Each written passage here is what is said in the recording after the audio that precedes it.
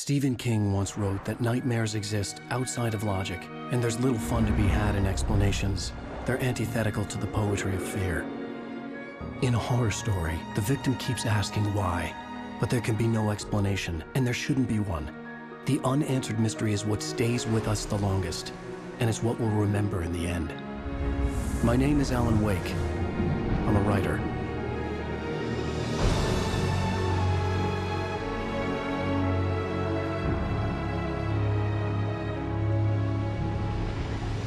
I've always had a vivid imagination, but this dream unsettled me. It was wild and dark and weird, even by my standards. So yes, it began with a dream. Following a typical nightmare pattern, I was late, desperately trying to reach my destination, a lighthouse. For some urgent reason, I couldn't remember. I'd been driving too fast down a coastal road to get there.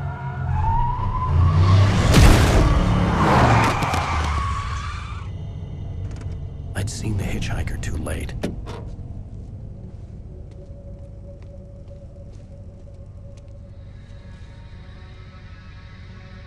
He was dead.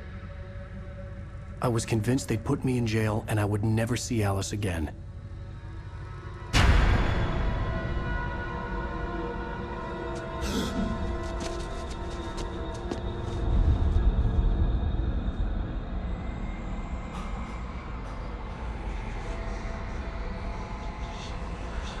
Suddenly, his body was gone. I was in shock from the crash. I could hardly stay on my feet.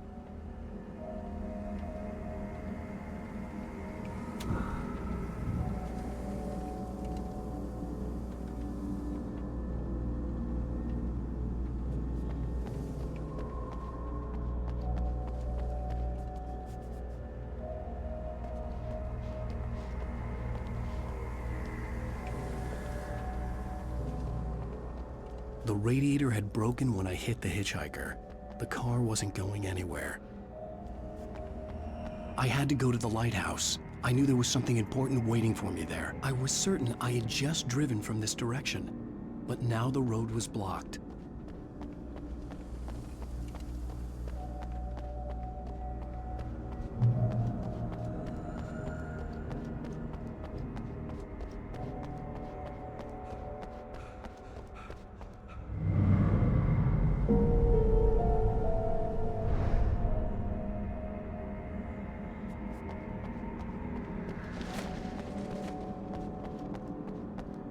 The bridge had collapsed. I'd have to find another way to the lighthouse.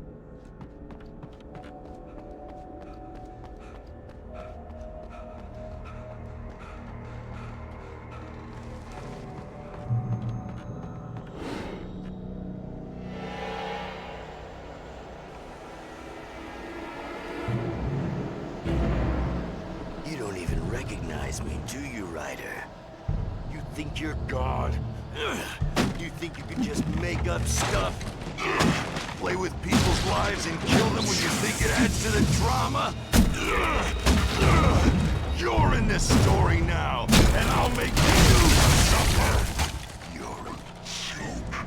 There would be a single readable sentence in your books if it wasn't for your editor. You'll never publish another one of your shitty stories, 'cause I'm gonna kill you. It's not like your stories are any good. Not like they have any artistic merit. You're a lousy writer. Cheap thrills and pretentious shit. That's all you're good for. Just look at me. Look at your work.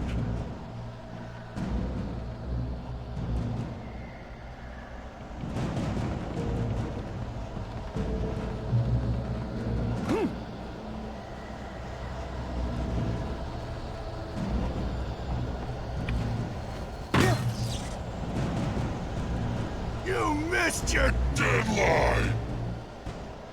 Damn.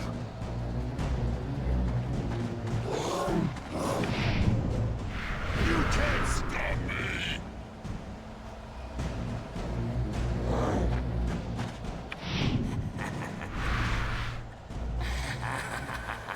I realized that the hitchhiker was a character from the story I'd been working on.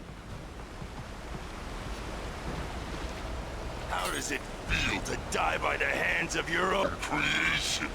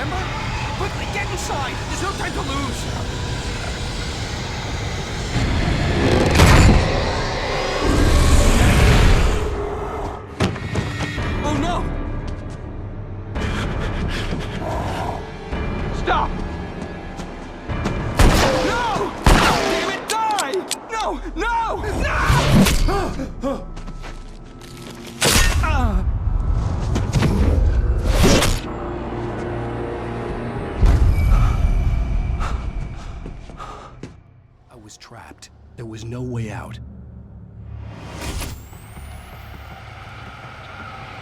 Die, die, die, die, die, die, die, die.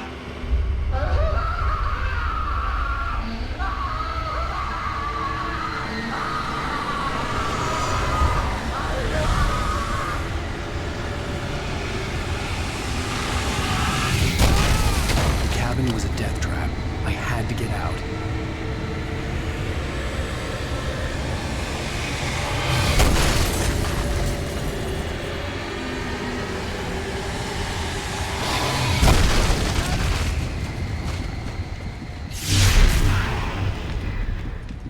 Follow the light.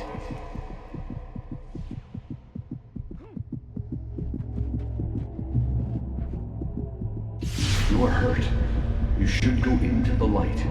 You are only safe there.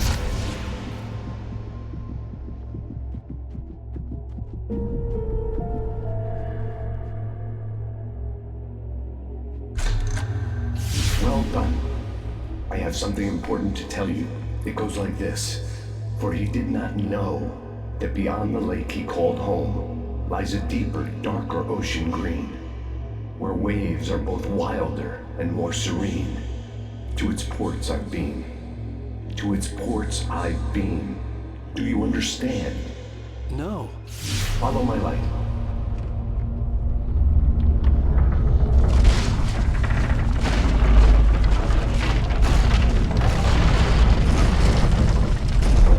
I entered your dream to teach you. The darkness is dangerous. It's sleeping now. When it feels you coming, it will wake up. There's no time. I can only show you the most important thing. The hitchhiker has been taken over by the dark presence. You can't hurt him now. The darkness protects him from all harm. Only light can drive the darkness away and make him vulnerable again. Here, take the light. Turn your flashlight toward him and burn the darkness away.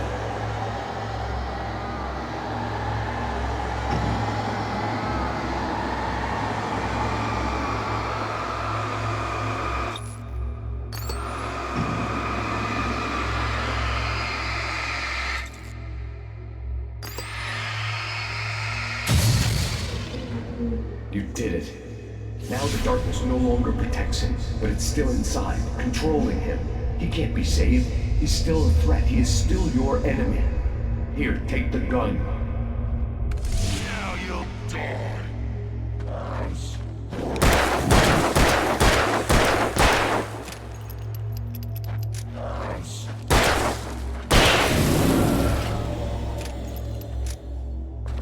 Good. You've done well. Remember what I've taught you. That is all. I will give you back your dream now. In the nightmare, a terrible darkness was taking over the world. The lighthouse was the last safe place on Earth.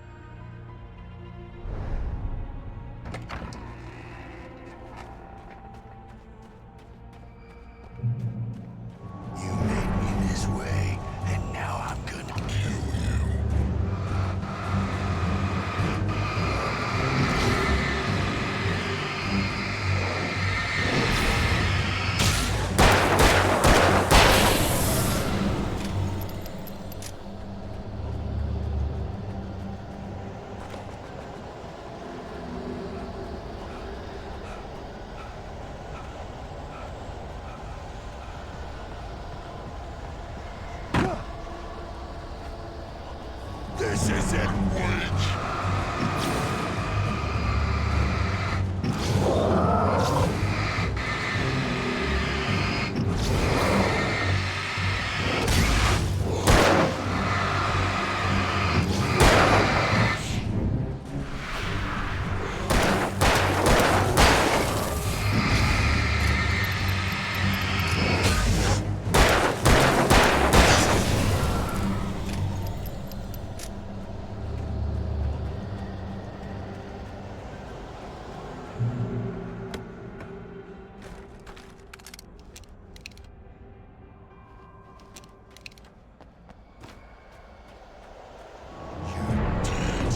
Just like...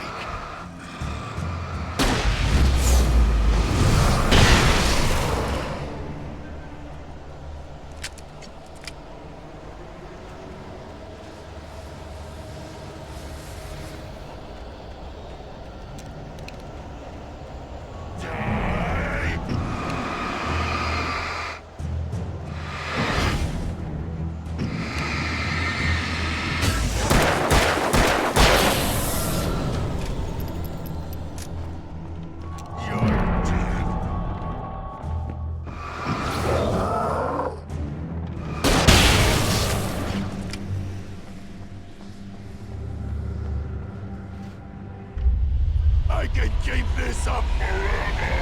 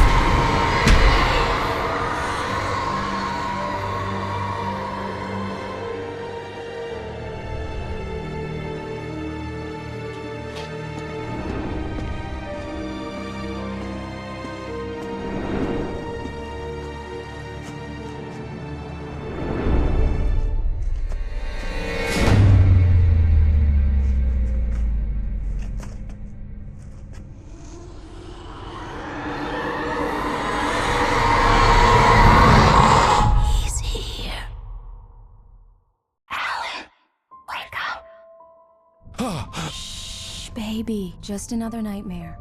Everything's fine. You dozed off. Right. Anything more than dozed off would be news for everyone. Cheer up, handsome. We're here.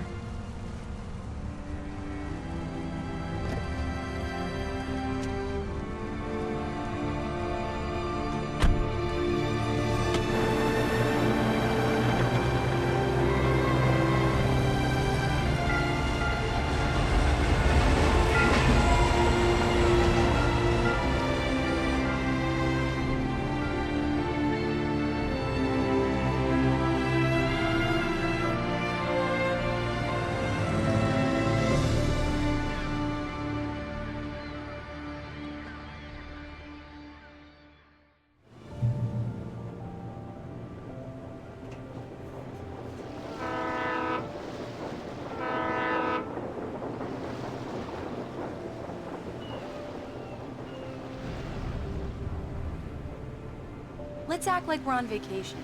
Go stand next to that old gentleman there. I want a shot of you with the town in the background. Sure. I'll even give you a title for the shot. A city boy, moments before he got eaten by a bear.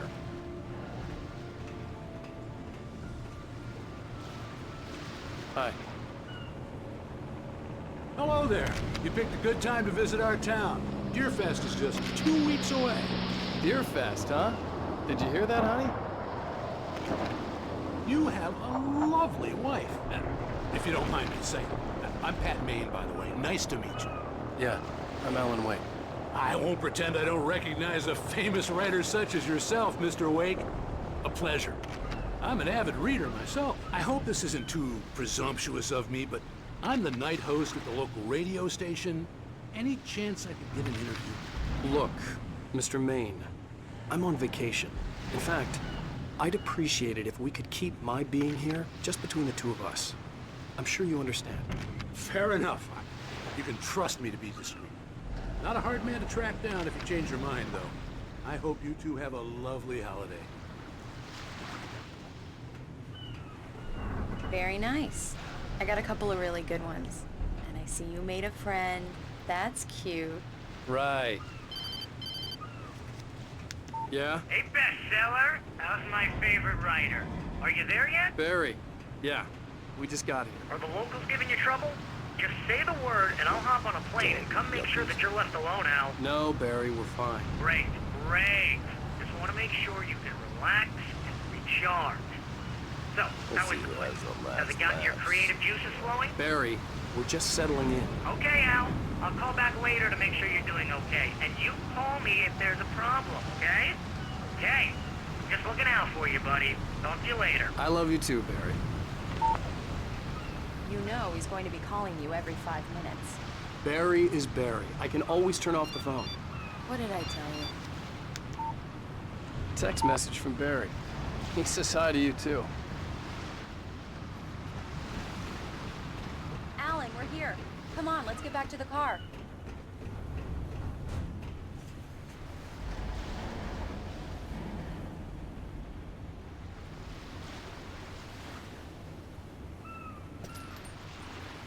Come on, Slowpoke. You get the full service here. I've made all the arrangements. I drive the car. I'll even carry the bags. All you have to do is drag your cute butt into the car and enjoy the ride. Yeah, sounds like you've got a... We need to stop at the local diner to get the cabin key from the landlord, a Mr. Carl Stuckey. He's waiting for us. I'll go fill her up while you get the key. I'll pick you up here in, say, 15 minutes? Sure. Alan, thank you for coming here with me. I love you too. Go on. I'll promise to behave.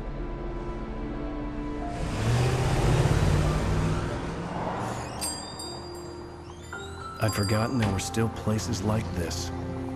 Towns where everybody knew everybody. Welcome to the Oh Dear Diner. Hi, I was wondering if you could help me. I'm looking for... Mr. Wake. Alan Wake. Oh, God! I am your biggest fan. I know people say that all the time, but I really am. I'm glad to hear that. Rose. Rose, I'm looking for Mr. Stuckey. Carl Stuckey? Carl? Of course, Mr. Wake. He must have gone to visit the restroom. He'll be back in a moment. I can't believe it. I've got all your books. I got the cutout from the bookstore when they took it out of the window. And you keep it here. Well, okay. Good for you.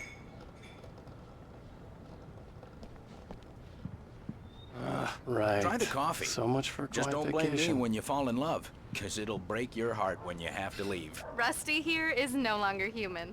Nothing but black coffee under a thin layer of skin. Yeah, that makes two of us.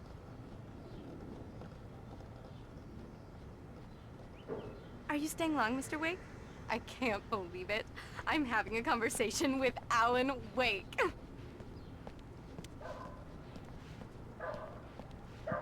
Are you on your own, or is your wife with you? I can show you the town if you want. I get off work at 6. Thanks, Rose.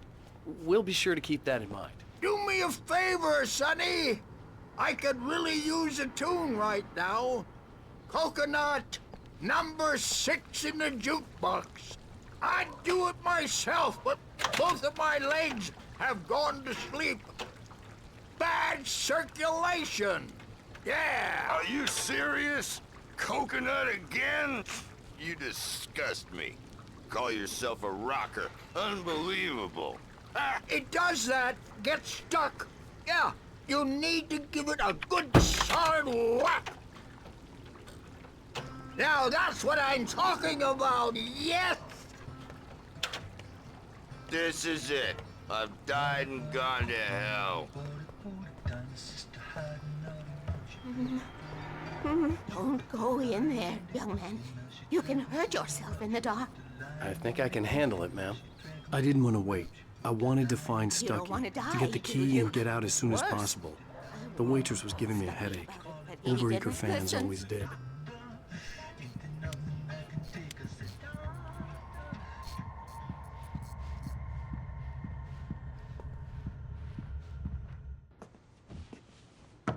Hello? Mr. Stuckey? Carl couldn't make it. Unfortunately, he was taken ill.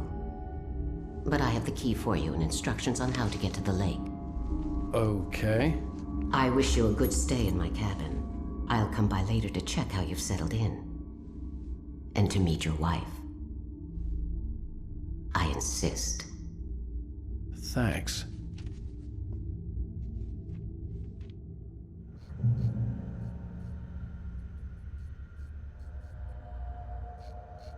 Cauldron Lake is a special place. Very inspiring.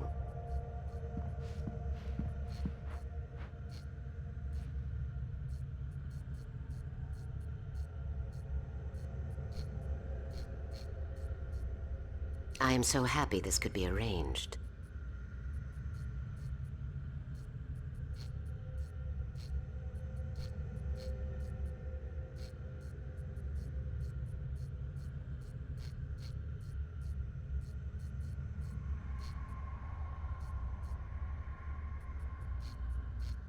You are not the first rider to stay in the cabin, you know.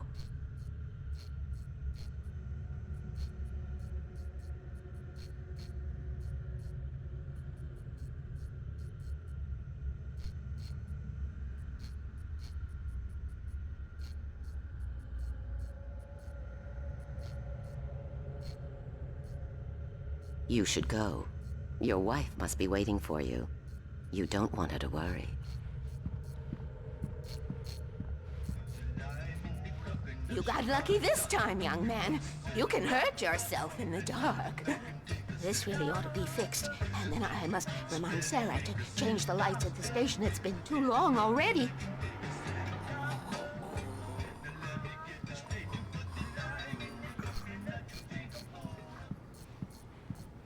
I hadn't seen her leave, but the old lady was gone.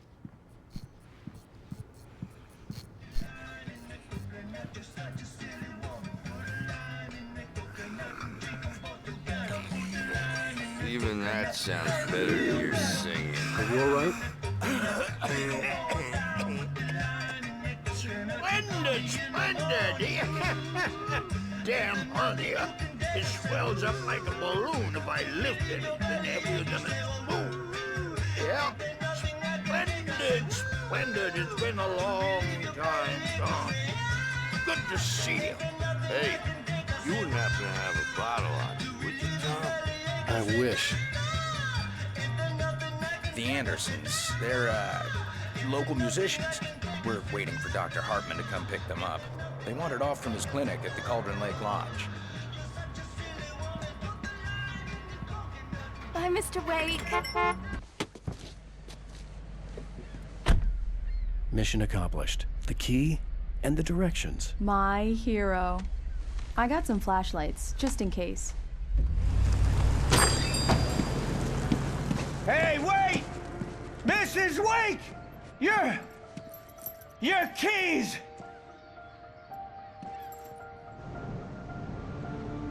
That diner was a real nut house.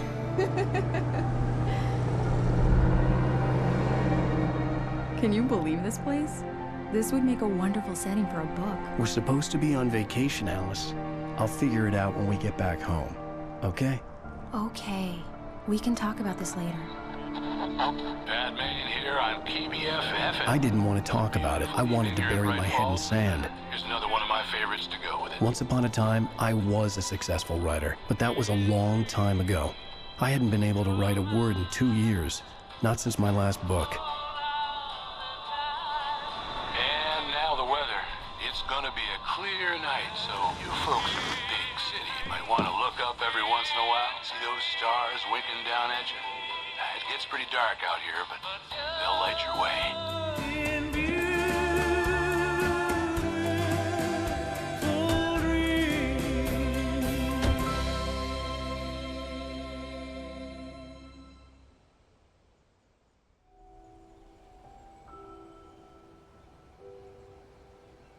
Wow. It's gorgeous, Alan. It's something, all right. Don't worry, honey. I'll get you inside safe and sound before it gets dark. And I've got the flashlight. I know. I'm okay. Alice had a phobia, the fear of darkness. I wanted to make sure we were inside with the lights on before sunset.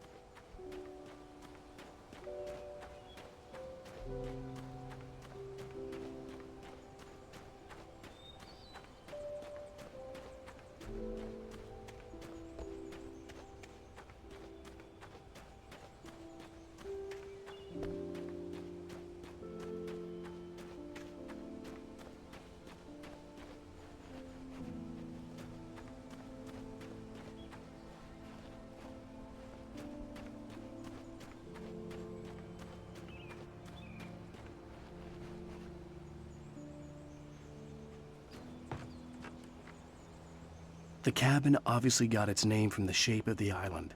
It looked like a giant bird leg. Alice had mentioned that the lake was a caldera. There was a dormant volcano under it.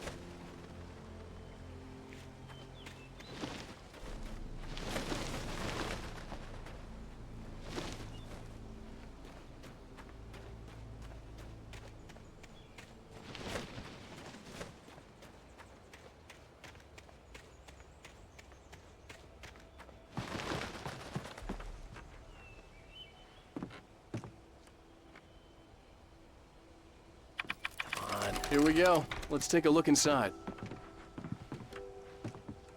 It's dark in there. We need lights. Can you figure out how to get the power on, honey? Sure thing. I'm on it.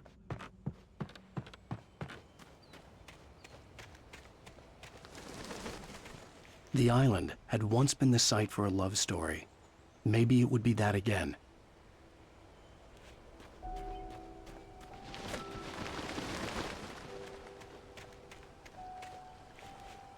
Alice had told me about Cauldron Lake Lodge. The old building used to be a hotel, but these days it was no longer open to the public.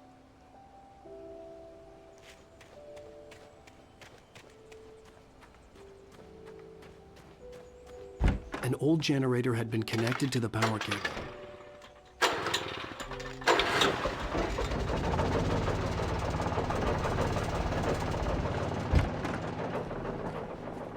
The lights are on! Good work, honey. I'll freshen up a bit and start settling in. Okay, I'll look around a bit.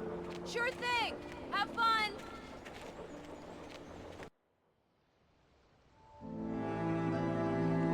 It was a beautiful place. I told myself I could rest here, sleep here, and forget about my work.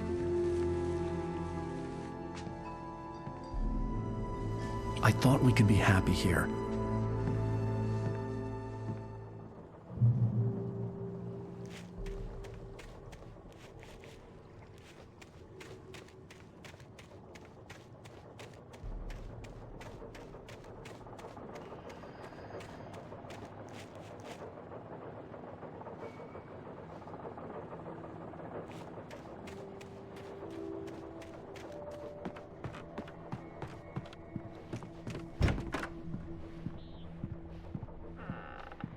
Alice? Honey? A shoebox filled with books by Thomas Zane sat on the shelf. I'd never heard of him before.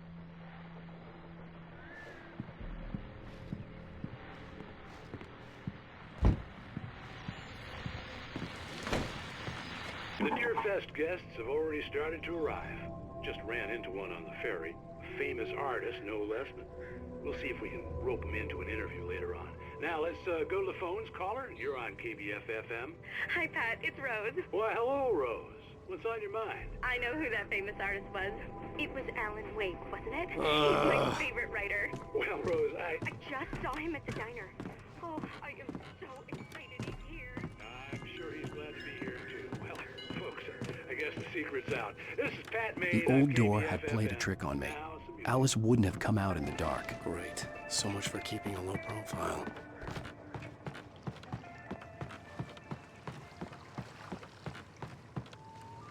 The water was black.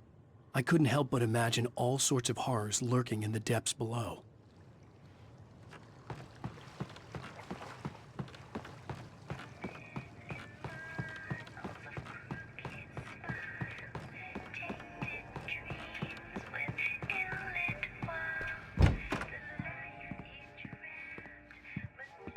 Alan, I'm upstairs. I have a surprise for you.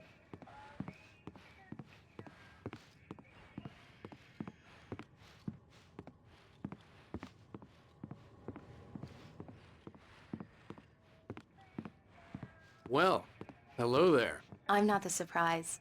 It's in the study. Go take a look. Okay.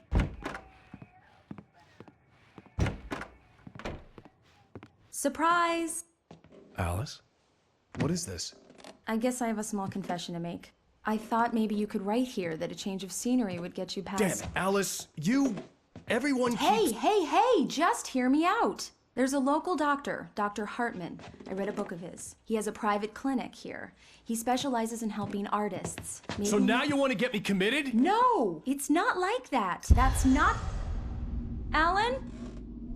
Alan? Just don't! I don't want to hear it! God damn it, Alice! God damn it! I knew she wouldn't follow me in the dark. I needed some time alone to think things through.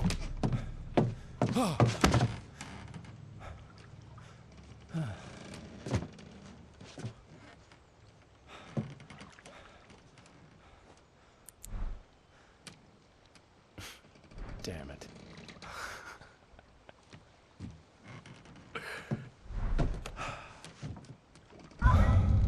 Alice? Alice? Alice! The cabin had gone dark. All the lights were out. Alan! Where are you? Help! Alice, I'm coming! Go right, I'm coming! No! What the hell? Help me!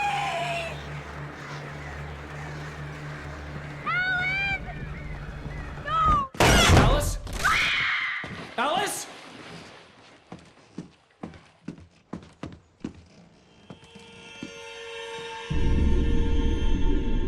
Oh no!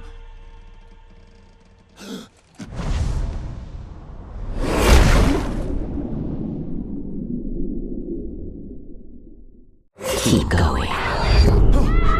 Wake up. Alice?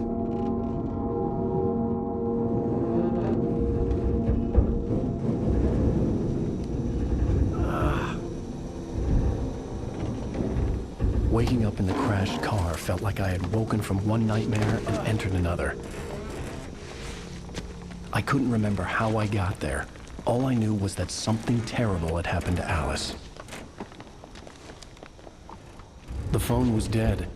I'd have to find help on foot.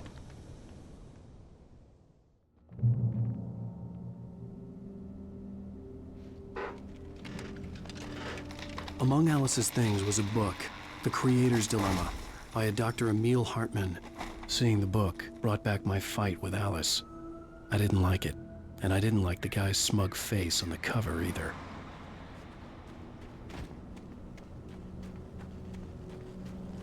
The gas station was my best bet. They'd have a phone I could use. It looked like a long hike through the forest to get there.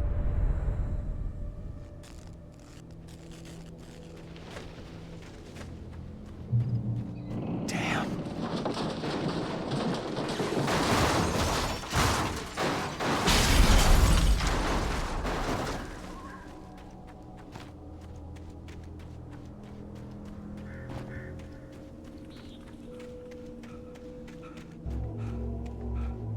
Hello?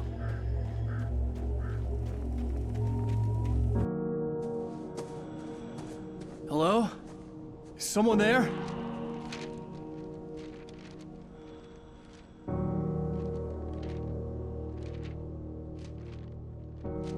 The loose sheets of paper were pages from a manuscript entitled Departure. That was the name I planned to use for the next novel I had never gotten started. I was named the author. I hadn't written it. I couldn't remember writing it. In the scene on the page, the hero was attacked by an axe murderer in the woods at night.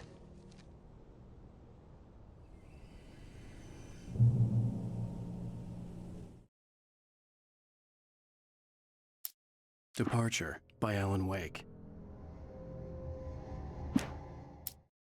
The man turned to face me. His face was covered in shadows. It was hard to make him out in the darkness of the forest that surrounded us, but the axe he lifted was plain to see. It glistened with the blood of his victim. He grinned madly. The shadows were alive, distorting his features. It was a scene from a nightmare, but I was awake.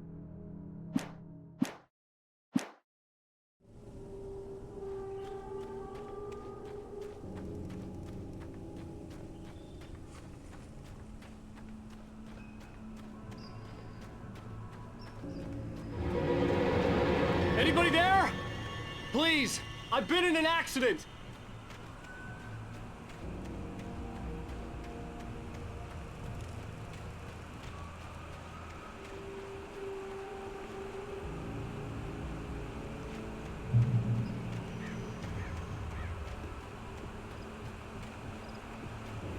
The lights up ahead were a good sign. Maybe I wouldn't have to hike all the way down to the gas station to find a phone.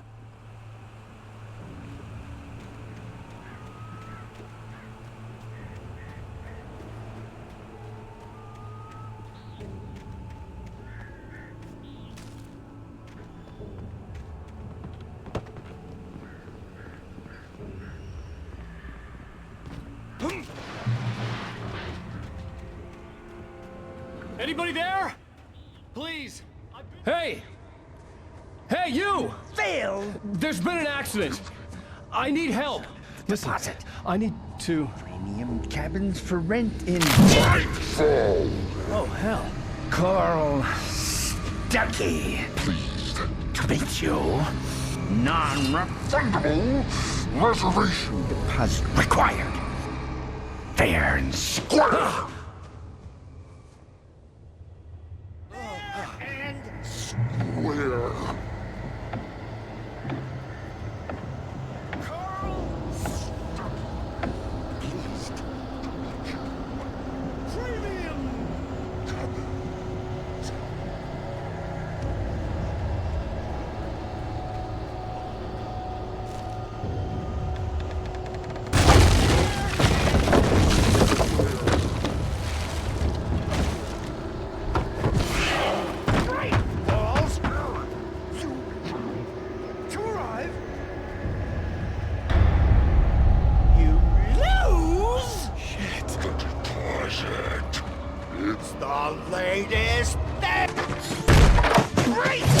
Where?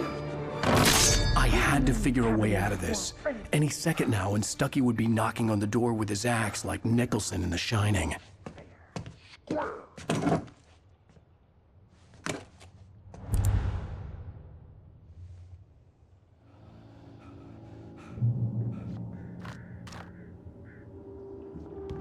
During your recommend trying it's the latest Yes. in Bright Falls Sheriff Station. Hello? Hello? Let you kill with one stone. This is bad.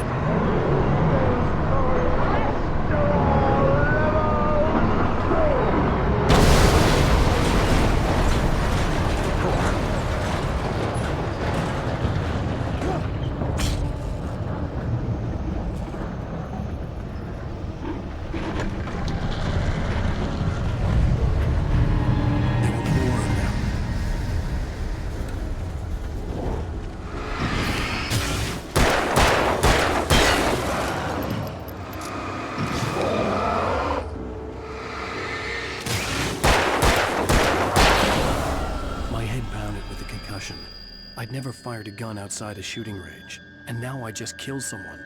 Or something. There were no bodies. They just disappeared.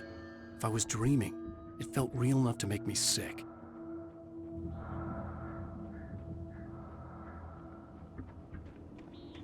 Eerie hand-painted graffiti was revealed by my flashlight. Someone had hidden a chest of supplies near it.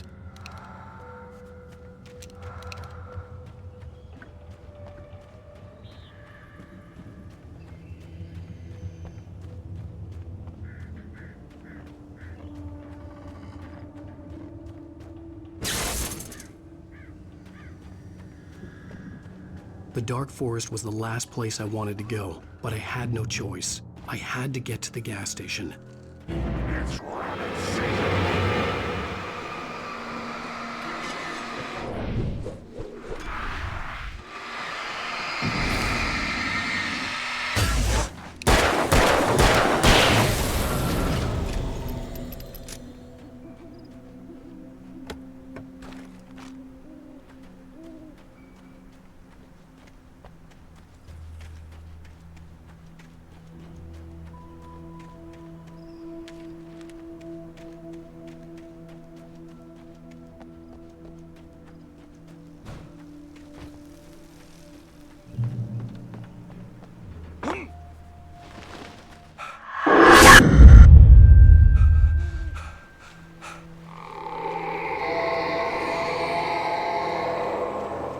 What the hell was that?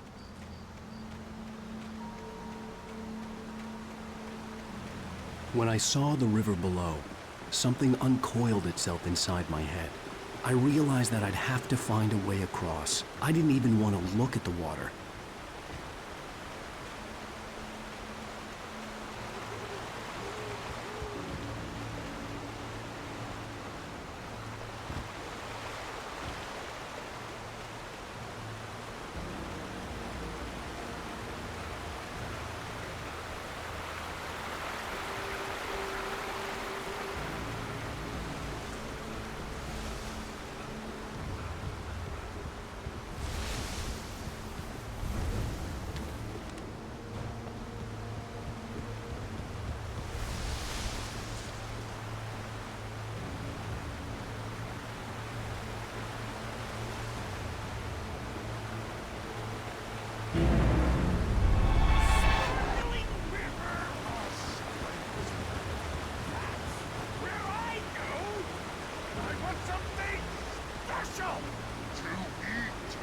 Stucky was still out there, in the dark, stalking me.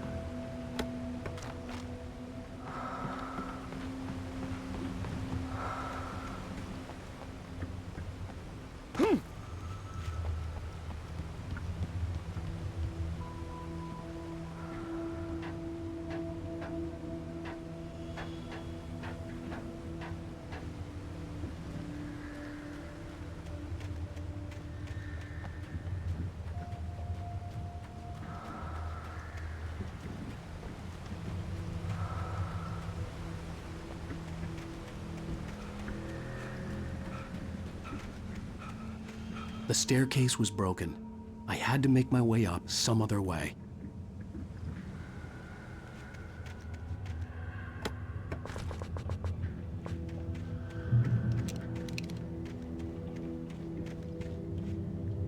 There was no power. There was bound to be a generator somewhere at the logging site.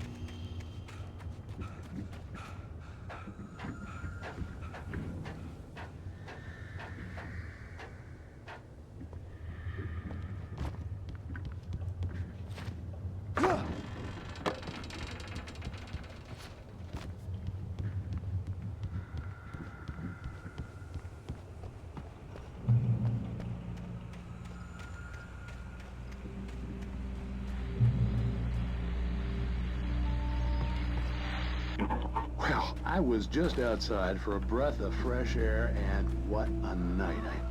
I know most of you are probably in your beds by now, but if you're still up and around, take a moment. Step outside for a spell and breathe in deep. The weather is absolutely still. The sky is crystal clear. It's like the forest is quietly breathing along with you. As you listeners know, I'm a night owl, and it's on nights like this I wish I wasn't cooped up in the studio. Makes an old man like me wish I could just roam wild. But here I am, and it would keep you company all night long if I weren't. It looks like I'm not the only one staying up late. Caller, you're on the air. Hey, Pat, it's Maurice Horton. Hello, Maurice. What are you up to? Well, I was just taking Toby on his walkies. Oh, isn't it beautiful out there? Sure, but Pat, the reason I called is that Toby heard something rustling in the undergrowth and took off after it, and I couldn't find it. Probably a rabbit. Sure. Toby loves rabbits. Well, sure. Anyway, I figured that, if anyone runs into Toby, they could grab him. My number's on his collar. And Toby's a friendly dog? Oh, Toby loves people. Usually he comes back, but we were pretty far from home, and it sounds like he went pretty wild there. Great dog, but just too dumb for his own good. Well, Maurice, it's out there now. Hope Toby comes home soon. Yeah, thanks, Pat. You have a good night now.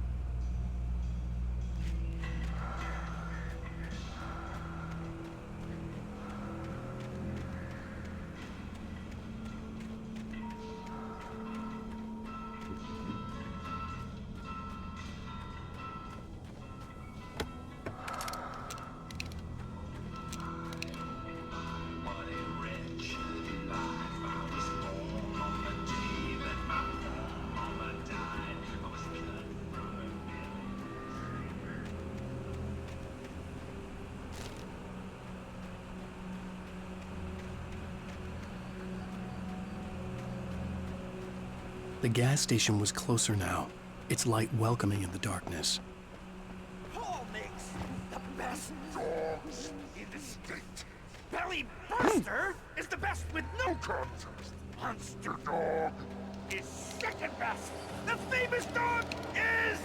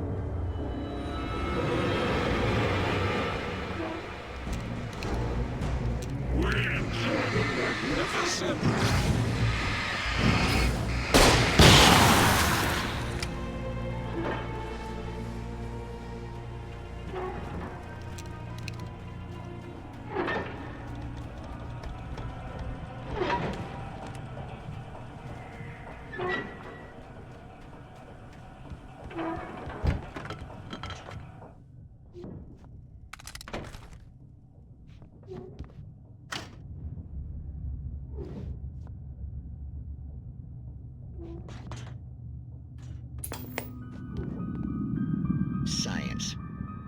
It bestows immortality on those who advance it to elevate all of mankind. Newton, Einstein, Sagan, princes among men. But the price for such a legacy is steep indeed. In Night Springs. Tonight's episode, a quantum suicide. If our lives are already written, it would take a courageous man to change the script. Having called a press conference, Dr. Barclay Colvin is about to demonstrate that very courage. Ladies and gentlemen of the press, I am Dr. Barclay Colvin, and I'm glad so many of you could join me here at the Moorcock Institute. Tonight, I'm going to give a practical demonstration of the many worlds interpretation. As you can see, this is a loaded 9mm pistol. It shall be part of a thought experiment. And now, a real experiment, known as a quantum suicide. Did he say suicide? Is that a real gun? He's kidding, right? Please, stay calm. There is no risk. Observe what occurs when I place the weapon against my own forehead. Now, you might think this round is merely a dud. Not so. Observe the flower pot. And yet, I myself cannot be harmed with this gun. With each pull of the trigger, two new realities branch off. One in which the weapon didn't fire, and one where it did. With my machine here, I have ensured that this reality is always the former. I have bestowed upon myself quantum immortality. Under no circumstances can this gun kill me. So wait. What you're saying is that every time you pull the trigger, in another reality, you die? Yes, of course, but that's completely trivial. There's an infinite number of things that could happen at any moment, and they always do happen somewhere. The point is, this one thing did not happen here. You're insane, Colvin. Insane? Insane? Hey, was this thing supposed to be plugged in? I stumbled on it. You fools! Gaze upon quantum immortality.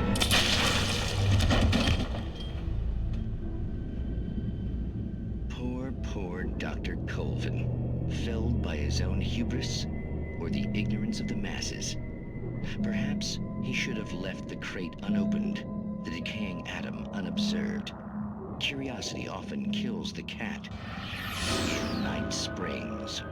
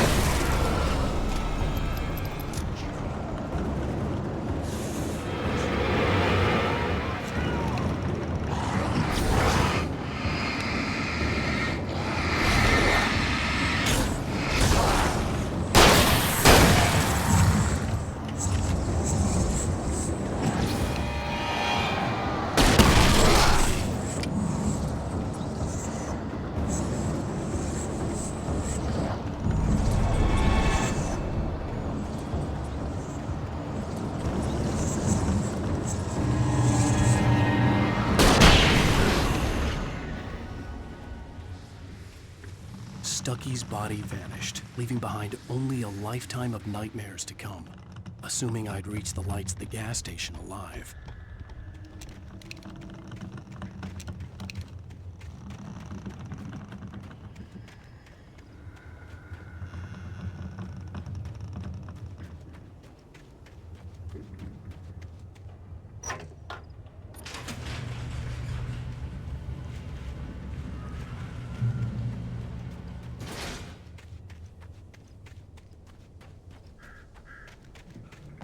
I recognized the parade float I had seen in Bright Falls when I first arrived with Alice.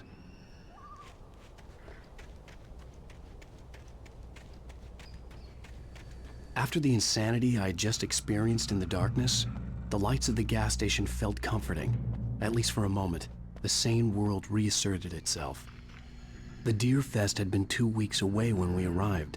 If the day count on the banner was right, I was missing a whole week between the night we got here and now. I had to get inside the gas station to find a phone to call for help.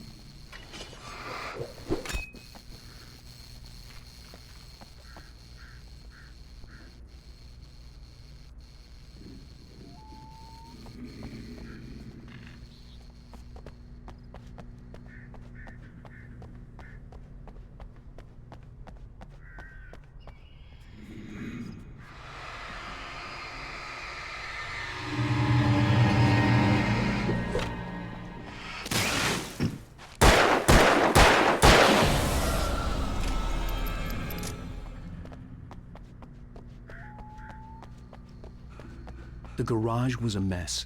It looked like someone had trashed the place, or that there'd been some kind of fight. All right. I'll keep writing. Outside, there's only darkness. Outside the cabin, outside the story, there's only darkness. I can feel her presence in the dark. Just now, I could smell her perfume in the room. I'll reach her. I'll fix it up. I'll bring her back. The story will come true. If I stop, she's lost. I don't believe this. It'd been me on the TV, talking crazy. Was I losing my mind?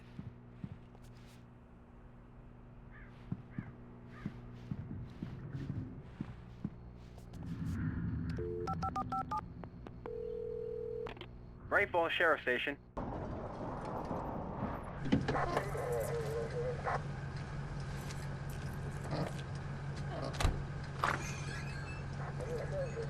Oh, thank God, Sheriff.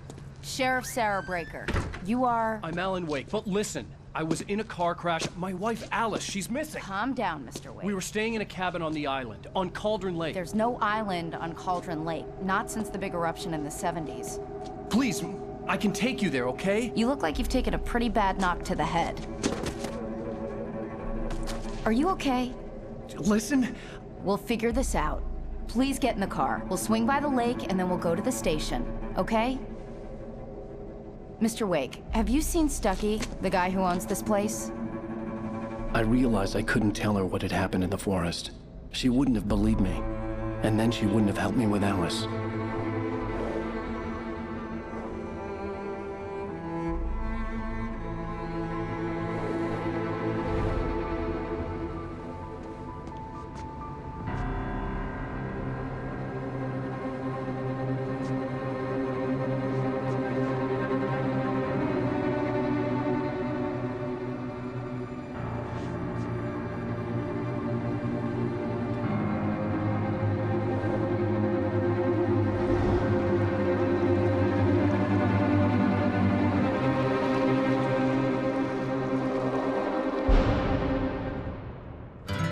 A candy-colored clown they call the Sandman tiptoes to my room every night, and just to sprinkle stardust and to whisper, go to sleep, everything is all right. I close my eyes, then I drift away into magic night.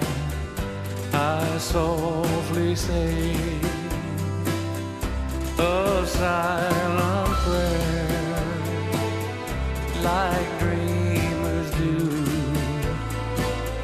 Then I fall asleep to dream my dreams of you.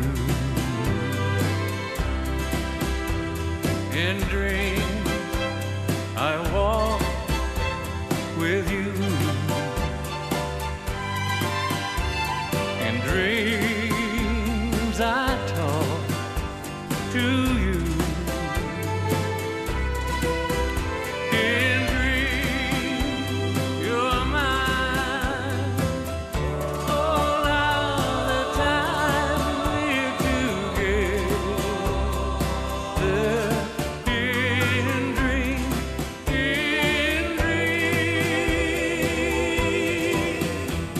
but just before the dawn, I'll wake and find you gone. I can't help it, I can't help it if I cry. I remember that you said goodbye. It's too bad that all these things can only happen in my dreams. Only in dreams.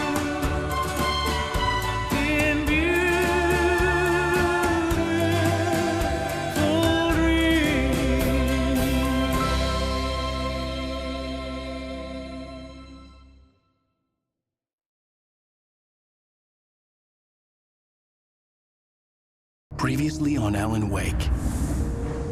I came to Bright Falls with my wife, Alice. Thank you for coming here with me. I thought maybe you could write here. I don't want to hear it! God damn it, Alice! Now, she's missing. Alice?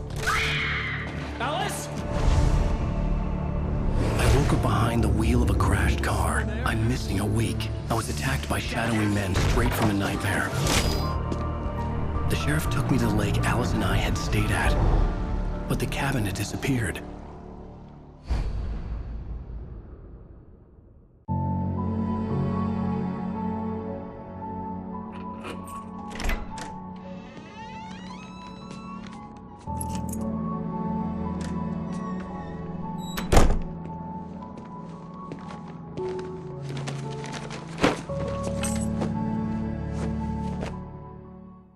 Honey, I'm home. Back here, sweetie. How was it? Worst weather I've ever seen. You should put some coffee on. It'll warm you up. Hey, handsome. This is gonna be a long night, but these shots are turning out great. I guess you're gonna need that coffee then. I'll go put it on.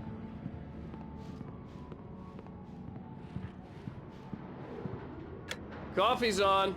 Great, thanks. I'll need it if I'm gonna finish this by tomorrow.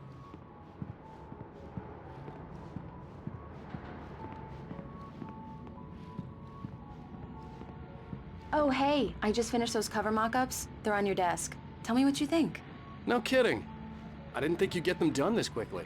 On occasion, I can perform all sorts of miracles, my dear. Oh, really? Well, you seemed to think so last night.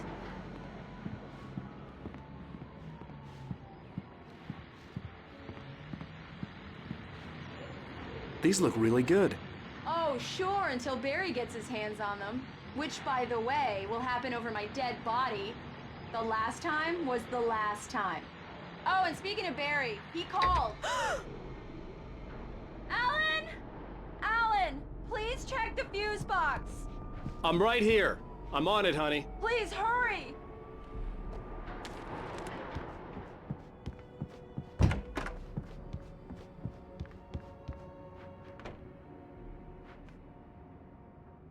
Honey, it's a power outage. I've got the flashlight. Okay. Hi. You okay? I'm sorry. It just really spooked me. Don't worry. We'll just break out the candles. I know it's stupid, but it's just... especially when I'm not prepared for it, you know? It gets to me. I love you. Tell me a story, writer. Okay. I used to have these nightmares when I was a kid. The dark really spooked me, too.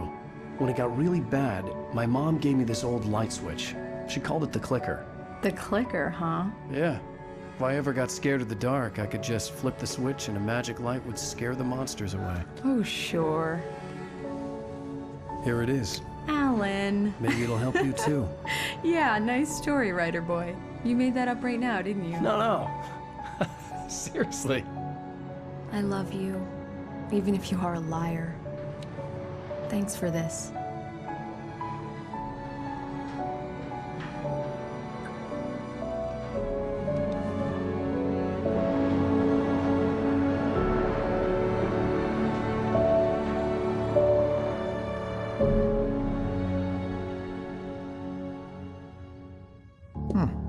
How do you feel, Mr. Wake? Any nausea, disorientation, anything like that? Mr. Wake, how are you feeling? I'm okay. My head's fine. I had to lie about my headache and memory loss. He'd send me to a hospital for tests. I couldn't leave without Alice. Very well. I don't think you have a concussion, but you've obviously been through quite a shock. You should take it easy for a couple of days. Thanks. Well then, Mr. Wake, we're done here.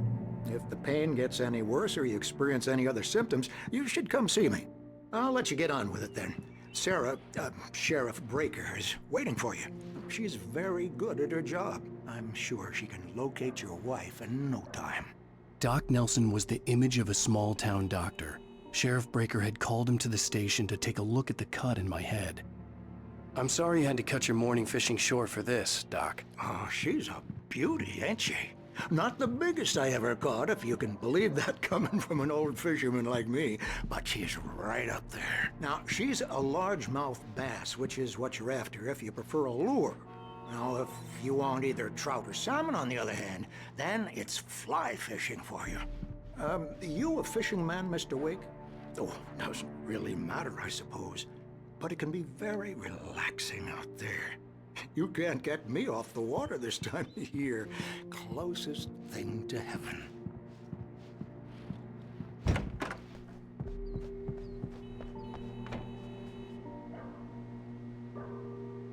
Thank you for testing the lights, Miss Weaver. Everything seems to be fine. I don't have the luxury of being complacent, Deputy Grant. The bulbs will need changing soon. You can't change them in the dark. I'll be sure to take care of it, Miss Weaver. Have a nice day now. Very good.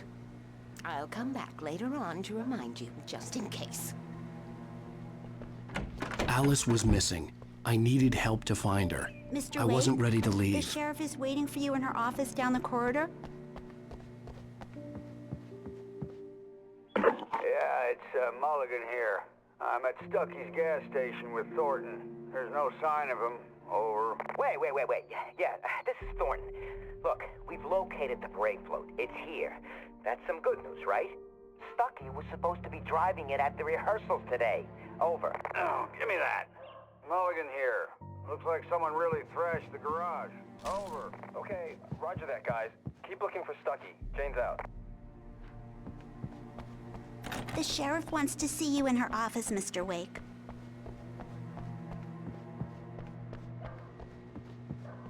Come in, Mr. Wake. Your phone's on the desk. The battery was dead. It's charged now. Have you started looking for my wife yet? My men are already on it. Now, can you tell me what happened? I'm not sure. I can't remember. We were arguing. I walked out of the cabin. The cabin on Cauldron Lake? How did you end up at Stucky's gas station? I wanted to tell her what had happened last night, but I couldn't. She'd lock me up. Excuse me, I need to take this. Hello? Alice, please help me. Alice? Stop talking to the law. You'll do exactly what I say if you ever want to see your wife again. Who is this? Go to the back lot. There's a hole in the fence on the left. Look inside the junker.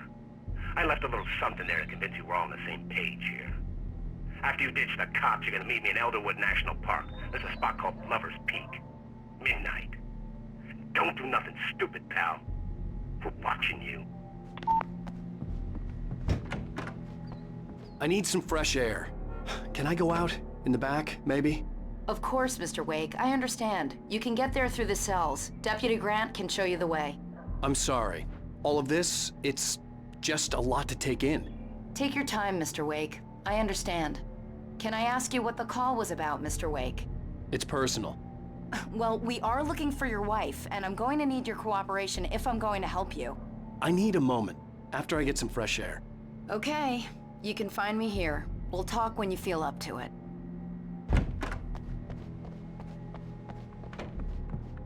Mr. Wake, can I help you with anything? I need to get some air. The sheriff said I could go out back. Of course, Mr. Wake. You can get there through the cell corridor. Just don't mind Walter in there. He's one of our regulars. I thought he quit drinking for good. Oh, no such luck. He went on a bender and beat Danny pretty badly. He started shouting like that the moment he woke up. The deputies, they don't understand. They won't listen to me. I need it to be bright in here. Thank you, man, thank you. Hey, you're all right. You're a good guy. Don't let anybody tell you different. You know, I shouldn't even be in here. The cops, they got it all wrong. See, sure, I beat him up, but I wasn't drunk. I mean, I wasn't drunk at the time. I only got drunk afterward. Okay, listen. You gotta listen carefully now. Here's the kicker. That wasn't Danny. No, sir. It only looked like him.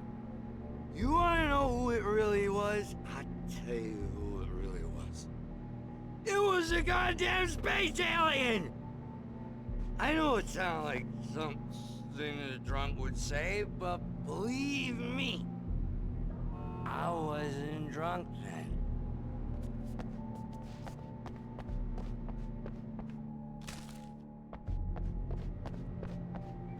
The early morning light hurt my eyes and made my head ache.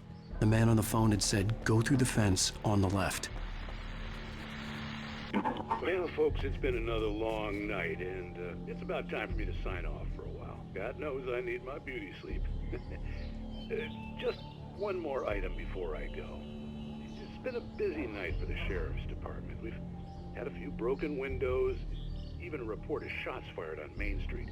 Deputies Mulligan and Thornton had to deal with two intoxicated young men who were celebrating the completion of their Deer Fest float. Now, folks, we get this every year. I know it's exciting, the big day's almost here, but let's save it for the party and leave the gunplay for the shooting competition, huh?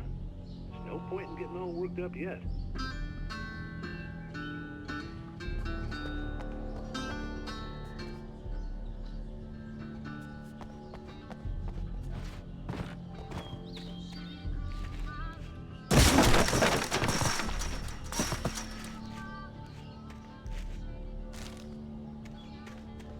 Alice's driver's license had been placed on the front seat. The caller meant business. Barry? Ow! Ow! Thank God! Where the hell have you been? I've been trying to reach you for a week, you and Alice. Oh, I've been worried sick. I flew out yesterday. I'm here in Bright Falls. Barry, listen to me. I'm at the sheriff's station. Come and get me. I can't talk now. Ow! What the hell is going on? I had to get the sheriff to let me go. I needed to get to Elderwood National Park to meet Alice's kidnappers.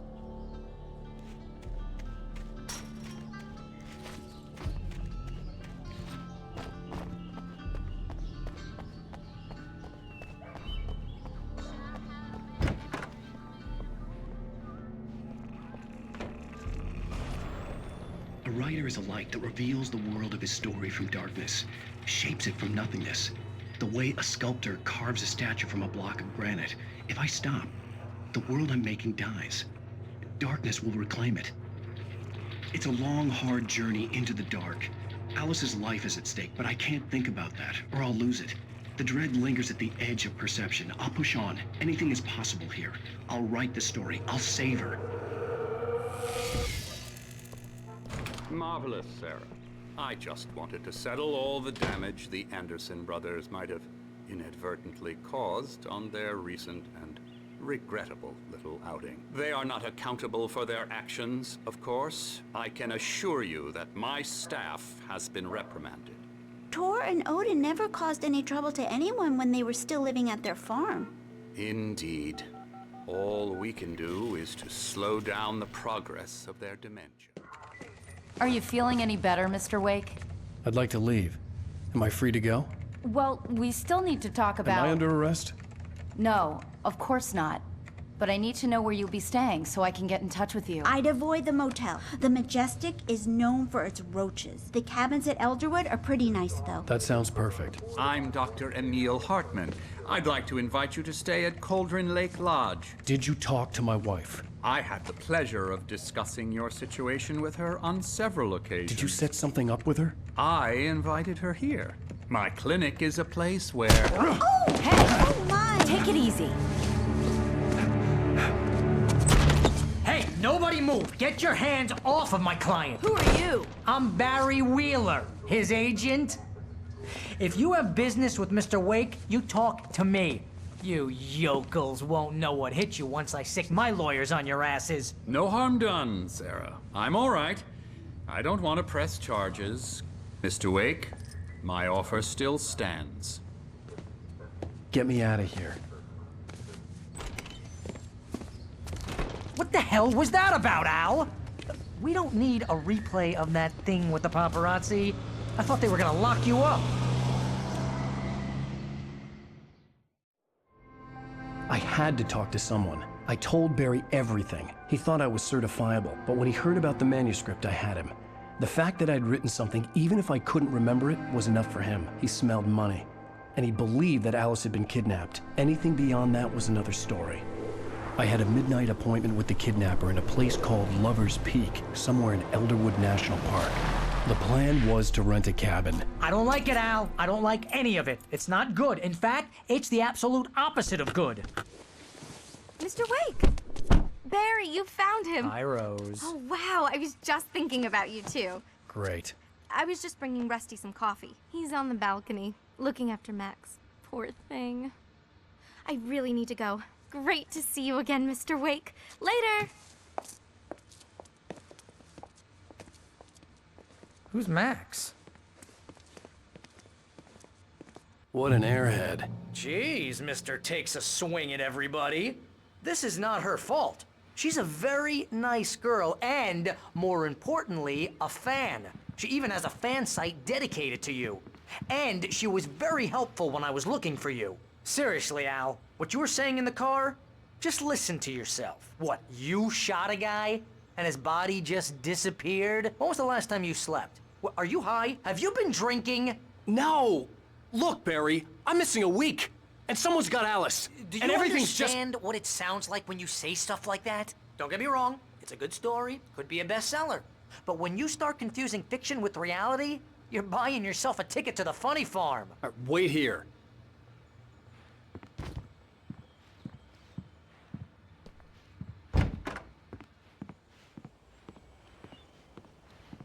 Easy there, boy.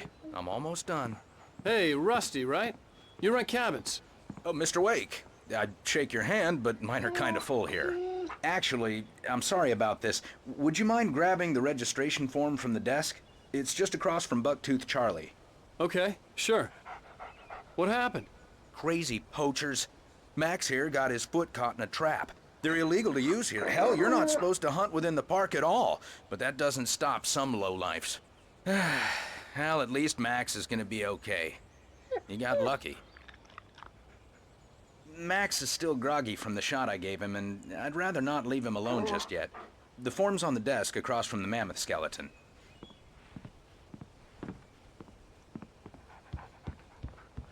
Okay, boy. We're almost done Al, here. you can't just go and meet a kidnapper. Those situations always end up in disaster. You gotta talk to the cops. She's my wife, and it's my call. Can we talk about this later? No.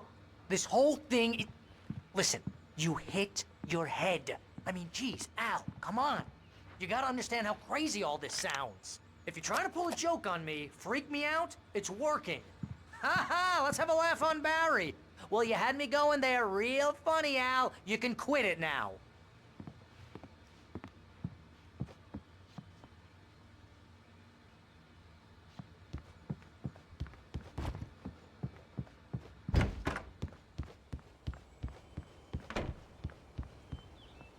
I think this is the form you wanted. And here are the keys. Okay, you're all set, Mr. Wake. Glad to have you staying here. Thanks. Can you tell me how to get to Lover's Peak? Oh, sure. It's at the end of the nature trail. Just follow the paths, you'll get to it eventually. It's an easy walk. Nice spot, too. If you have any trouble finding it, just keep your eyes on the radio mast. It's right below that. Oh, and hey, if you take a walk in the woods, watch your steps so you don't end up like Max. I guess I'm a little worried. We got a bunch of campers out there we haven't heard from. It's not like these people are on a schedule, but with the traps, well, you know. I just don't want any trouble. Look, Al, you're asking me to believe that you shot a dude who went poof into thin air, a guy who was bulletproof until you pointed a flashlight at him. You hear that from people who end up spending time in padded rooms, strapped to their beds, wearing white shirts with too long tangled up sleeves, and eating a healthy diet of pills. Al, you make cruel jokes about people who believe that kind of stuff. You're the skeptic. You gave me an hour-long lecture on homeopathy last month. What was it? If there's no proof, it's pure bullshit. Period. Guess the laugh's on me then. Al, come on! I mean, okay. Okay, maybe something weird happened to you, okay? Well, thanks for the heartfelt vote of confidence. All I'm saying is you gotta throw me a bone here, bestseller.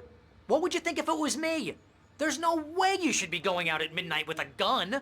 No one asked you to come here, Barry. Either work with me on this or go straight back to New York. Your choice.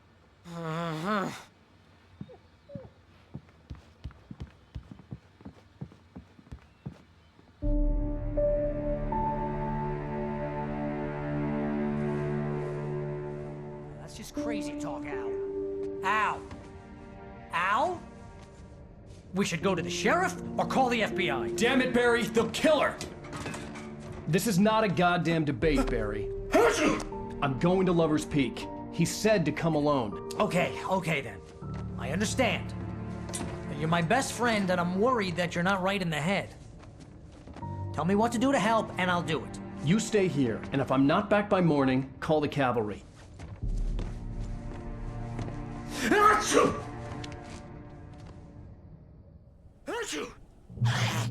Just be careful with the natives, Al. These yokels are dangerous. Everybody hates a tourist, or it'll be Deliverance all over again. Achoo! Bless you. Oh, this place is trying to kill me. I'll bet there's mold in here, spores, poison ivy, God knows what. This is so not worth a 15% commission. Real funny, Al. Real funny. Ha ha! Thank you. Just sit here in the dark till you come back, or until I get eaten by a grue.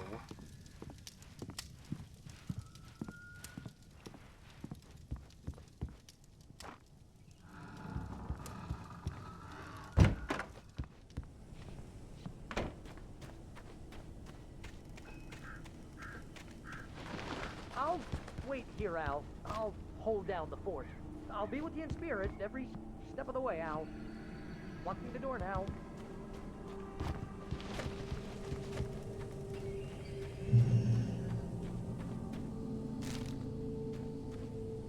Barry had the keys to the car he rented. Wasn't a long walk to the visitor center, and it wouldn't be any use to me in the forest. I knew I should have gone to the cops. This wasn't the smartest thing I'd ever done, but I was still angry with Barry for trying to talk me out of it. These people had called me right in the sheriff's station. The cops wouldn't scare them, and they had Alice.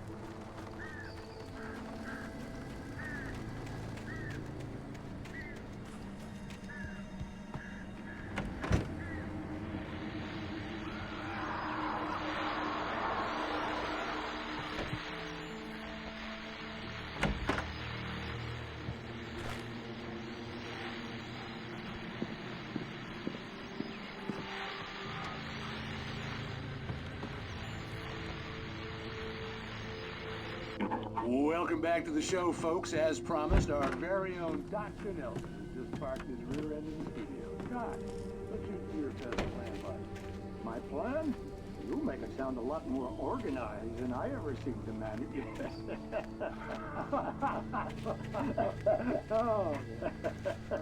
No plan, really. Just taking the atmosphere. I'm getting a little too rickety to do much more than that, you know. Oh, tell me about it. No sack race for us older gentlemen, huh? Yes, exactly, Pat. But I'm going to check out the parade, of course. And I'll be one of the pie contest judges, too. Well, that takes a different kind of constitution. Oh, yeah. It's my kind of exercise. Now, Doc, seriously, you're in pretty good shape, though. You're the outdoors type. I know for a fact you're an avid fisherman. That's right. Matter of fact, just caught a heck of a largemouth bass early this morning. But you're not taking part in the fishing contest? No, not this year. See, Pat, I'm just not that competitive anymore. Now I just like to take my time and enjoy the peace of it. It's no fun if I need to worry about what I'm catching, you know? Well, considering your track record, the participants are probably pretty happy you feel that way. Well, Pat, that's kind of you to say.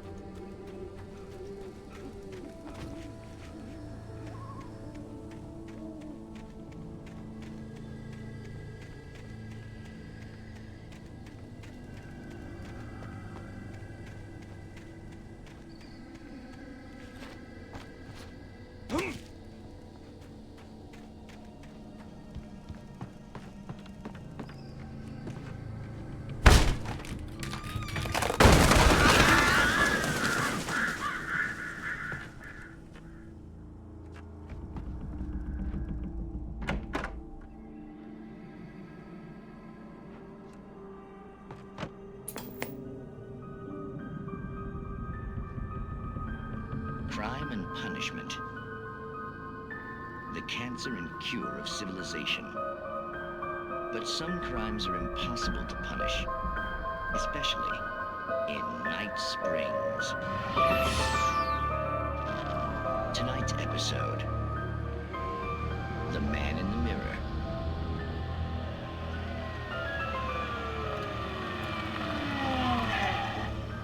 He's inside, Agent. He's a weird one.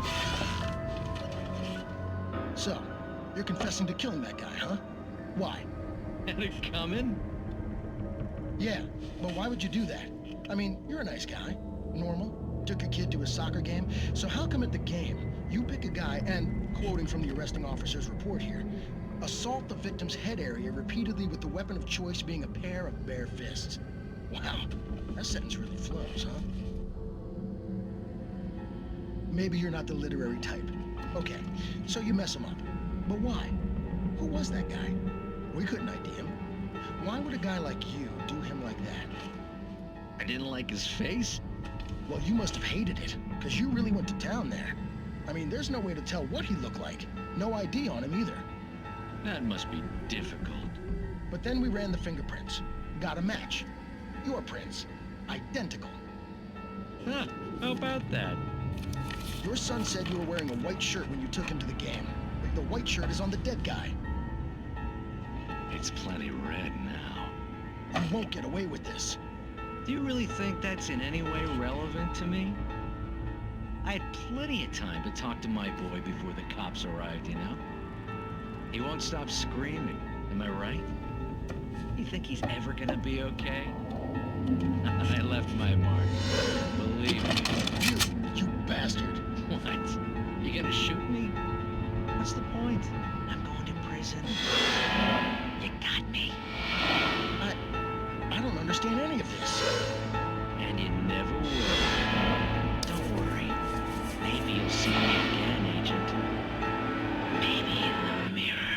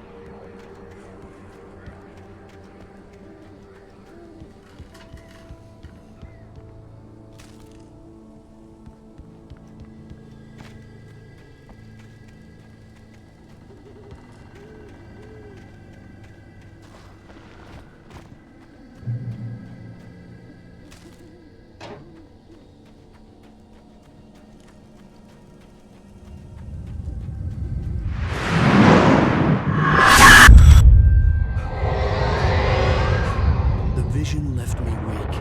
This was no head injury.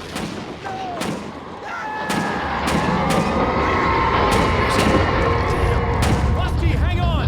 I'm coming! Please, help me! Help me! Help me! Can you hear me? Hello? Anyone! Please help! Back here. Mr. Wake? Oh, hell. It happened just the way it was on that page. I found. Came true. It knew. So dark. It'll come back for me. You must. The lights. In the office. I have the key. Okay, Rusty. Hang on. I'll be right back. Whatever did this couldn't be far. Rusty had found a page from the manuscript. It would help me understand what had happened.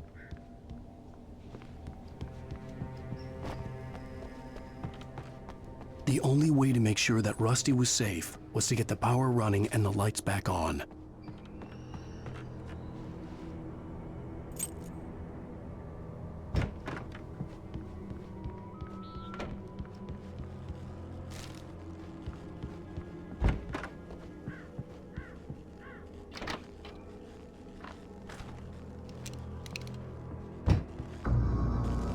was too late. Someone had destroyed the circuit breaker. There was no way to get the lights back on.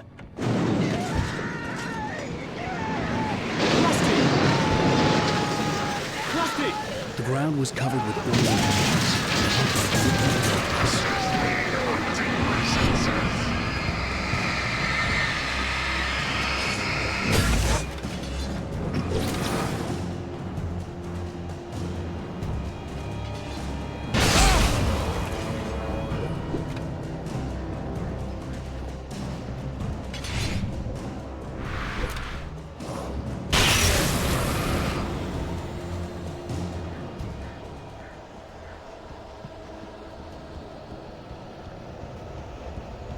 Something had torn a mammoth-sized hole in the wall. Please! Don't feed the animals! Obey! The Park Ranger's instructions! At all times! Fishing! Rusty? Rusty, no! For those prisoners! The purchase of park! Fishing! License! Never! Approach closer than 100 yards! 2 bears and wolves! Never approach any other wildlife closer than 25 yards! Pets must be leashed! At all times! Never leave your pet on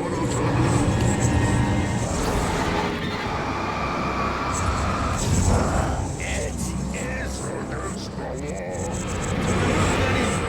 Objects are historical artifacts from the park.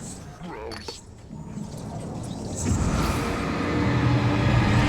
This includes even or even simple berries.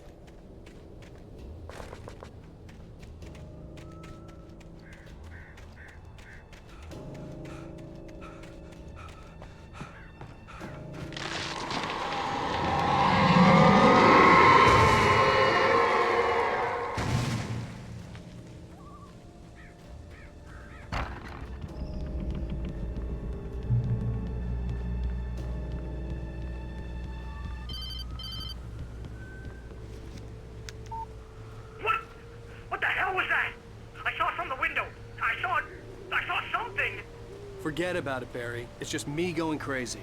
Oh, jeez. Oh, jeez. You're not crazy. I wish you were crazy, but you're not crazy. Ow, be careful. Stay in the cabin. Don't open the door for anyone. I mean it.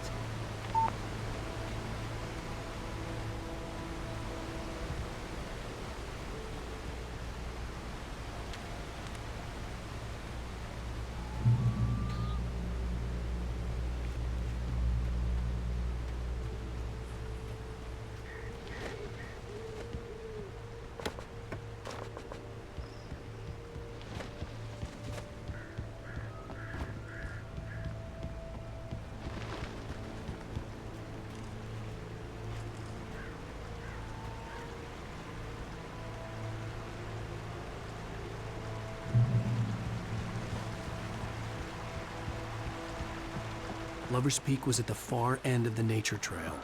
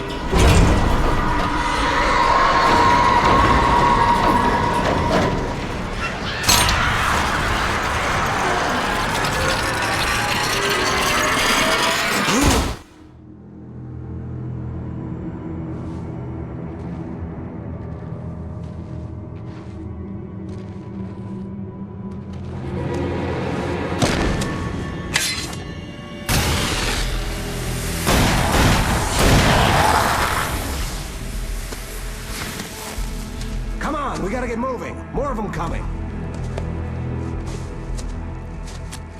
That flashlight's kid stuff. The flares won't keep the bastards away.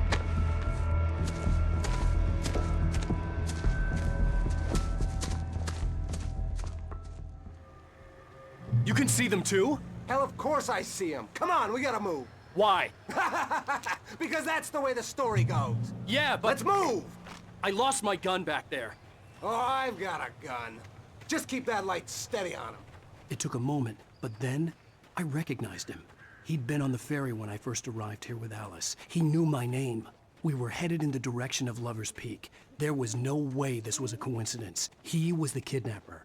Come on, Wake! You better keep on. What I got for you? How's that, huh? Nailed you!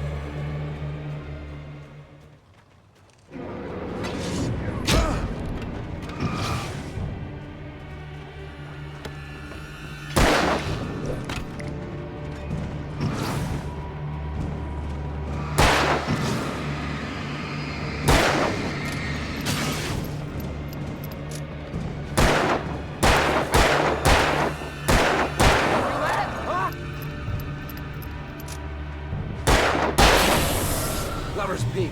Right up these stairs, Wake. Use the flares from the emergency box to hold them off while I get these boards off. Give me the gun. Yeah, no can do, Wake. Are you kidding? Give me the gun! No time for back talk. Hold them off, damn it.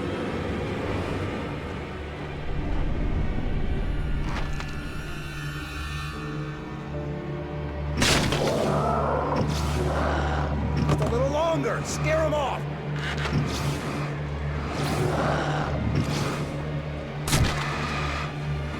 Get some light on those bastards. That'll keep them off us.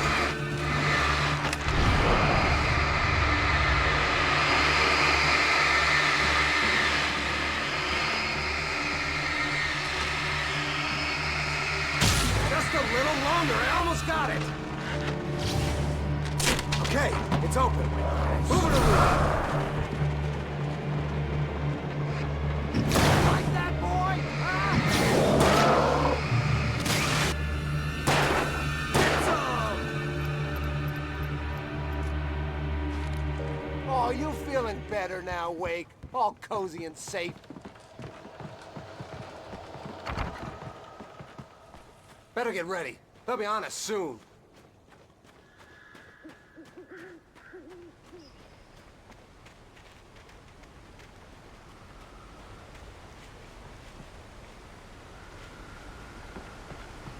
This is it, Wake.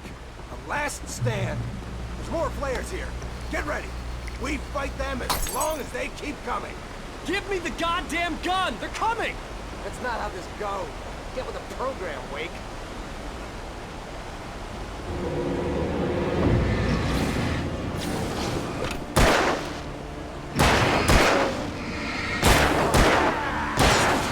That's right. You just keep coming.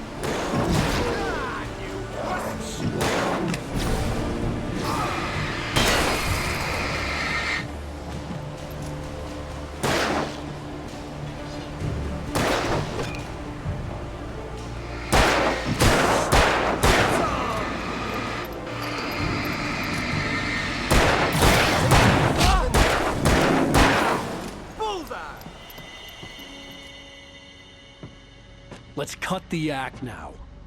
Where's my wife? I knew you were gonna say that. I read it all before.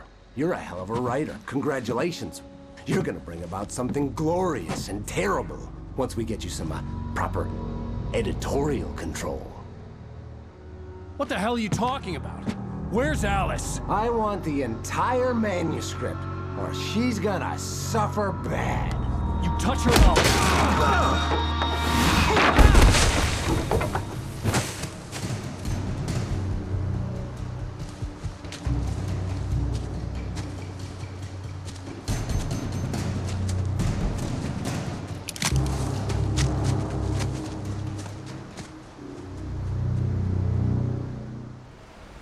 You're gonna give me the manuscript or you'll be sorry.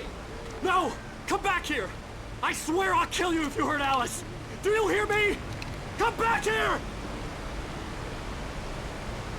He had Alice, and he wanted the manuscript because he thought it held some magical power. But I had no manuscript to give him. I had to get back to Barry and figure out my next move.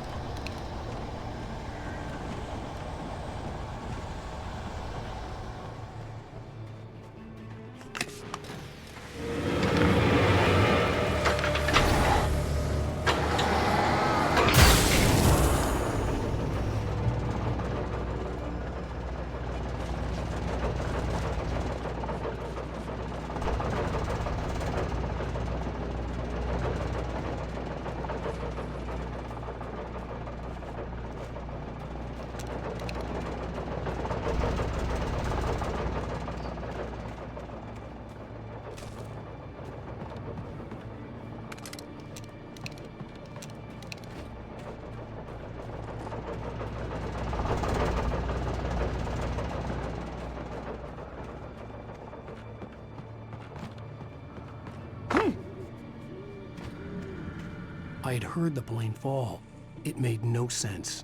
It was clear that it had just fallen here, but it was very old and obviously hadn't flown in decades.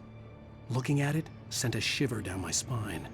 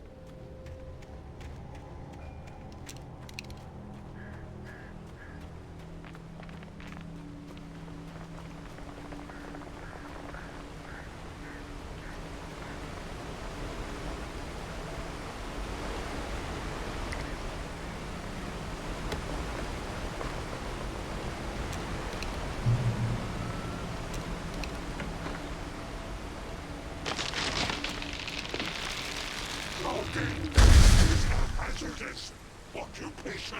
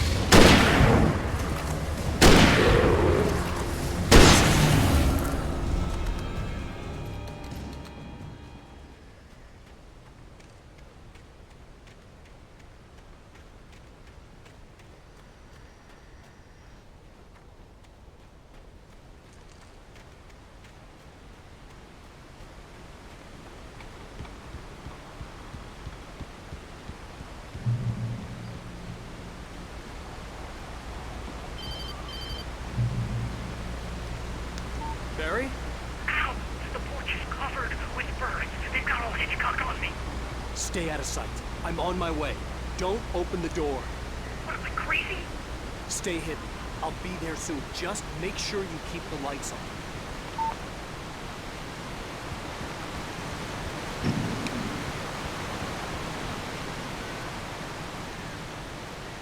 I still had to reach Barry at the cabin, but at least I was out of the woods.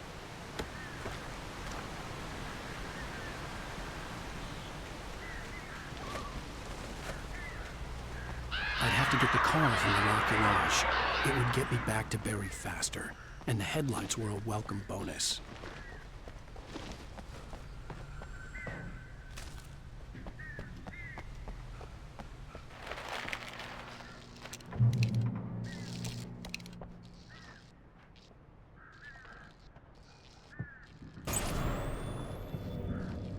A story is not a machine that does what you tell it.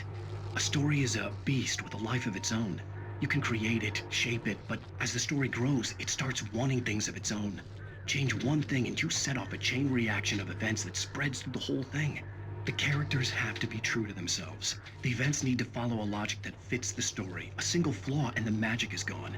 The story dies. Alice dies. You can learn nature and yourself.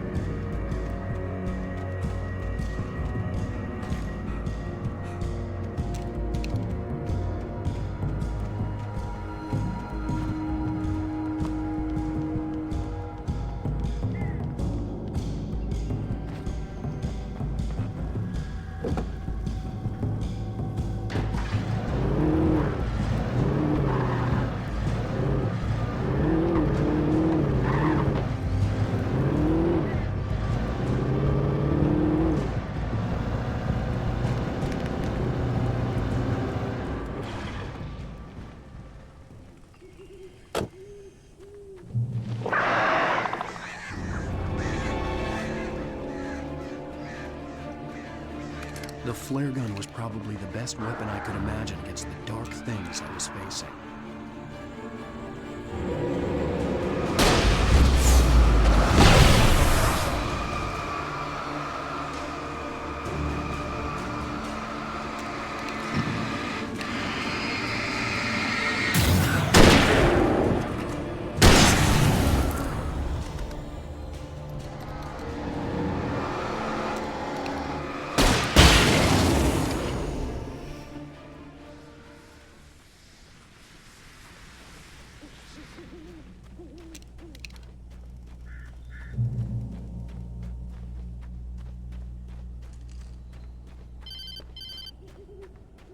It was the kidnapper.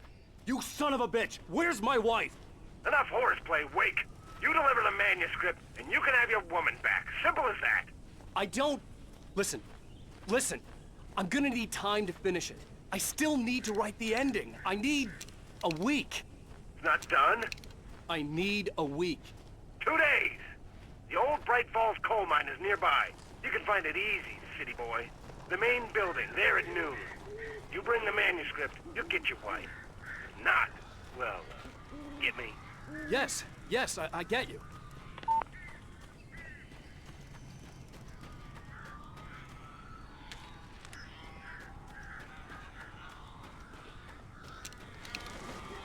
Barry had talked about birds over the phone.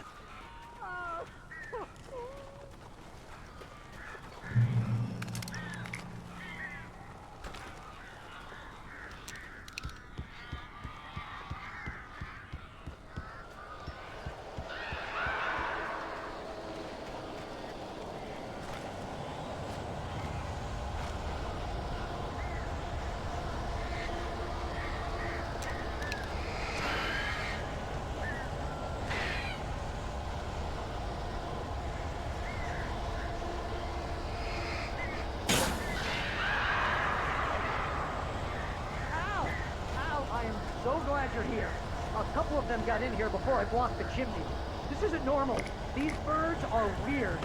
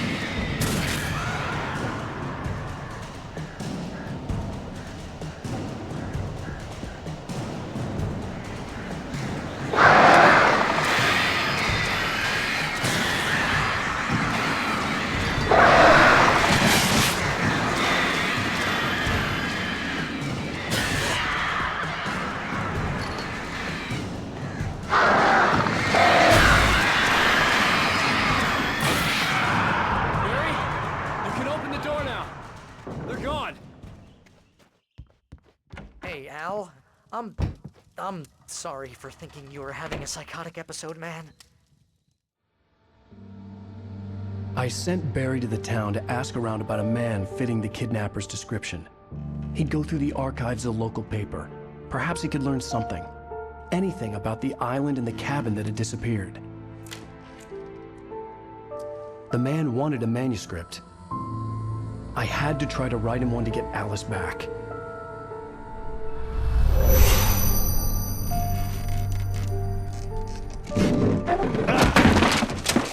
For me, the supernatural had always been nothing but a metaphor for the human psyche, a tool to use in writing fiction. Now, it was happening for real. and I couldn't put a single word on paper.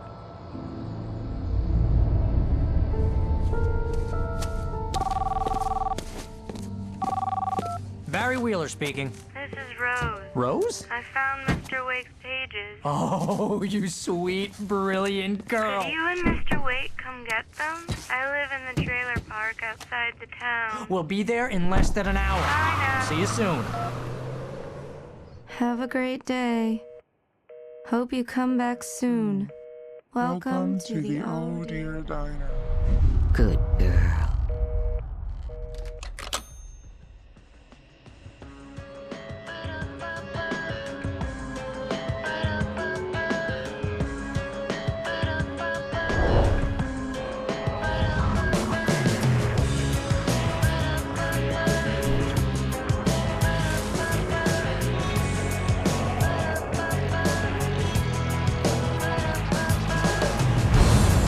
Come here.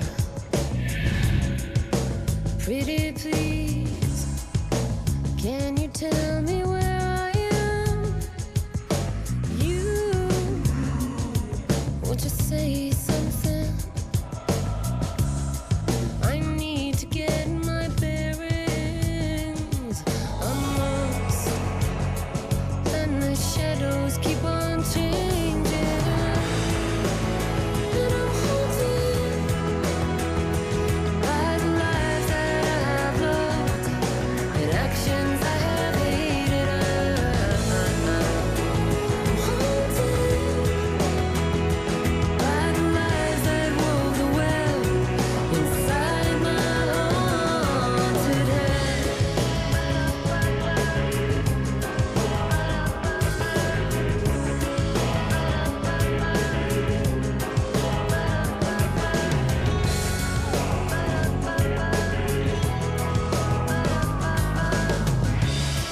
Don't cry.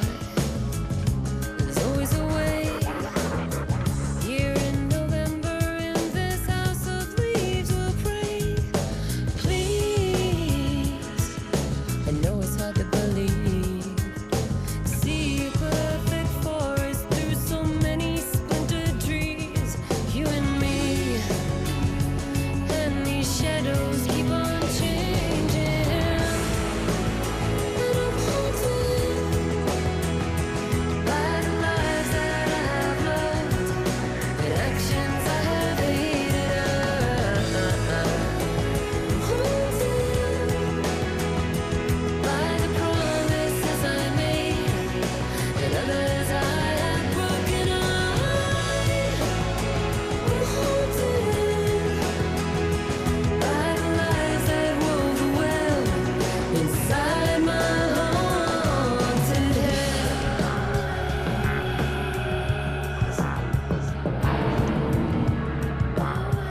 I'll always want you.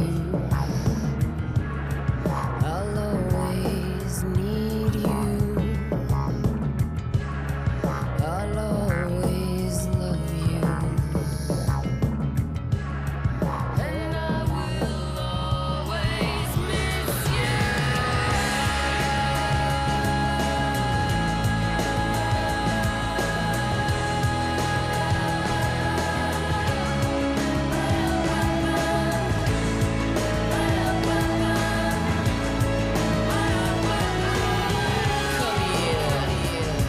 No, I won't say please.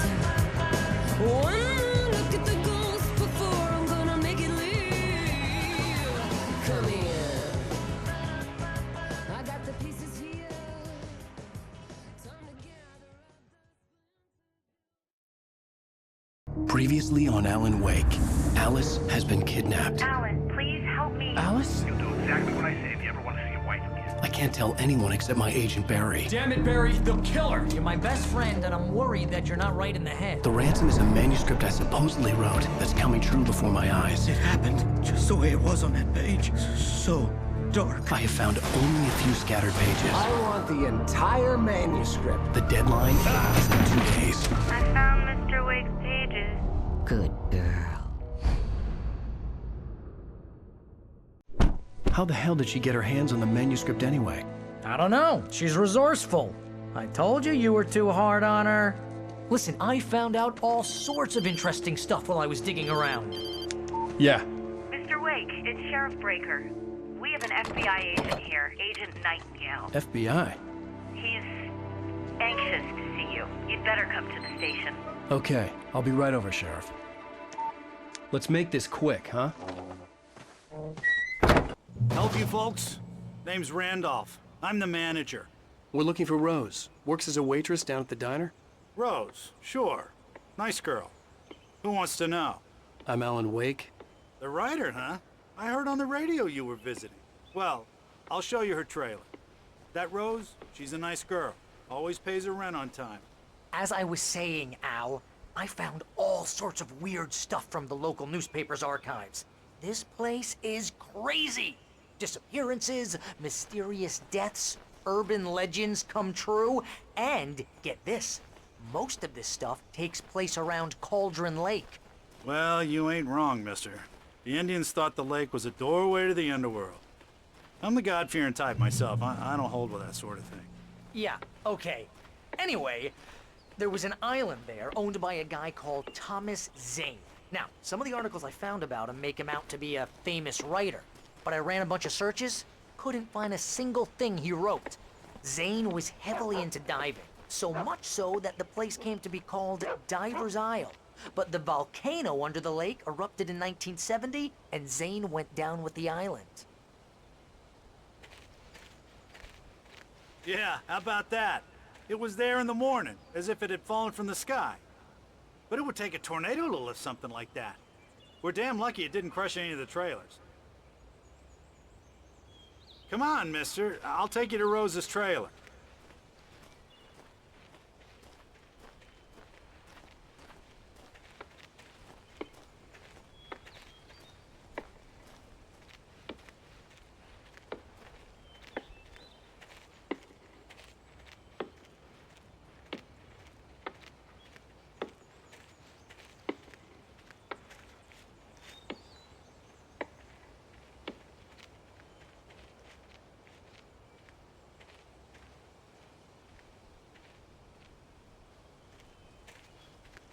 It gets better. A local girl, Barbara Jagger, drowned in Cauldron Lake just a week earlier. They were lovers. Sure, Jagger's a local spook story. The Scratching Hag. Comes for you in the dark. Childish stuff like that. Anyway, Al, I'm just getting to the best part. All of the articles about this stuff were written by Cynthia Weaver. I asked around, and she's that crazy bag lady you met. What, the lamp lady? She can be a little loopy, but she's not homeless or anything. Yeah, anyway, she knew both Jagger and Zane before they both died, and she had some kind of a breakdown.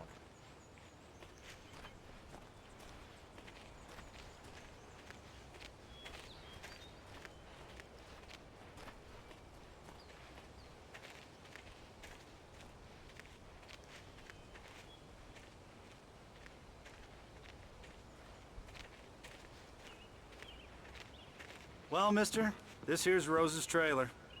You mind me asking what you want with her? We're just here to talk to her, pal.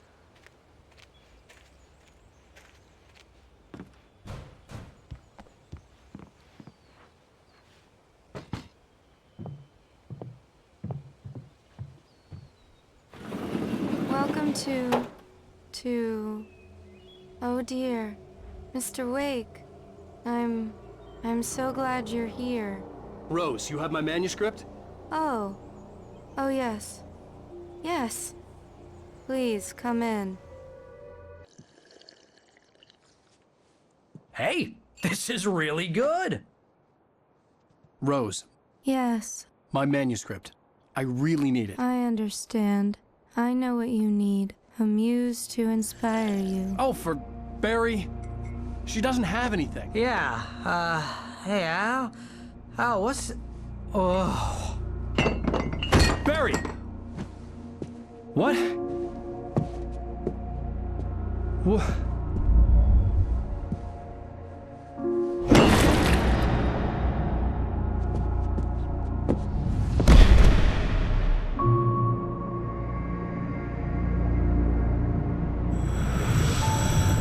It's coming for you, hiding in my barber's skin. I'm too weak to stop it. You must turn the lights on. I promised I'd come visit you and your lovely wife. You must finish what you started. I insist. You must turn the lights on. Turn the light on. Back to work, boy.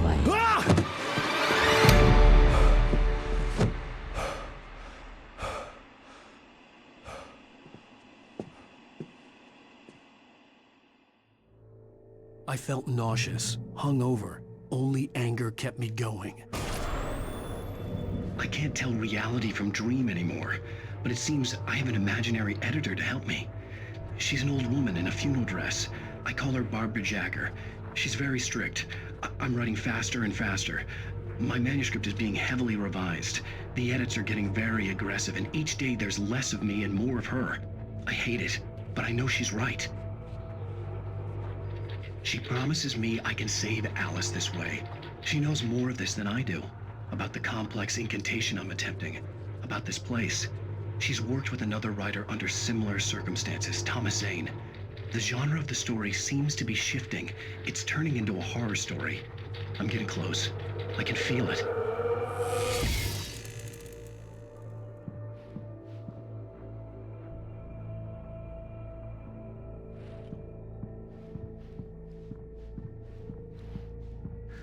Rose took a day from me. I had less than 12 hours left to meet the kidnapper. All I could do was get Barry into the car, work something out once I got on the road. Barry was out of it. He was way too heavy to carry. You're right. I deserve more money. I'm so handsome. Welcome to the Oh Dear Diner. What can I get you today? Coffee? I couldn't work up much hate for Rose. Something had used her to get to me and left its mark. First refill is free. Milk and sugar on the counter there. Would you like to hear today's specials? Thank you. A nice day. Come back soon. My gun and flashlight were gone. I'd have to find a way to get Barry into the car as quickly as possible. There was no time to waste.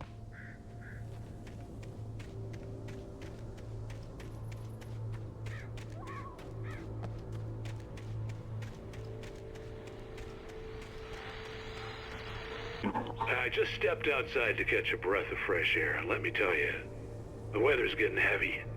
Nights like this make me especially glad I'm here talking to you and not home in bed. Once the weather takes a turn like this, I can't sleep at all. It's all tangled bed sheets and dark thoughts, punctuated by the occasional plunge into nightmare. Is it just me? Well, perhaps it is. But I hope I can make the night a little bit easier to get through. Caller, you're on KBF FM. Hey, Pat, it's Walt Snyder. What's on your mind, Walt? Well, I ain't the way you are, but, well, I can't sleep either, you know? I just been staring out the window here, trying to make sense of it all, but, I ain't been drinking either, you know? I just... Well, you sound like a man with a problem, Walt. I had argument with Danny, and, then I got in trouble with the law, and, I'm just, well... I heard something like that, Walt. Yeah, well, Danny's my best friend, and, they let me out on bail today, and now I'm just alone here at the window, waiting. Man, and there's something in the air tonight, man. I was just outside looking up at the sky above our broadcast tower thinking the same thing. What are you waiting for, Walt? I don't know. Something's gonna happen. I think I better go. Well, Walt, maybe... No, thanks, Pat. Well, good luck to you, Walt. Hang in there. Let's take a little break, folks. This weather's really something else, huh? How can I be sure you'll walk away?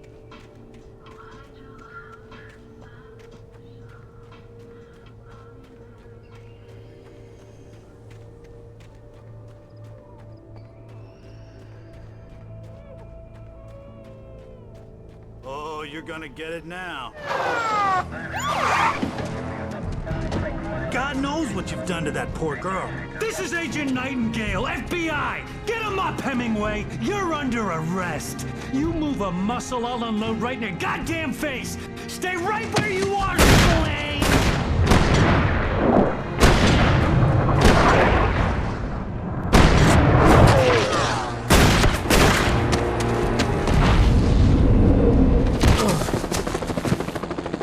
What are you?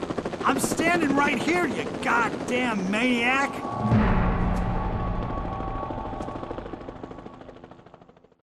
I hated to leave Barry behind, but there was no way I'd miss my appointment with the kidnapper. Give it up, Mr. Wake! Come on!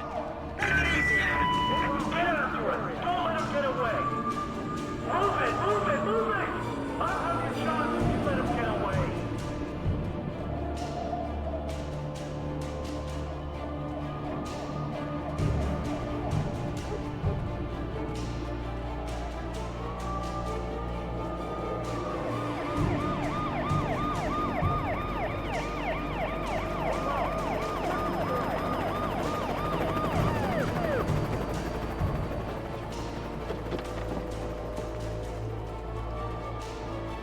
There he is! Freeze!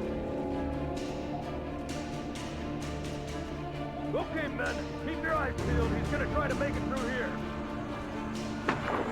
Oh, damn.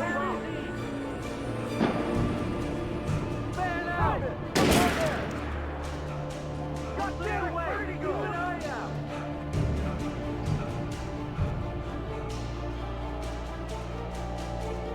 God damn it! Where'd he go?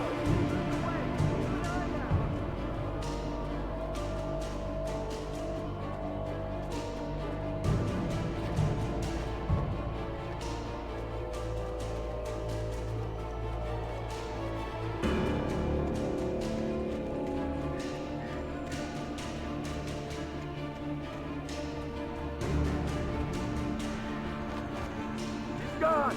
Come on, guys! We need to head him off!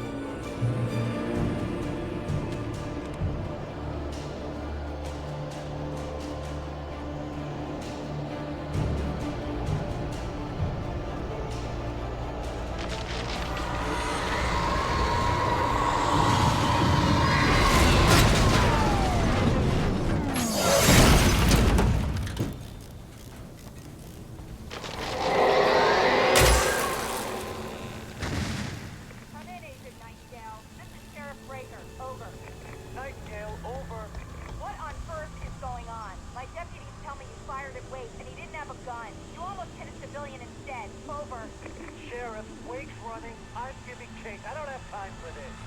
Well, make the time. You can't just go shooting at people in my town. Over. I'm a federal agent pursuing a fugitive. You want to discuss my methods, Sheriff? Make an appointment. Over. You stay right where you are, Agent Nightingale. I'm on my way. Out. The suspect was last sighted running along the gorge that leads westward from the trailer park. All units are advised that the suspect may be armed. Approach with caution. James out.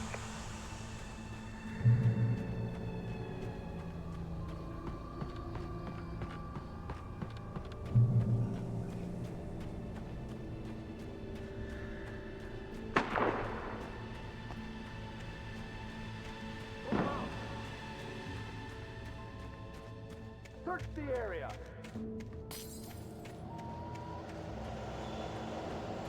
Stay sharp!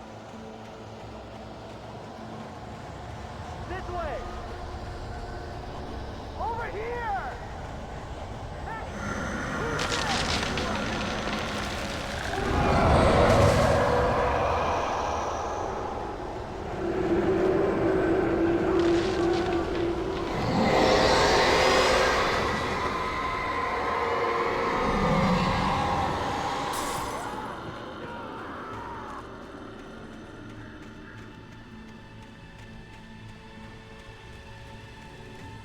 This horror was everywhere I went, circling me. The cops didn't stand a chance. They were after a writer, not a monster. Are you seriously telling me that geek writer just took out my deputies? Are you kidding? I mean, have you seen this guy? He wears a tweed jacket. Over. He's the guy we're chasing. If it's not him,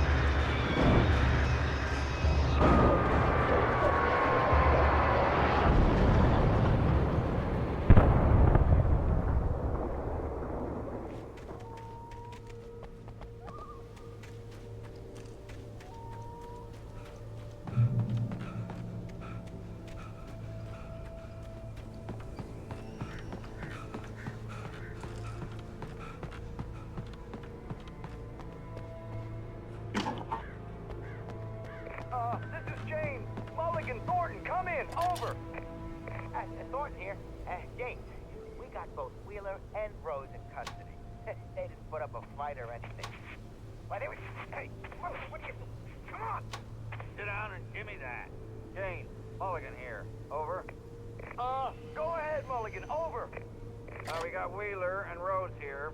Wheeler's drunk or hopped up on something. Speaking of which, that Fed had a pretty distinctive whiff of Otis Scotch about him, if you know what I mean. Over. I don't have anything on that, Deputy Mulligan. Over. Well, whatever. Anyway, Rose is just being plain weird here. You better get Doc in and take a look at both. Over. Gotcha. You better get them here quickly. The, Fed's gonna want to interview Wheeler. Over. Oh, yeah, I'll bet he does. Looks like they have a lot in common. Mulligan out. I could see the lights of the radio station in the distance.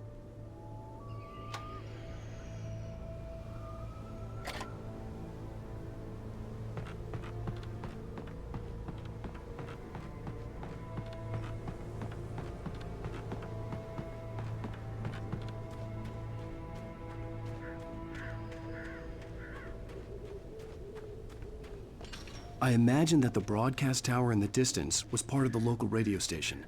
Maine seemed like a decent guy. Perhaps he could give me directions to the coal mine.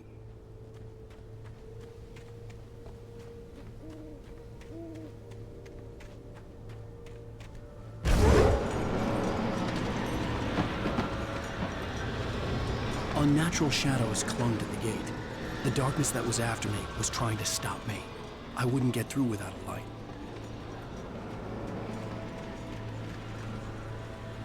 There was no power to the searchlight.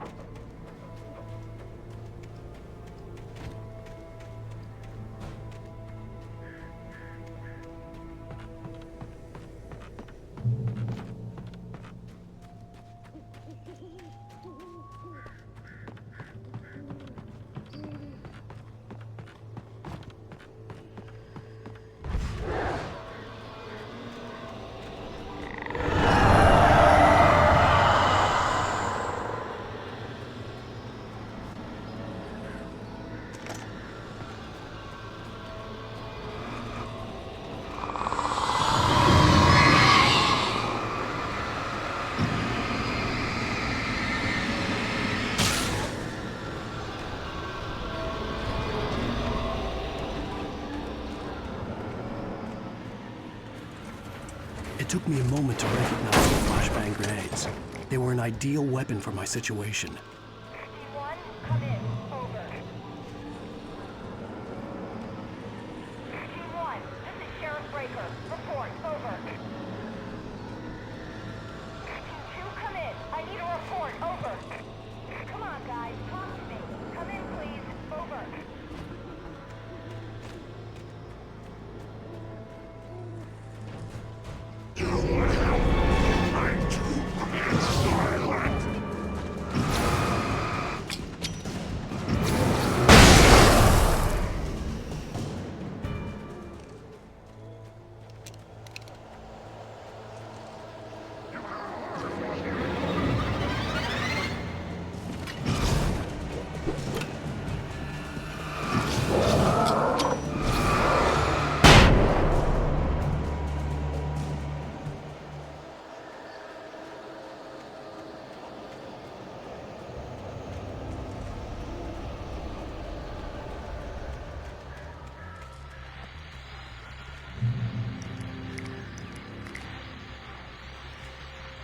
And here's another call.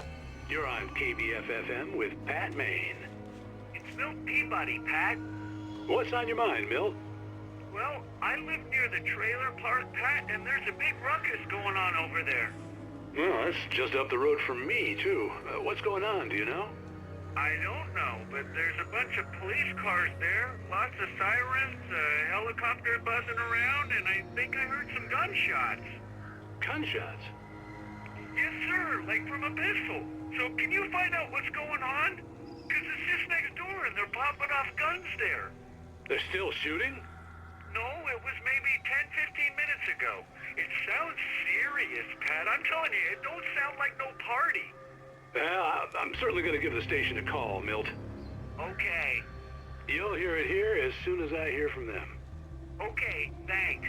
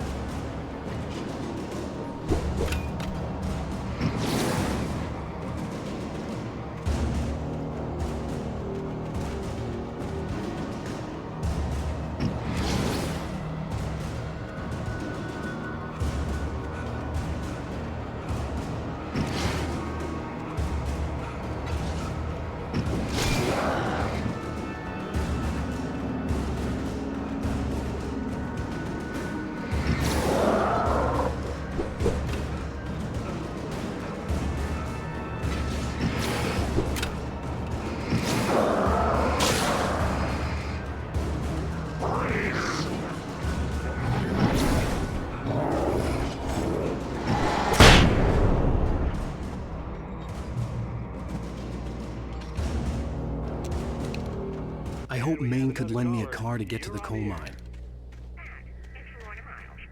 Oh, why, hello, Lorna. What do you have for us? Well, I just don't see why the cops bother with the trailer park. What do you mean?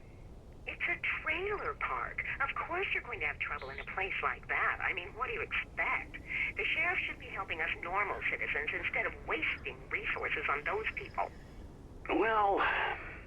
Let the trash sort themselves out. I'm sorry, but my granddaddy settled in Bright Falls in 1911. Well, thank you very much for that compassionate viewpoint, Lorna.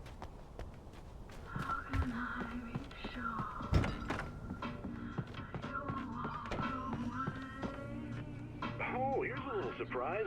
The famous writer Alan Wake just walked in. Folks, I'm going to see if I can talk him into an interview.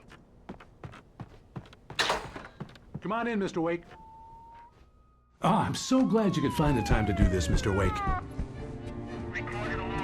Nowhere to run now, Dan Brown. You back away from me. Don't hurt her. Whoa. Everyone calm down. Put the gun down. We're all friends here, right? Cool your jets, Nightingale. We got him. What the hell's the matter with you? There's a civilian in there.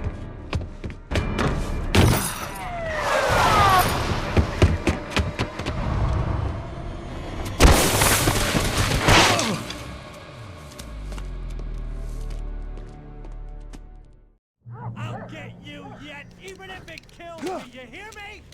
You hear me, H.P. Lovecraft? I had fallen off so many cliffs it was ridiculous. That's what you get for naming a book The Sudden Stop. It was probably good I hadn't had the chance to tell Maine where I was going. I'd have to lose the cops and find my own way to the mine.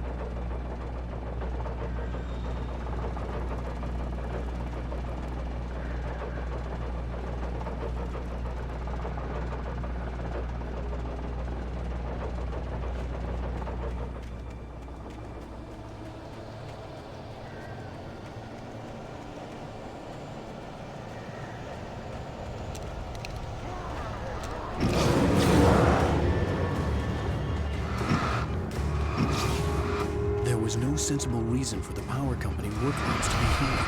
It was almost as if they'd been left for someone like me to use.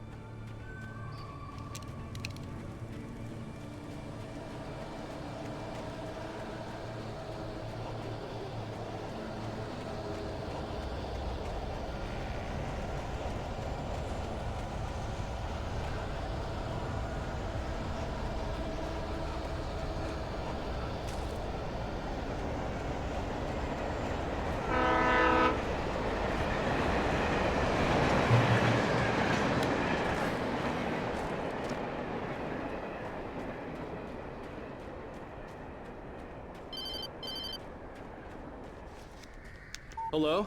The most stubborn man I've ever met. Alice? Alice? Alan. Alan. I'm so afraid. Keeps me in the dark. Please help me. I look at you, Alan, and it's not you. Something else. Looking out from behind your eyes. Alice, I'm here. I'm so alone here. It's all gonna go to hell. You need to be careful. Cooperate. The connection had been terrible, but that wasn't the only thing that hadn't been right with the call. She sounded wrong somehow, but she had called me.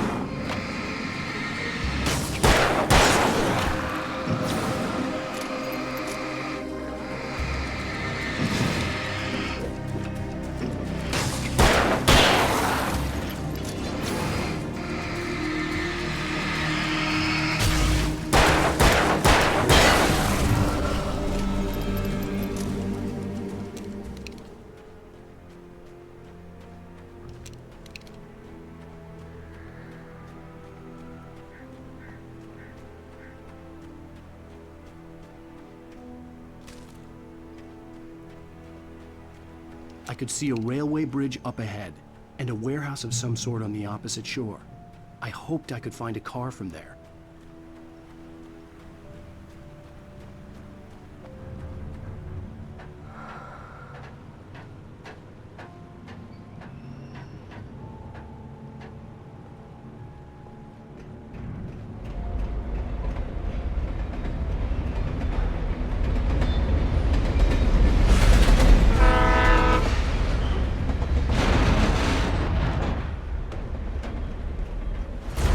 That was pursuing me was growing stronger, and it was taking over everything in its path.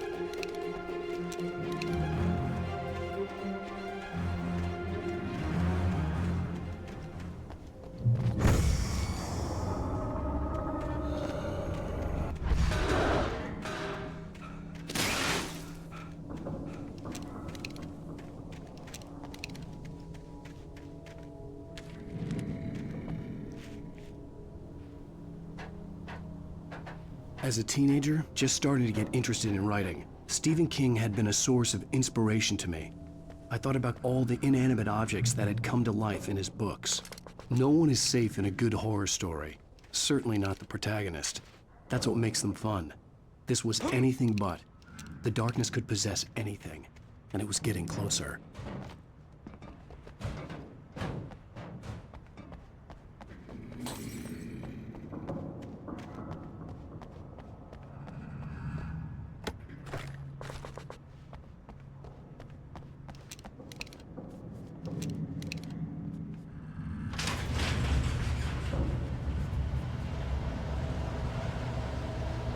Did you call 911?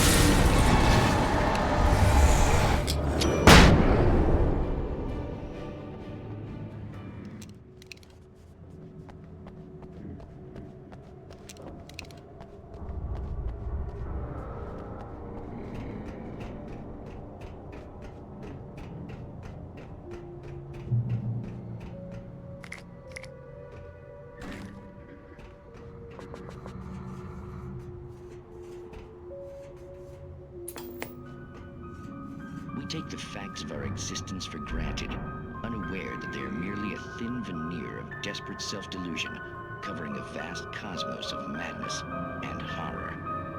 All too often, the stars are right. In Night Springs. Tonight's episode, A Family Occasion. Journalist Alvin Derlis' trip to study the local customs of an insular community in Night Springs has been less than successful. Until tonight. Well, I'm glad you changed your minds about this. Ancient customs, local mythology. My editor loves this kind of stuff. Well, Mr. Derleth, we don't want to feel like we're on exhibition.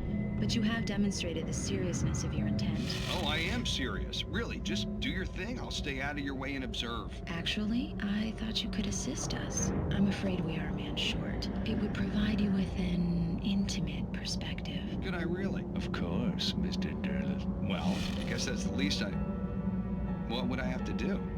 Oh, here. Let me show you with a kiss.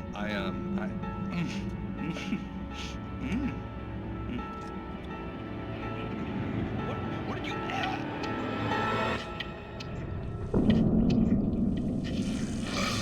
Oh, Mr. Derleth, well pleased, Nixie Perka, the dweller in flesh.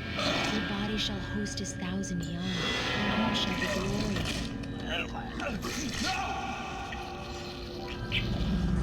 Shh, darling, be calm. Shh. Alvin Derleth learned a harsh lesson.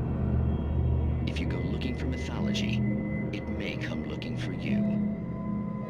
And such quests always bear fruit. In Night Springs.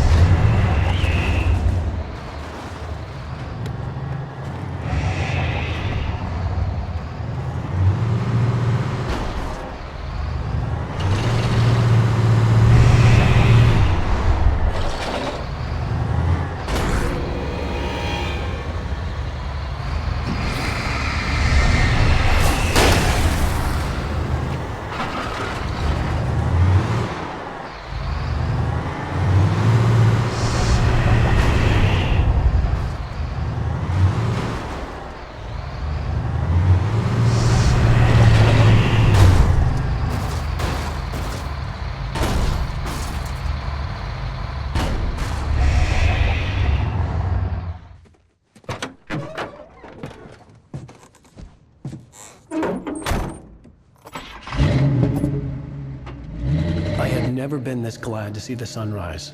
I had a couple of hours to get to the coal mine.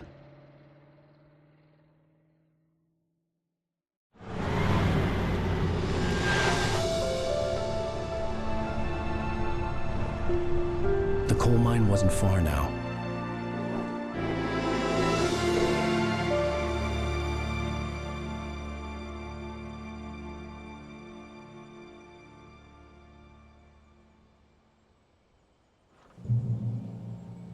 Today, I would meet the kidnapper, and he would give me Alice. I wouldn't give him any other choice. A drowning man will clutch at a straw.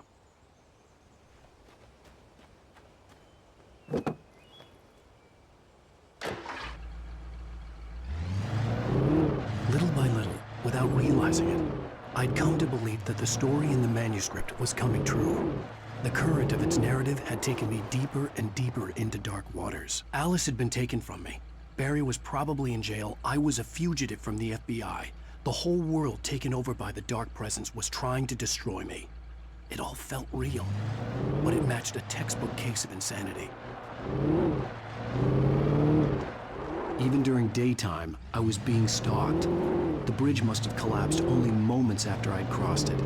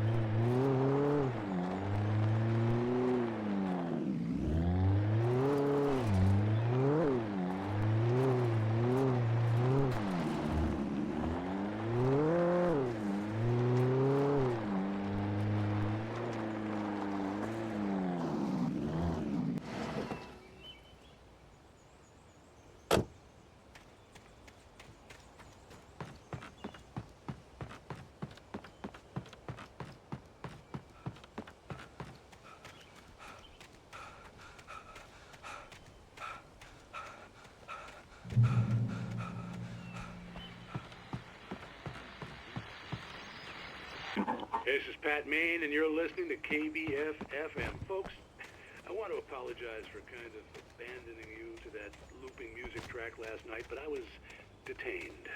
You see, I encountered a big-shot G-man with an itchy trigger finger who could use a lesson in manners and a boot in the ass, not necessarily in that order either.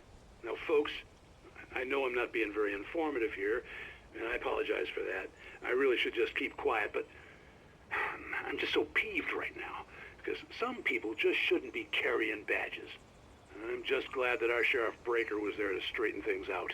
And if someone I met last night is listening, let me just say, I'm sorry if my mouth got you in trouble. I'm pretty sure you're not the bad guy here. Godspeed, son. I hope you know what you're doing. Now, on a lighter note, I'll be talking to Dr. Nelson all morning. But first, a little music.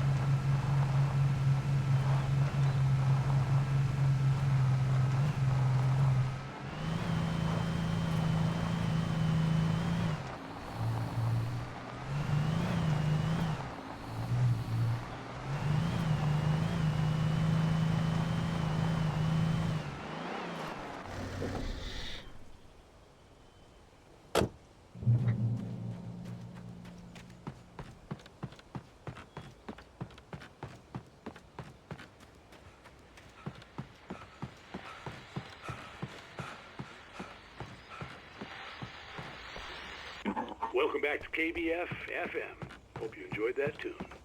Now, Doc, you were talking about life and finding that special someone, that soulmate. Well, you were talking about that. I was saying I don't buy it. Well, see, to me, that's strange, because I always pegged you as a hopeless romantic. You got me there, Pat. But I think love's where you look for it. And you need to do a lot of looking, sure. But the idea that there's that one special person out there for you, and if you miss that chance, it's gone forever and you're forever incomplete. I mean, isn't that depressing? Or, heck, childish even? There's plenty of fish in the sea. And apparently a fisherman has a fishing analogy for everything, but what you're saying, isn't that a little harsh? Well, no. What I am saying is that your potential for finding that connection isn't limited to what's essentially a chance encounter. How is that harsh? Yeah, well, I guess that's a nice thought, but let me say something personal here. Okay. Now, well, I don't disagree with you exactly, but I can't really fit that together with what I feel, what I felt for someone, because she was the one. She was. And I let her drift away from me. Maybe I didn't put in the work, I don't know, but, well, since then, and it was a long time ago, but since then there hasn't been anyone, not like her. And I'm not saying I dwell on her or haven't moved on.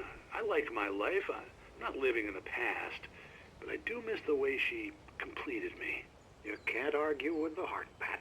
I'm sorry, folks. I had kind of a scary experience last night, and let's just say it's shaken a few things loose.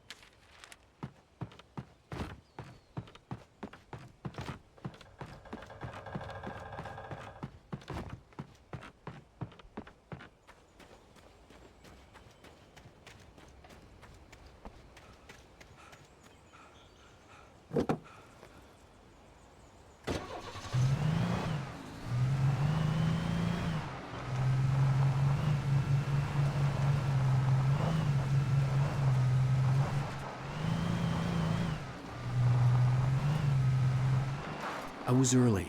I was supposed to meet the kidnapper at noon in the main building. The coal mine was quiet. It was a museum now.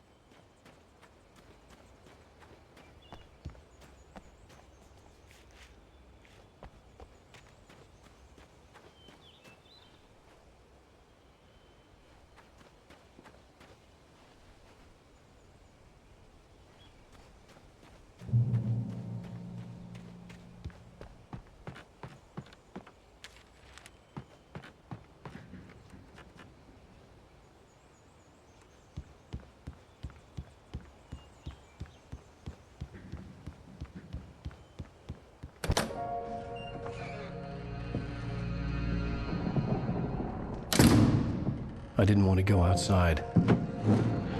Cops had to be looking for me. The noon sun turned the place into a sauna. The day dragged on. Different scenarios ran through my mind. Ways of how I'd torture the kidnapper to get Alice back. Or the different horrible things he could have done to her. I imagined her dead. I had no way of knowing she was still alive. It was killing me. I was running on blind hope. It was all a waste of time. The bastard never showed up.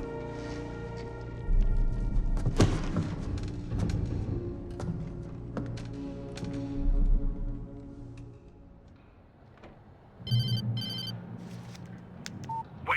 Where the hell are you? Change of plans.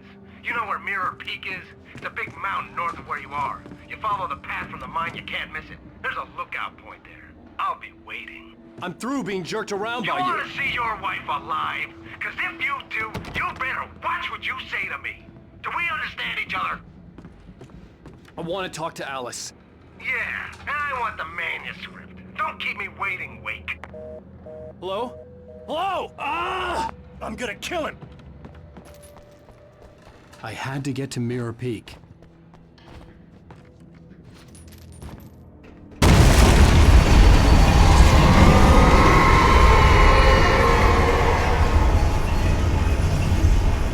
It was close. Maybe closer than ever before.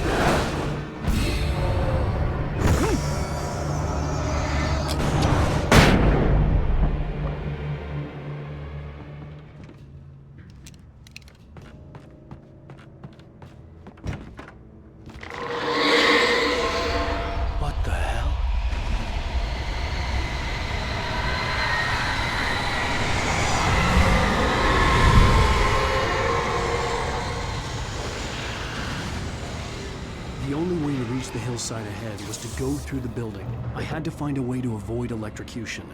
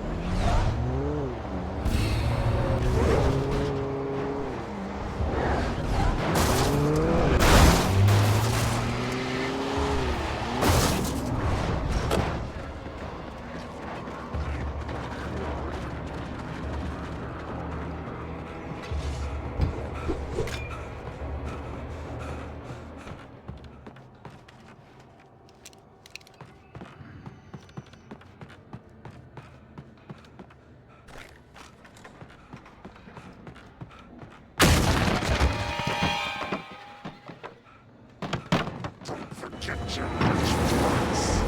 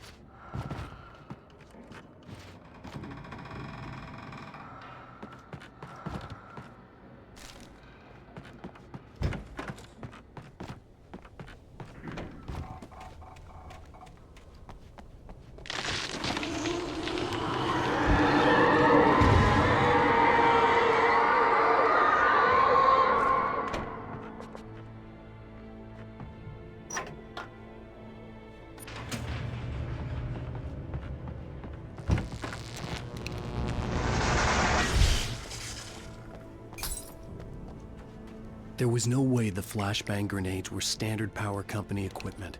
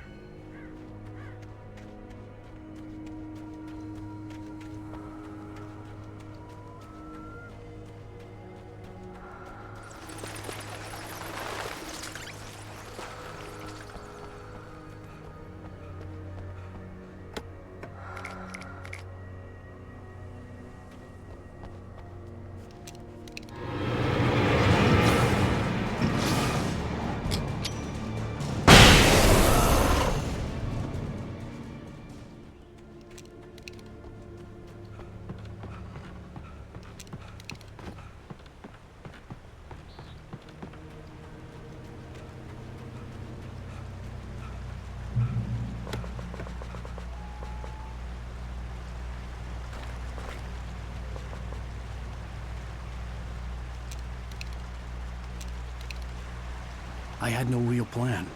I was going to give the kidnapper all the manuscript pages I had for Alice. If that wasn't enough, I'd hold him at gunpoint and make him talk.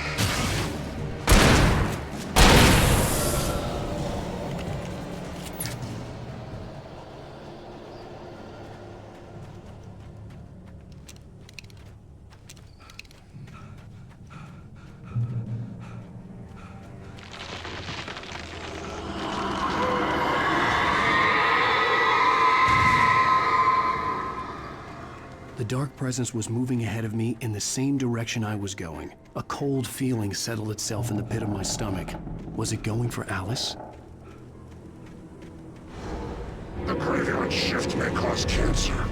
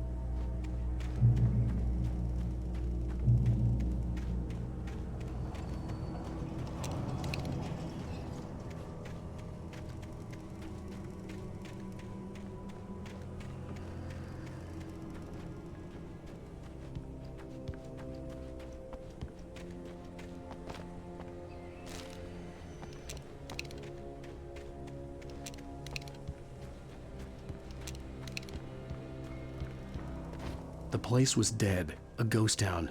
Had been for decades, maybe a century.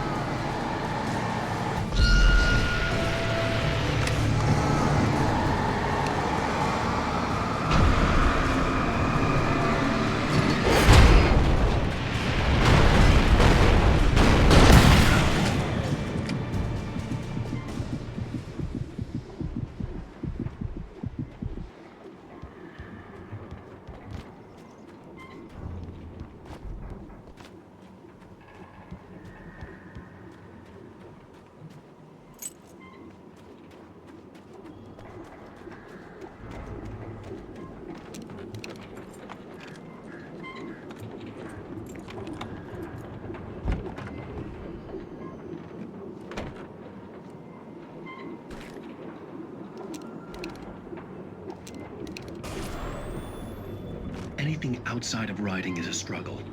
I feel ill. I managed to make my way downstairs. There's a shoebox filled with books and papers by Thomas Zane. It's very hard to focus, but I managed to read some of it. He's a poet, and a good one. He writes of muses and creators summoning fabulous things from a magic lake, using his powers to shape the world of a realm of gods and dreams and demons, dark things that wait for a chance to slip through, wearing the flesh of men as disguise. Zane writes about himself, his girlfriend being taken over by a dark presence, about growing scared of the lake. Zane believes it's a mirror to the gaping void of darkness above, where some Lovecraftian presence lurks. I crawl back upstairs. I'll borrow these things for my story. They ring true. They fit.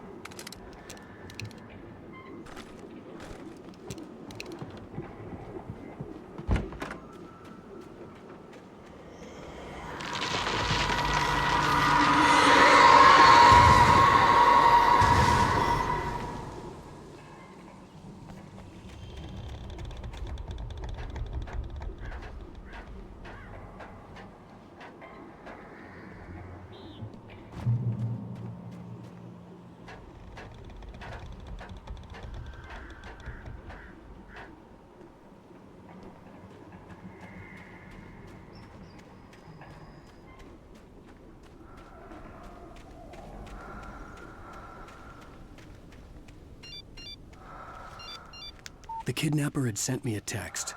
The message was full of spelling errors and insults. It was telling me to hurry up.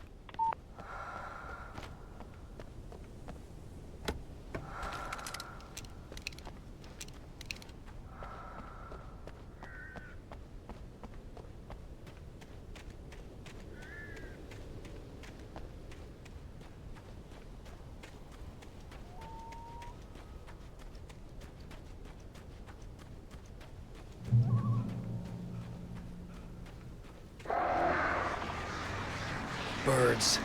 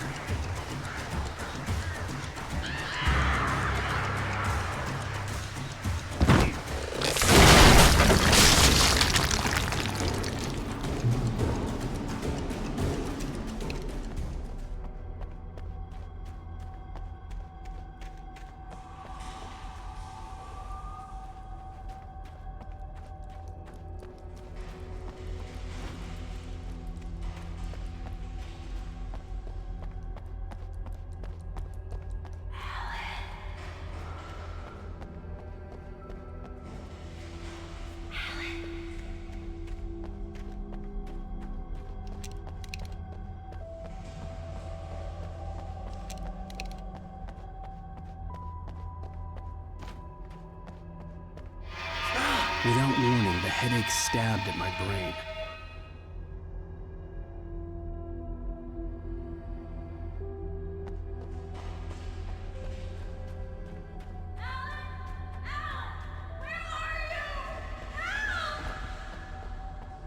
Alice? Alice!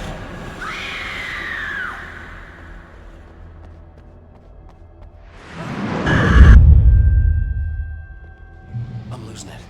I gotta get out of here.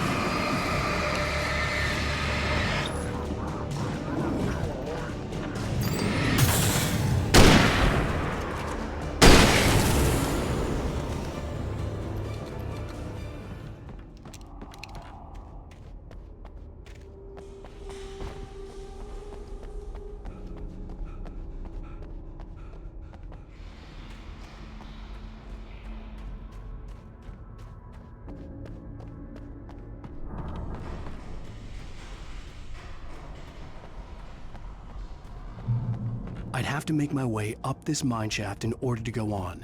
Maybe the machinery could help me with that.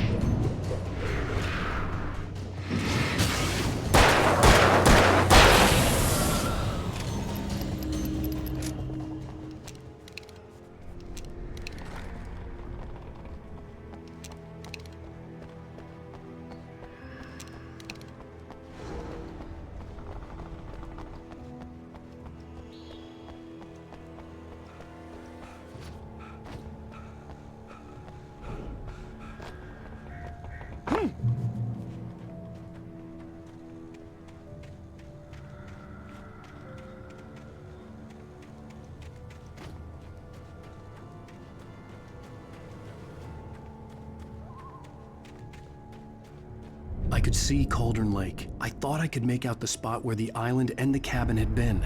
There was a light near it. It had to be a boat.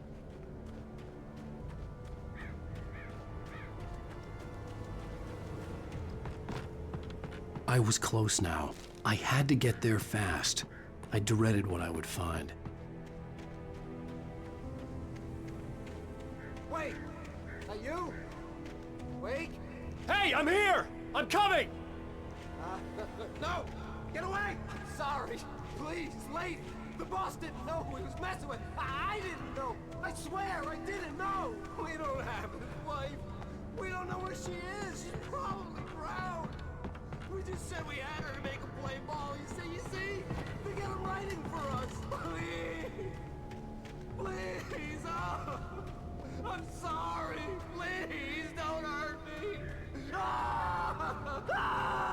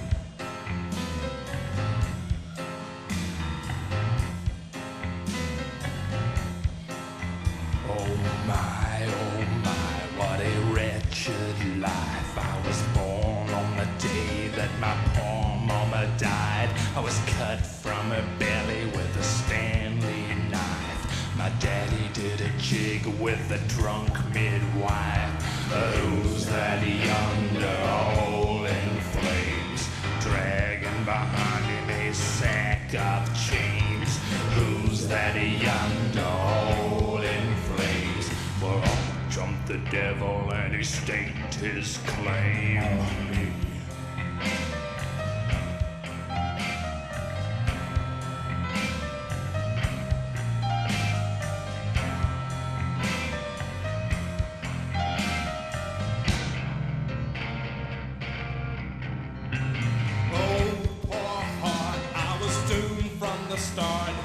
Doomed to play the villain's part. I was the baddest Johnny in the apple cart. My blood was blacker than the chambers of a dead nun's heart. Who's that milling around the courthouse steps? Nail on my face to the hitching fence. Who's that milling around the courthouse steps? Up jumped the devil and off we crept.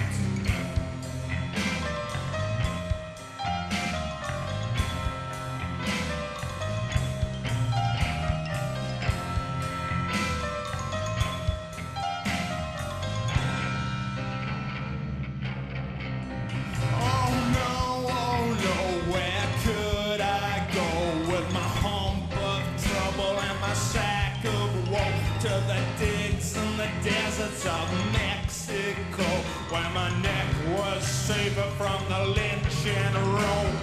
Who's that yonder laughing at me like I was the brunt of some hilarity? Who's that yonder laughing at me? Well, up jumped the devil, 1, 2, 3.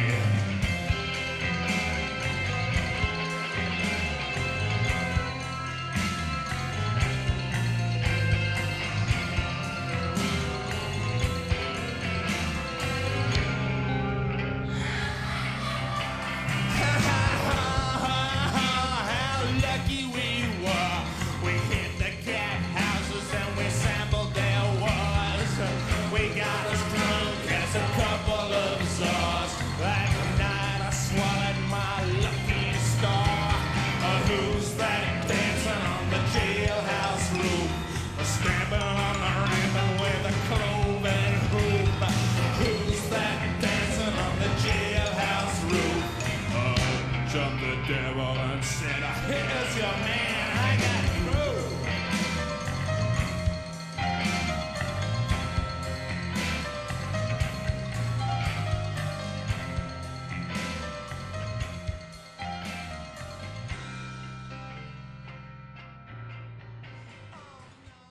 Previously on Alan Wake, I'm hunted by the law. Sheriff, Wake's running. I'm giving chase. Are you seriously telling me that writer just took out my deputies? A thriller I supposedly wrote is coming true. The genre of the story seems to be shifting. It's turning into a horror story. I was told that Alice had been kidnapped, but that was a lie. We don't have his wife. We don't know where she is. Her purported kidnapper was eaten up by the dark presence before it attacked me.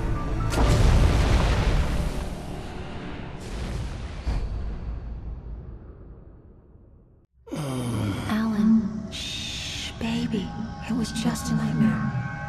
Alice. There you go, Alan. Hartman, I fell. I had to give you a sedative. Don't fight it. You went through another rough period. What?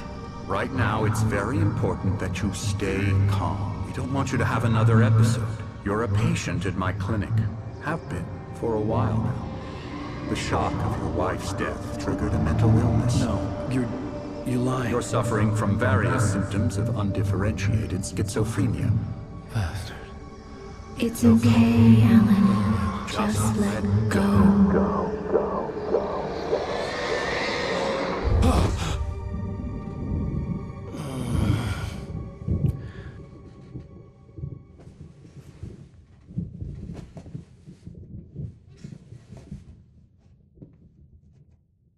I felt groggy. Whatever Hartman had bumped in me was making me numb. I felt like this was happening to someone else. Someone I was watching on television. I couldn't think. Couldn't focus. The door was locked. I was a prisoner here.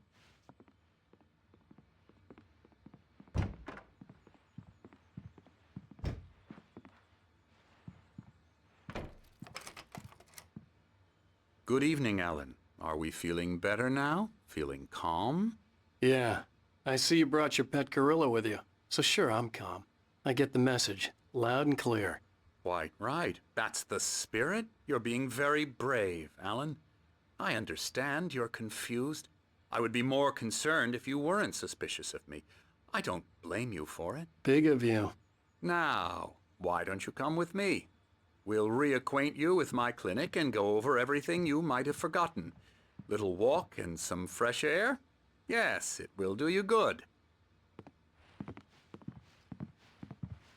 This corridor is for patients. Most of them aren't here right now. Jack took them out for a fishing trip, except for the ones who are particularly vulnerable, of course.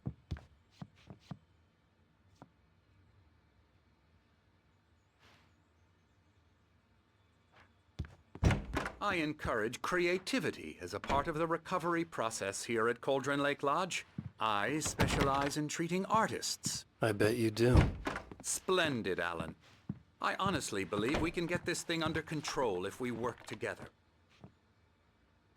This way, Alan.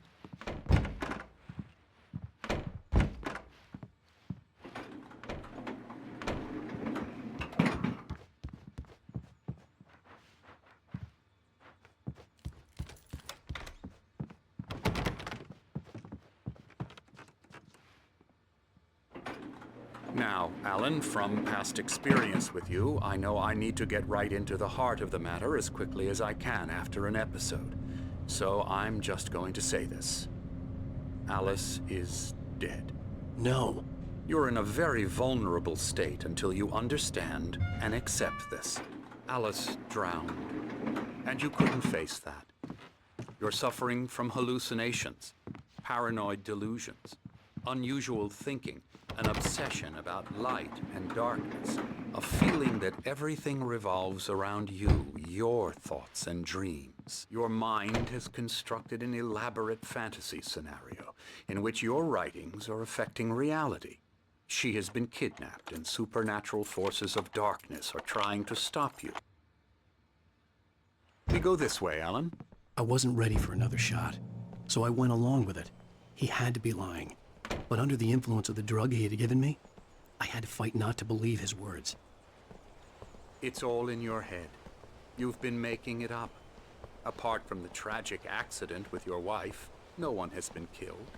Your delusions are just a manifestation of your subconscious mind trying to protect you from the too painful truth.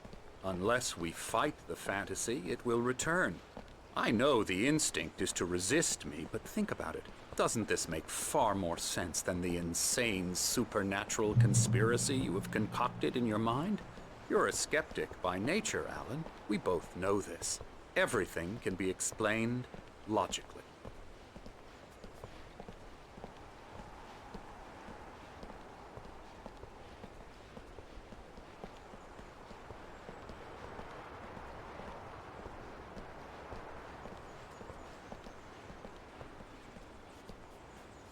I never get tired of this view. Very inspiring, isn't it? Cauldron Lake spread below us. I could see Mirror Peak on the other side of the lake. I thought I could make out the spot where Diver's Isle had been when I arrived with Alice. Now there was nothing but waves. It seems there's a storm coming. Funny, I don't recall there being a mention of that in the weather forecast. Well, no matter. This way. Follow me. Alan, what I'm telling you is good news. Right now, we're in control. Every time you have a relapse, it gets more and more difficult to resurface from the dark depths of your imagination. Not surprising, considering your profession. Imagination is what you work with. After all your nightmares, this should come as an immense relief to you. If it doesn't, why is that? Because I'm lying? Or because you don't want to admit that you're not well? It's very natural for you to think of me as your enemy. It's part of the illness. I let him talk. After all, Hartman obviously loved his own voice. His words echoed madly inside my head. But I can't I dug my do it nails by into the myself. palms of my hands to stay You focused. need to work with me. Once you accept that, we can begin the journey towards your recovery. Come along. Let's go inside. Here's the entrance to the office wing. That's for staff only. You were impressed by my trophies when you first arrived here. I do love to hunt. The great outdoors, man versus nature. It's wonderful stuff. Pretty damn wonderful, yeah.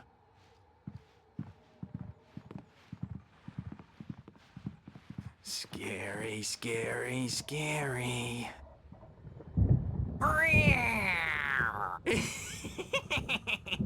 Emerson.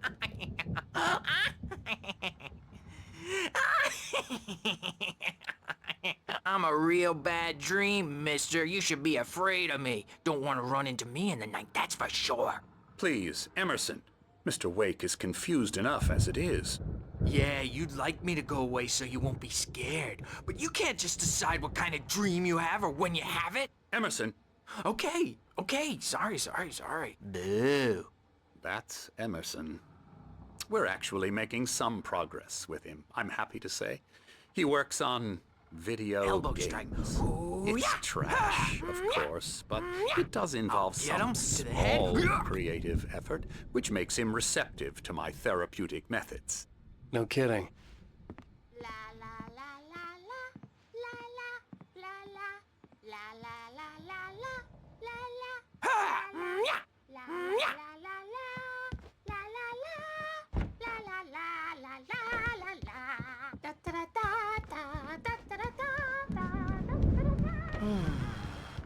Oh, hello. I've painted you. Okay. I was just struck by inspiration a couple of days ago. Dr. Hartman wanted me to paint landscapes, and that's what I was doing. But now I've been doing these things, a lot of them. The images just keep coming. Dr. Hartman likes them. He has them in his office. Yeah?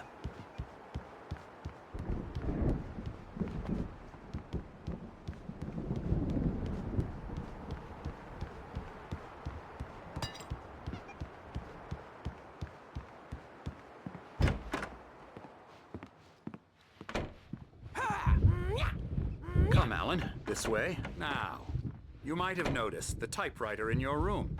You've been writing as a part of the therapy. As soon as you feel up to it, you should continue.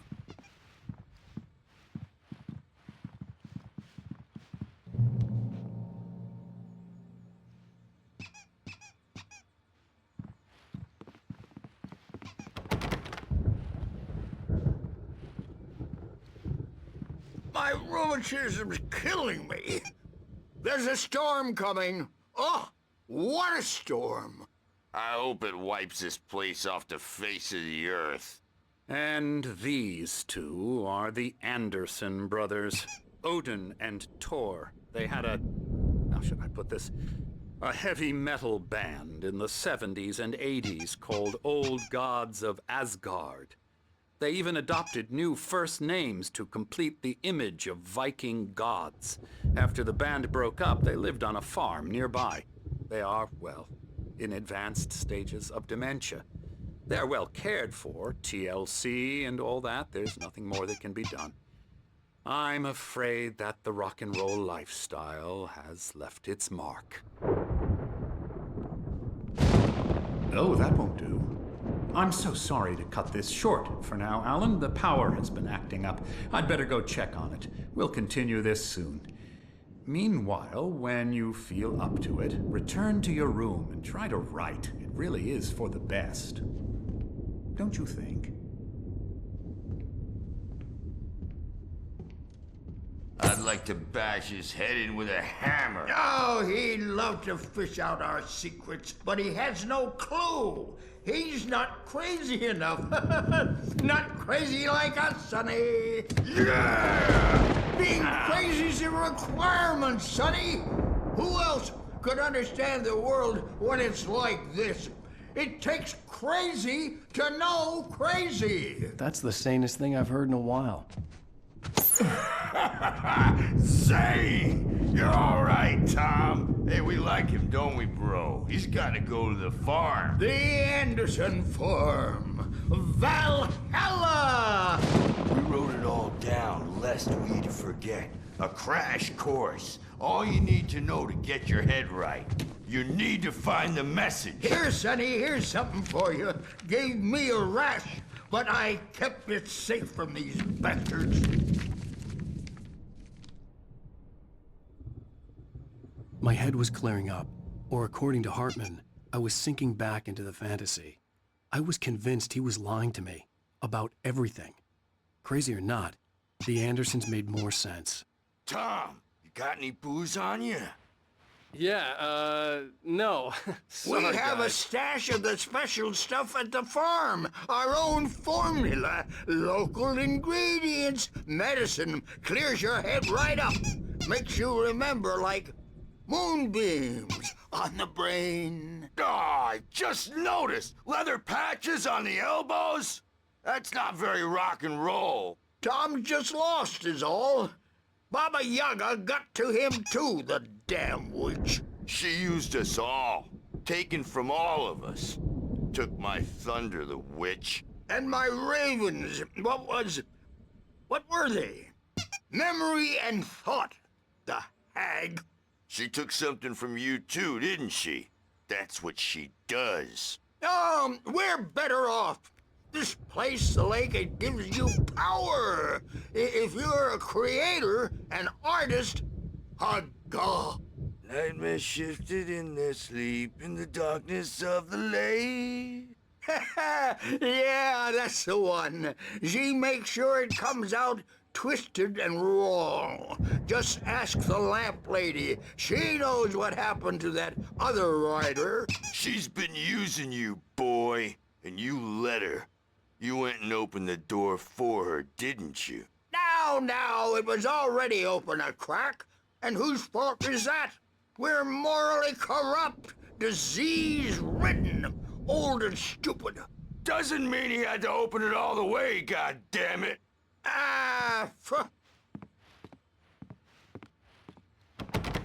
So tired.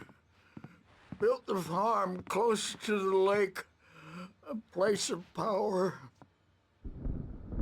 We had parties there, man. You You should go there and have a party.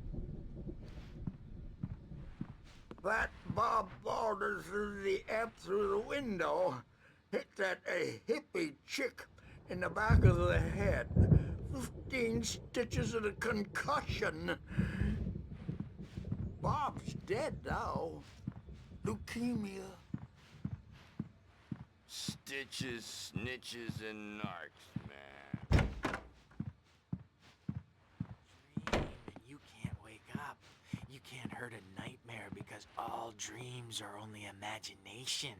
They're only in your head, and they're not there when you wake up. So you can't wake up because I'm in charge now, and I don't want to disappear. My nightmare is the publisher people who want to make a contribution so they can say they made a contribution. And then we end up with mullets in there because they think mullets are funny, but it wasn't supposed to be about mullets, and now it's about mullets. And when it's in slow motion, they call it mullet time because the numbers came back from marketing that mullet time is the hook we needed to go big in the target demographic. And they're not even kidding. They say it all like serial killers with straight faces and smiles. My nightmare is the writers who want to make everything from the characters to the toasters talk all the time and express their feelings so they won't shut up. And the writers won't shut up either because they have feelings too. And I have to listen to them because they're not scared of me. And everyone should just shut up. Shut up. Shut up. But I don't see nightmares anymore because I'm too scary for them. I take 2 pills every morning and 1 with every meal and 4 when I go to bed. And that makes me the scariest nightmare of all.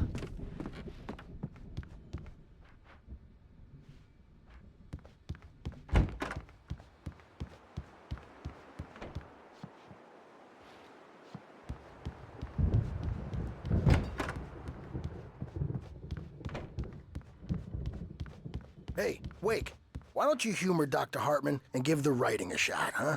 Typewriter's in your room. You can get to your room by those stairs, Wake.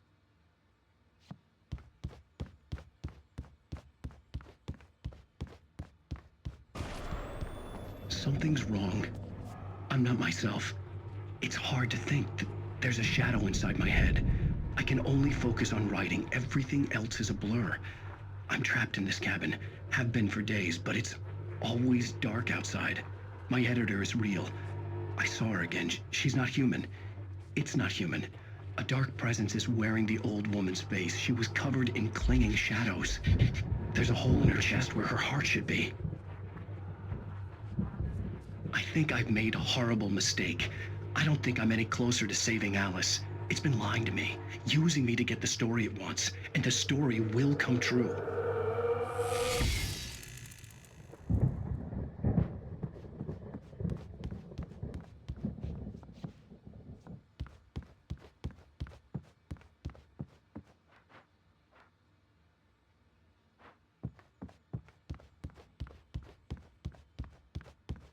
Hartman had mentioned that the power had been acting up.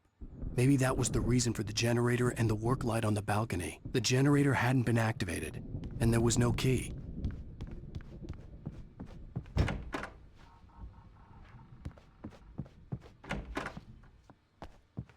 Hartman wanted me to write. I knew I couldn't, but I figured I should just play along for now. It was the only thing I could do with Nurse Birch watching me like a hawk. The white glare of the blank page in front of me hurt my eyes. My hands began to shake uncontrollably. Everybody, calm down. Put that down. Bert, I need help. Hey, Wake, you stay here. I'm gonna go see what's up. You just keep doing what you're doing. Be cool, okay?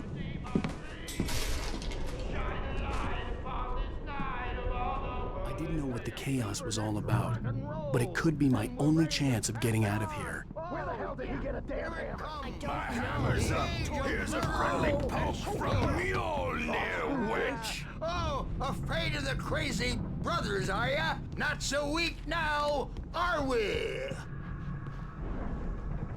Well, things are unraveling fast, aren't they? Ha ha! Nah! Sinclair looked bad. That wasn't a love tap. The crazy old fart hit her hard. If she was one of Hartman's goons, she had it coming. I could get the key to the office wing from Sinclair. I had to get to Hartman's office. He had taken all my manuscript pages. That's where he'd be keeping them. The piper. Maybe you could come out and beat our wrinkled adult diapered asses for us, since you're so tough, Orange.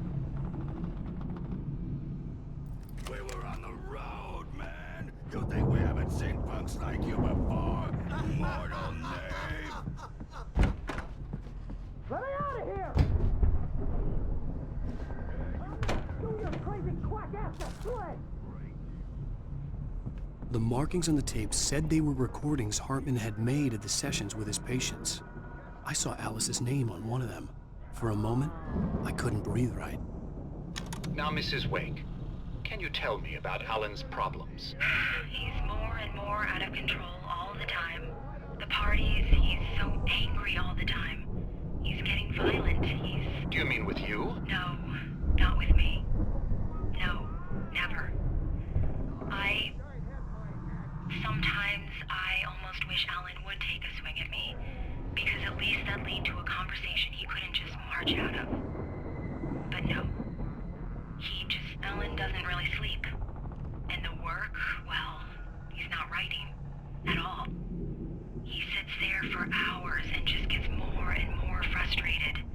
And I can't talk to him. Yes. Tell me, Mrs. Wake. What would you say to him if he'd listen? I don't know. I want to say, I look at you, and it's not you. Just some stranger who resembles you. Looking out from behind your eyes, and I don't like that guy much. And now it's all gonna go to hell. But you don't ever say this. No. I've tried, but he's not listening. He's too deep in his own problems, always going on about something else. I'm so afraid I'm gonna lose him, and we're not even talking anymore. He doesn't let me in anymore. He just keeps me in the dark. I'm so alone here, even when he's home. Please help me, Doctor, because I'm at my wit's end. Well, if you can just get him here, I'll absolutely do my very best. Yeah, but Doctor, you need to be careful with him. He's not just going to listen to you and cooperate. He's the most stubborn man I've ever met. Well, I'll be sure to bear that in mind. Hearing her voice, what she was saying made me happy and sick and guilty all at once. Worst of all, I recognized the words. The phone call from her. It had been a cut-up of this. Just a recording.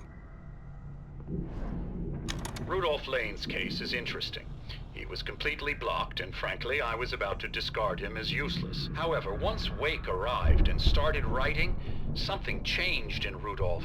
He's producing extraordinary work, increasingly dark pieces. Unfortunately, he doesn't respond to direction at all, and it's my belief that he's not so much a creator as an illustrator, perhaps, a recorder of sorts.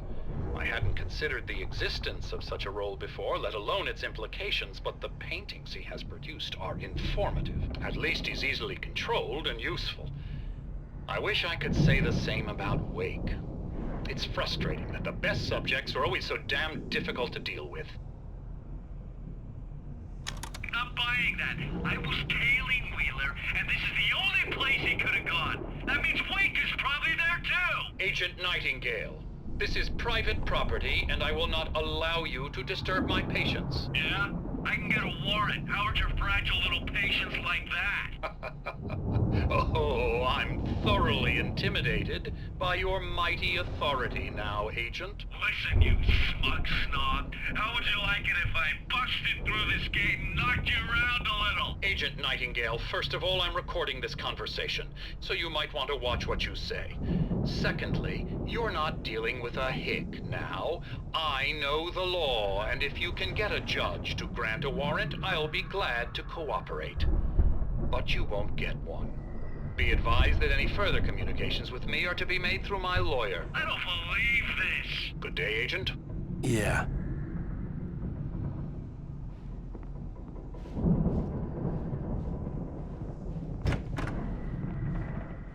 The photo on the wall caught my attention. In it, the clinic staff was standing outside the lodge. I knew the man next to Hartman. He was the kidnapper. Hartman had been playing me all along.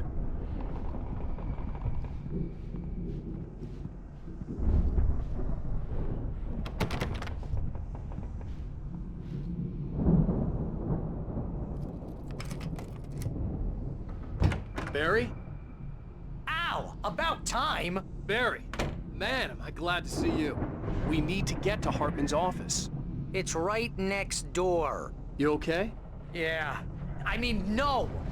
The cops found me at Rose's trailer, but they didn't hassle me too much.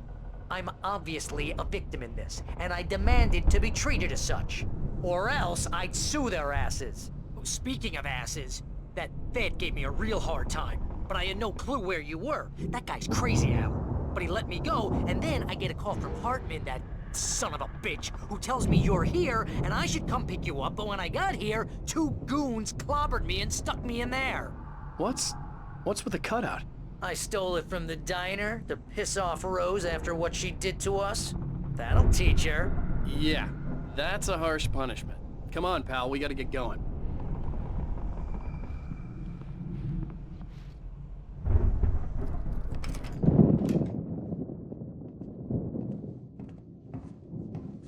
These were all the pages I had on me. And more.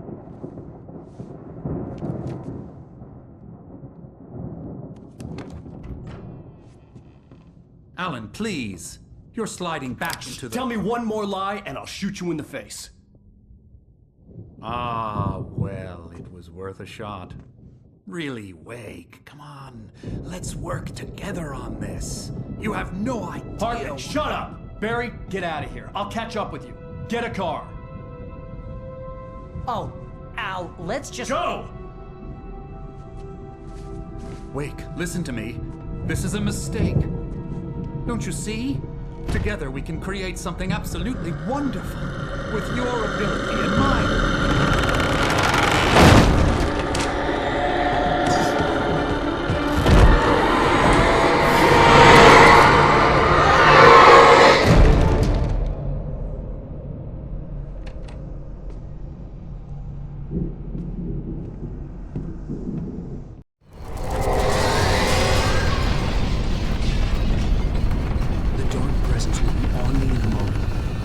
Find a way out.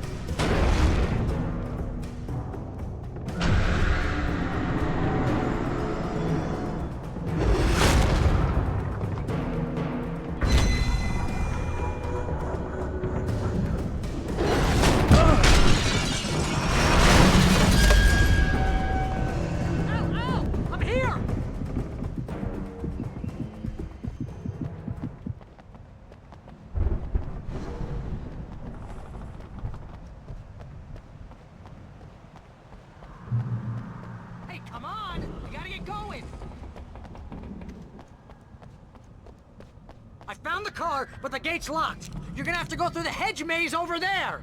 Barry, I don't have a light. Take this, Al. Oh, God!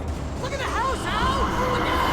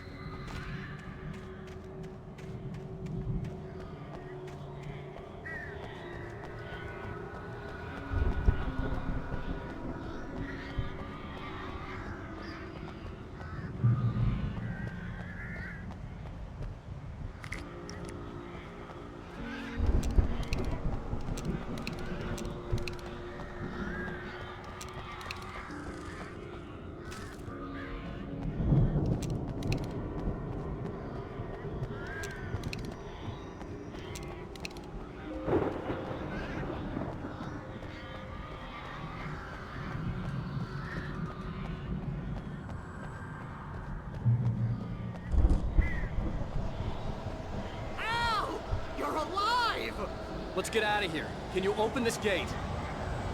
Maybe. Barry. Well, I slammed it shut when the nasty showed up, and the key fits kind of loose in the lock, so, Barry! I'll find it! Don't worry about it!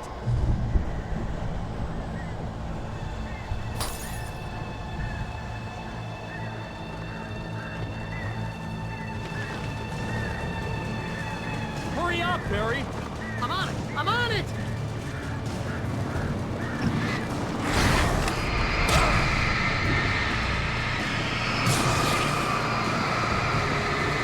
It's gotta be here! Just hang on, Al!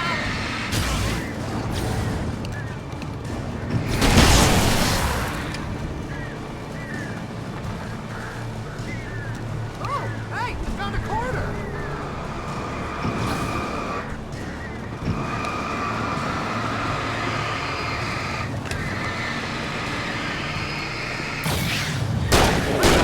I found it! Ah, no, wait, that's...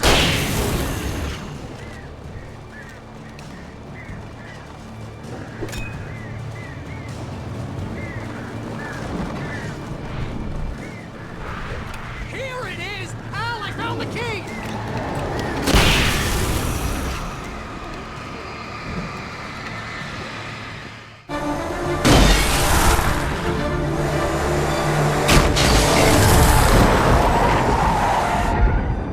Al, please tell me we're headed for the nearest "You're now leaving Bright Falls. Come back soon" sign. We're going to the Anderson farm. I knew you were gonna say something like that. You know what? You owe me big time for this. When this is through, if we make it, I don't care what anybody says, I'm done with darkness. You're gonna buy me a tanning bed as a gift, and I'm gonna live in it.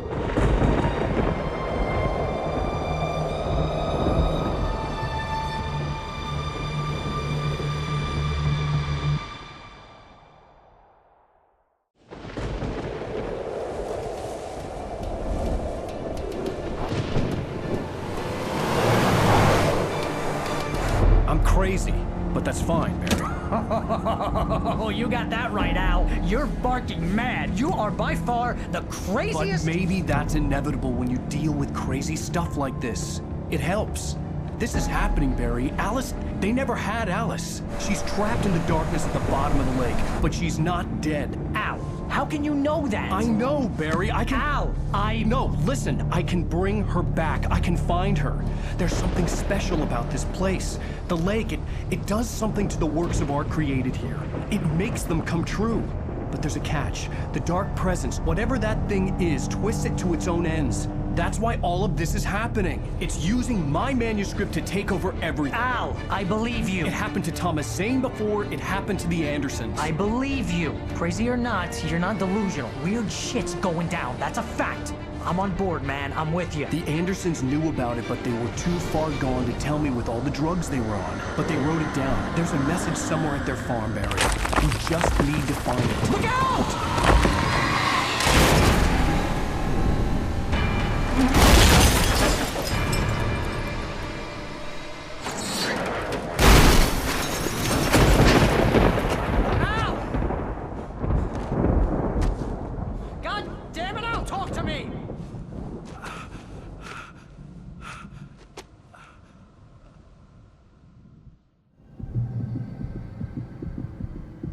I had lost my gun in the crash. Barry was nowhere to be seen.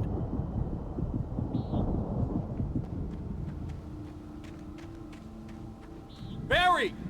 Barry! Oh, man, you're okay! Jeez, it's good to hear your voice! I was trying to get out of the car, but the ground gave way. Man, what a drop! Don't worry, your cutout is fine. Forget that! Are you okay? I hit some bushes, didn't get a scratch. There's no way you can climb down, though. It's like a sheer wall. Al, there's something moving down here! Barry, it's a taken! Use a flare, Barry! Yeah! Barry, are you all right? I'm good, Al. I'm great. Guess you never messed with anyone from New York City before, huh?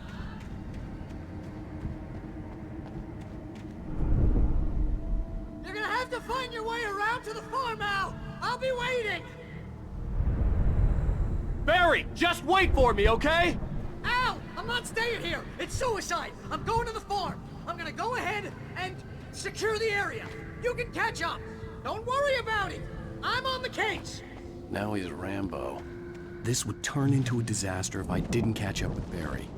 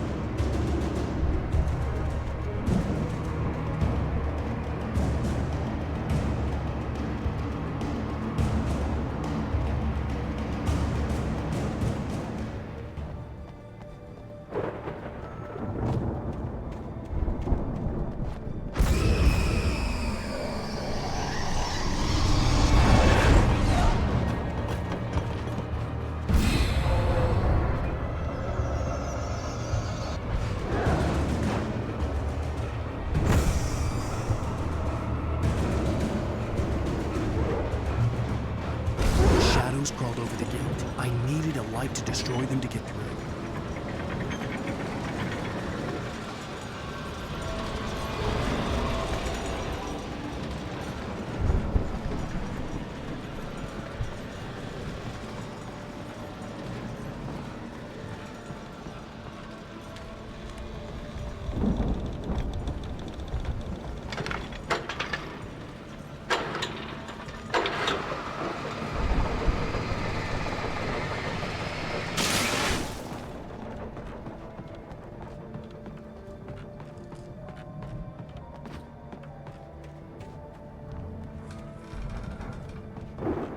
I could sense the movement in the woods ahead.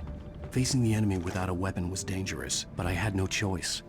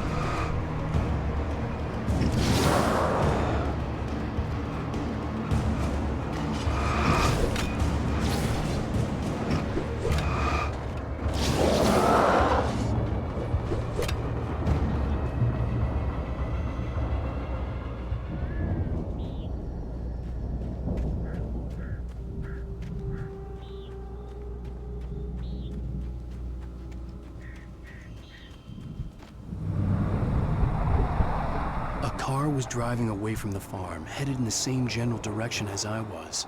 For all I knew, it was Barry, caught in the consequences of leaping before looking.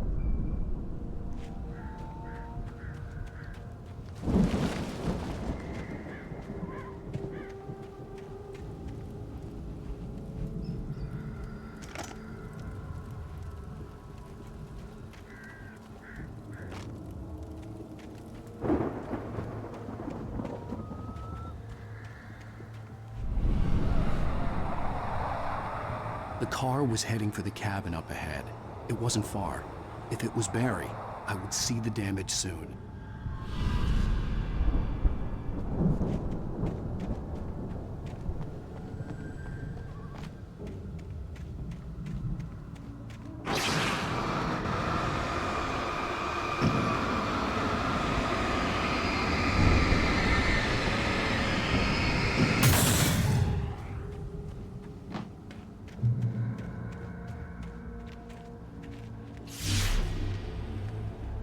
I'm trying to deliver each page to the right time and place.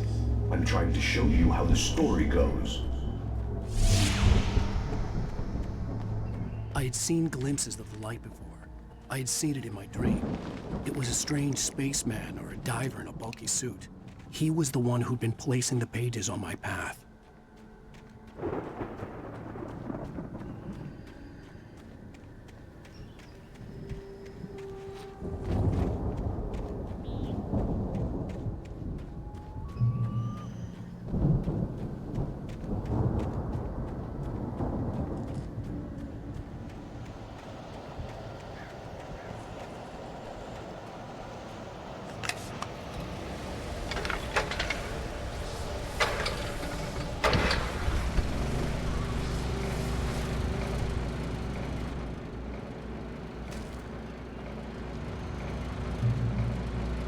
Someone had left a gun behind. Now I had a fighting chance of reaching the farm.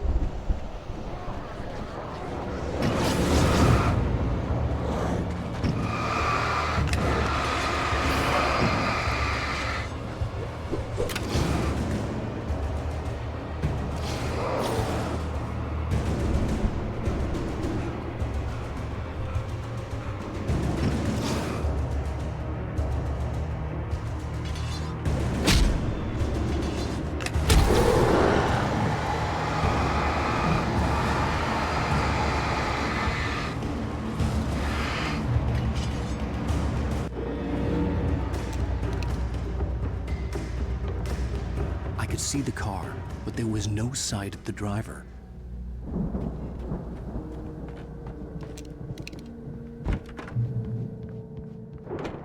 Hello? Anybody here? Barry! No! Danny, you're not! Ah! Please! Ah! What are you? Ah! No! Don't! I'm sorry! Ah! Ah!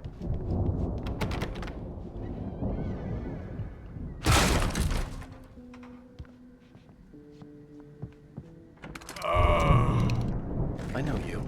You were in jail the other day. I went to the farm again. for the moonshine, you know? It makes you see. They're not gonna miss it. They're in the loony bin. But my buddy, Danny, I lost him. Something's gone wrong with him. It's not him. Like a real bad follow-up to a real good movie. The best friend's suddenly the bad guy. Who wrote this crap anyway?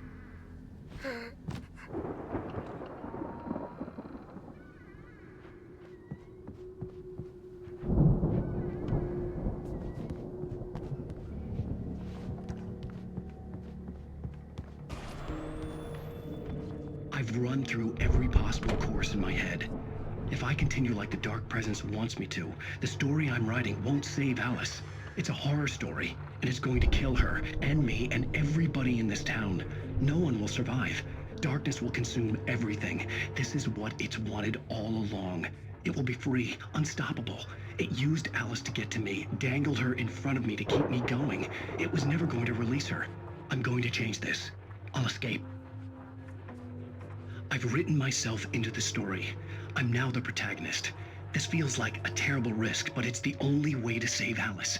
I'll be bound by the events of the story just as much as anyone else who's been woven into it. The story must stay true for this to work. There have to be victims along the way, near escapes, cliffhangers. In a horror story, it can't be certain that the hero will succeed or even survive. He almost has to die. I'll write my own escape into the story next. I need help. Zane's going to be the one who'll help me. I'll make it happen.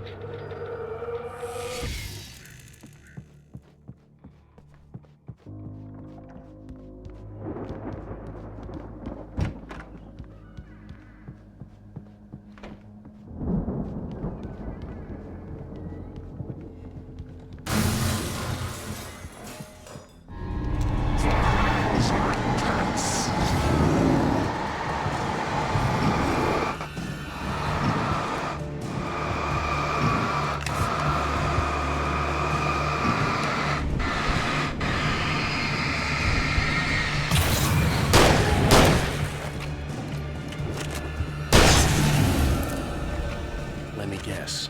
Danny, huh? The front door was locked. The farm was still a good distance away. I'd need a car to get there fast.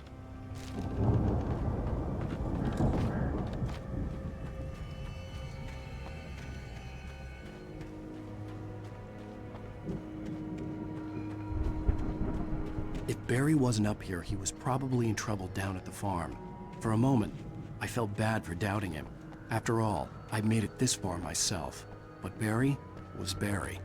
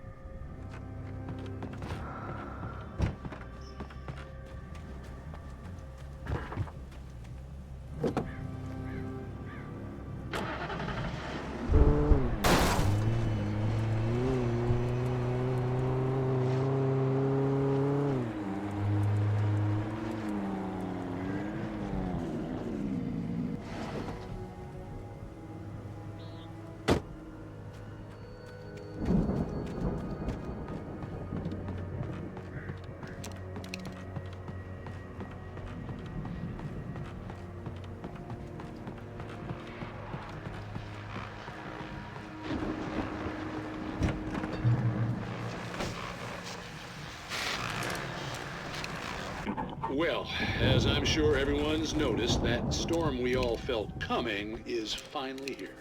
The boys at the Weather Service reckon it'll last until morning at the very least. Pertaining to that, let me read that missing persons alert again. The Sheriff's Department's still looking for a Caucasian woman, 30 years old, slim and blonde with blue eyes. She may be lost in the woods, and it's possible she's been injured in a car accident. If you see her, please make sure you get her indoors and call the sheriff. It's bad weather to be caught out in, so if you see someone in the area who maybe looks a little confused, give them a hand, all right? This is Pat Maine on KBF FM, hoping you're all safe and warm tonight.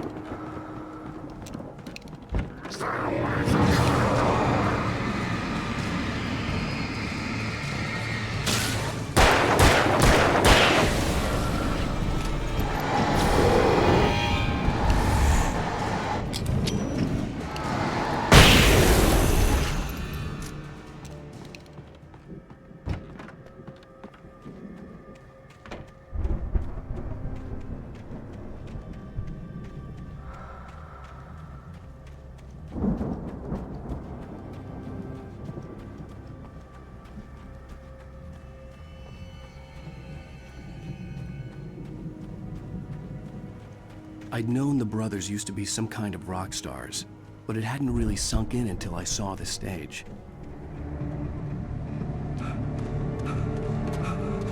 Ow! Run! Incoming! There's too many of them!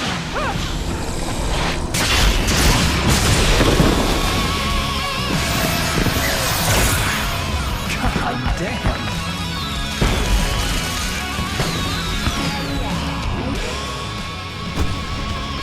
I'm so glad you decided to go it alone, Mr. Bronson. Shut up and shoot!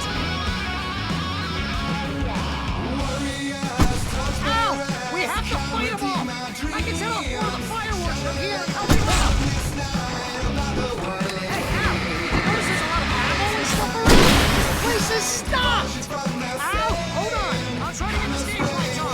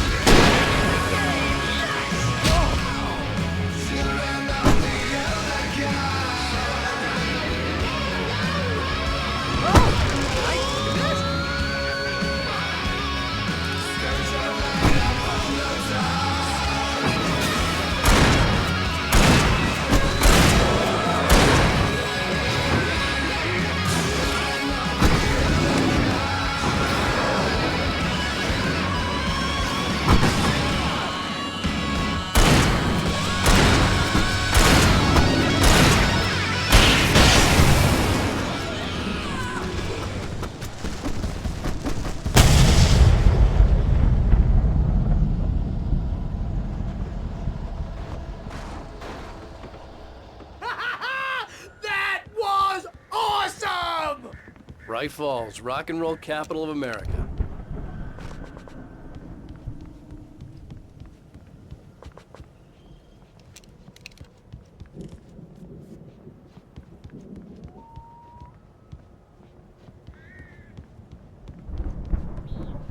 Hey, Al! This way to the farm!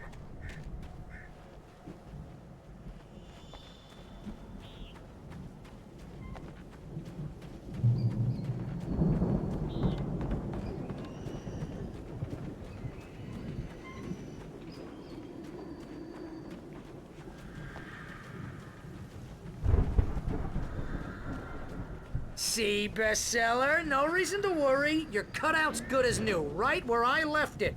I'll come back for it once we have the place secured. Yeah, that's been my biggest worry all this time. We need to get this thing moved out of the way. This is as far as I got, before they ambushed me.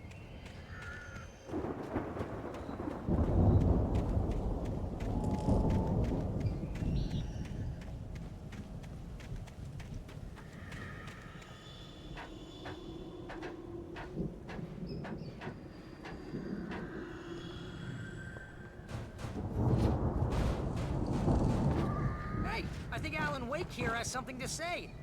What's that, Al? Ooh, I'm Alan Wake. I'm always right about everything. And if I don't get my way, I'll sulk all day long. I'm always intense and moody. It makes me very attractive and mysterious. Right now, I'm just standing here because I need my best friend Barry to carry me. But that's okay. I can just take him for granted. I think I see what you did there. Yeah, it was pretty good. You want me to do my imitation of Barry Wheeler? No? Thought so.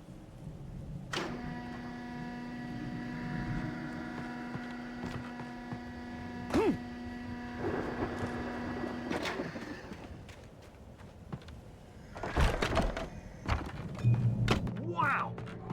You look at that thing, Al! They really went all out with this Viking crap, didn't they?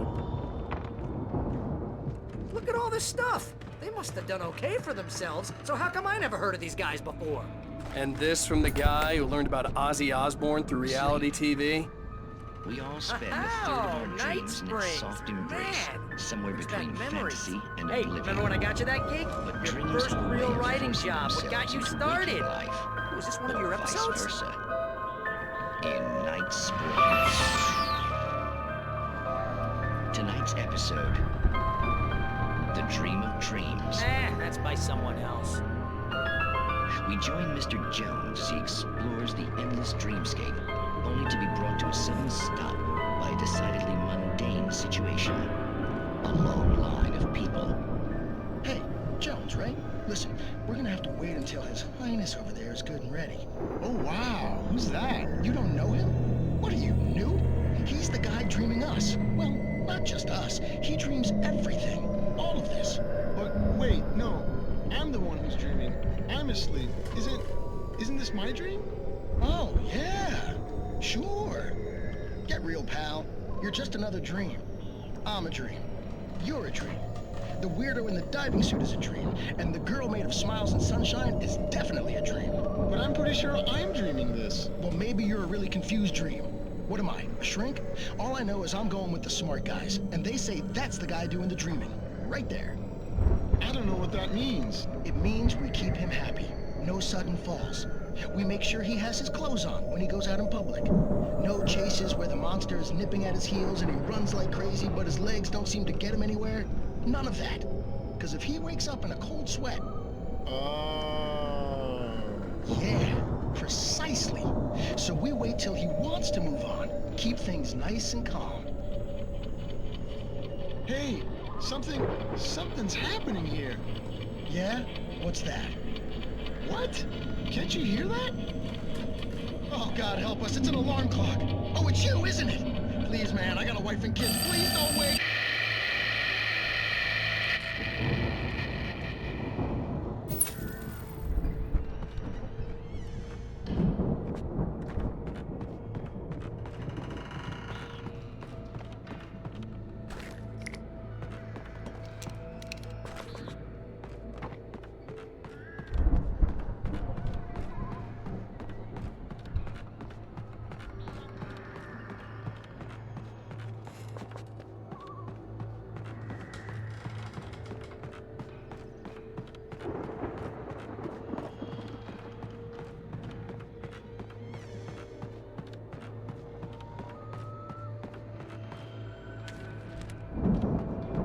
The Viking boat looked imposing, almost like a battering ram.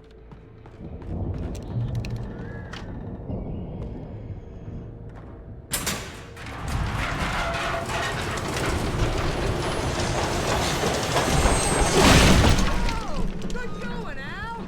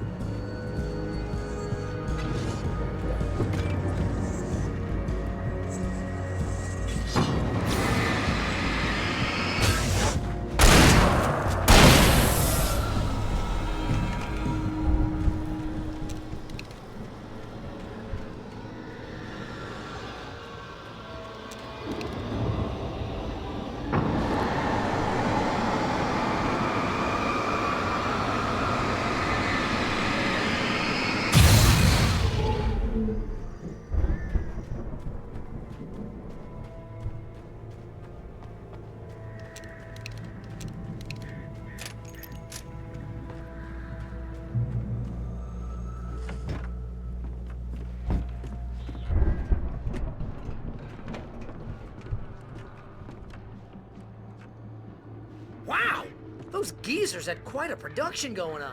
Oh, you know what, Al? If we make it through this alive, I'm gonna start representing them. Yep, sell this stuff online, maybe get a reality show going, release a new single. Good luck with that, pal. Hey, you find us a The way door out of was here, barred okay? from the other We're gonna take side. a closer look at this I'd have stuff. to find another way.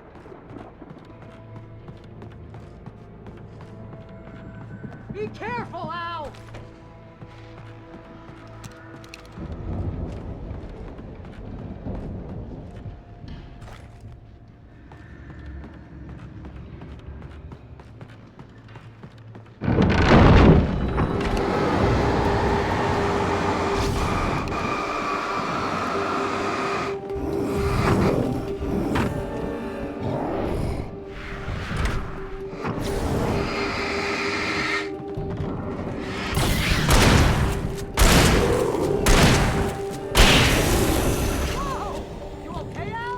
I'm good. Keep your eyes open, okay?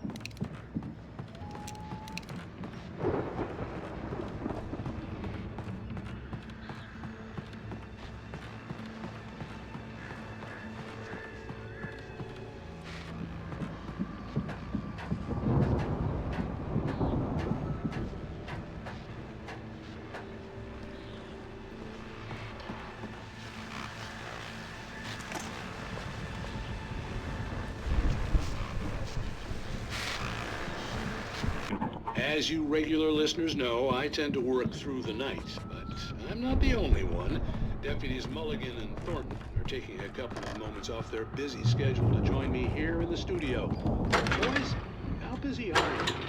Dear friends is almost here, isn't that? I bet that keeps you in business. Pretty busy, yeah. Actually, Pat, we've been real busy with other stuff. Which concerns an ongoing investigation. We can't talk about that, Thornton. I wasn't gonna say anything. I'm just saying we got, other irons to fry. And how would you compare your workload to last year's?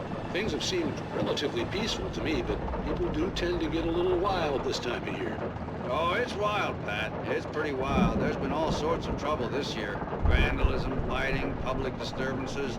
A lot of people gone missing, too. Yeah, it's pretty much the usual stuff, Pat. Just, a lot more of it. Now, is it just me, or does Deerfest get wilder every year? People seem to be more drunk, at least, or they start earlier and younger. Oh, it's definitely not just you, Pat, but... Definitely, Pat. Hey, I'm talking here, Thornton. Oh, shoot, I lost my train of thought. Not just me. Oh, yeah, it's wilder, Pat, but actually most of the trouble seems to be coming from grown men. People who ought to know better, Kids are doing fine this year. Well, that's nice to hear at least. Boys, I want to thank you for stopping by. I'll let you get back to your patrol. Sure thing, Pat. Yeah, sure thing, Pat.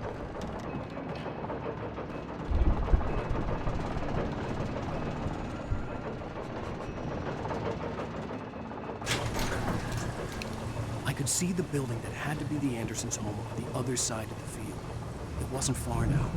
I wasn't worried about trusting the ramblings of two burned-out geriatric wrecks. They had the goods.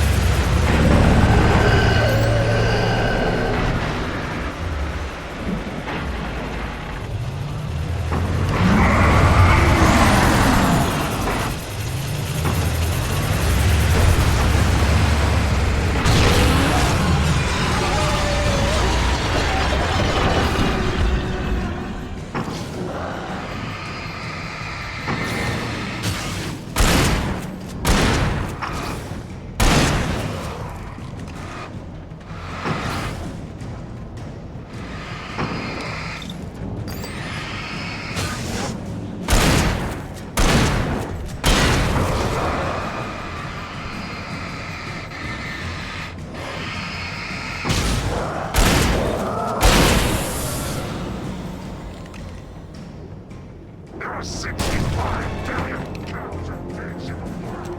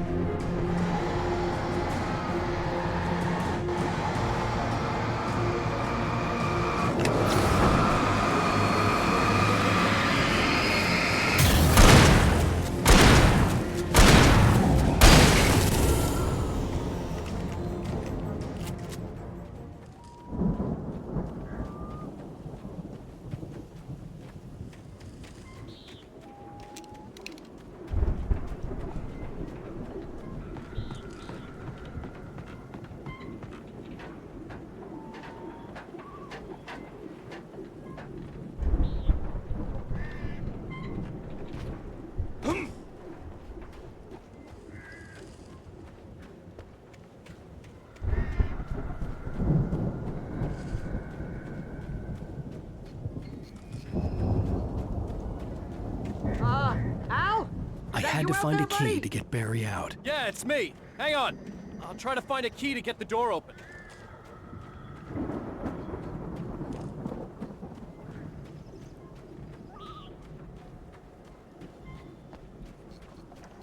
Hey, what's the holdup? Come on, this place is all dusty. You know I got my allergies.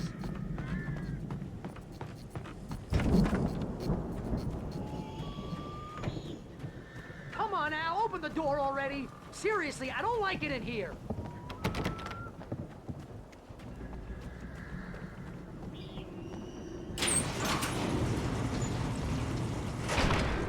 Hey, let's go, man.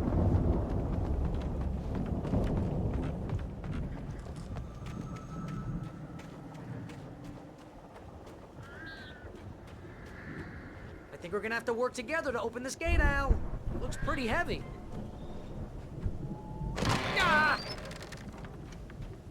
Hey, I think that's the farm on the other side of the field. We're almost there. This farm is a crazy place for crazy people. We should feel right at home then.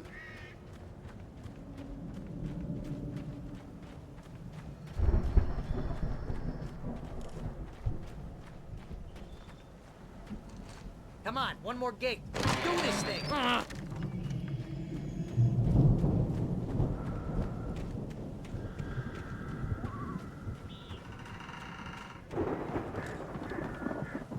The lights are out.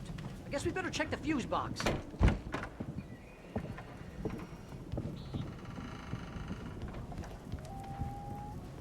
The power downstairs was out, but I was sure I could fix that at the fuse box.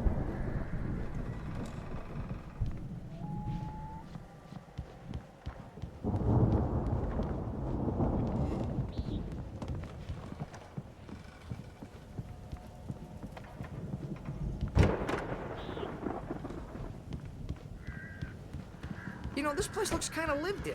I thought the Andersons were in the booby hatch.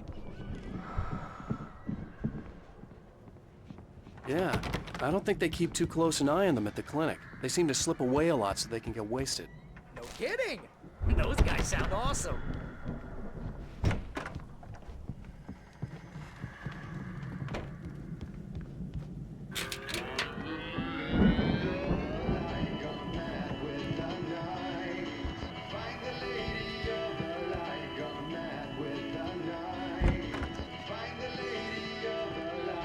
Can you hear that, Al? Music? Of course. We need to find where it's coming from. That's the message the Andersons talked about. That's the whole reason we're here. Lady of the Light? Oh, that's gotta be... what's-her-face? The crazy lamp lady from the town. Cynthia Weaver. Right. Must be.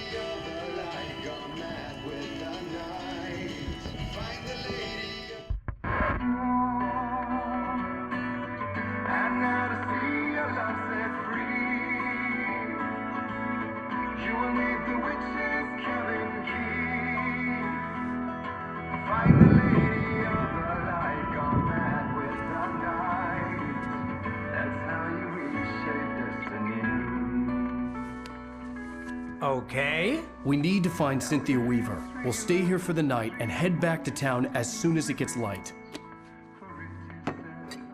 Hey, Al. Lots of hours before dawn. might as well get some rest. And by rest, I mean drunk. Come on, Barry, this is...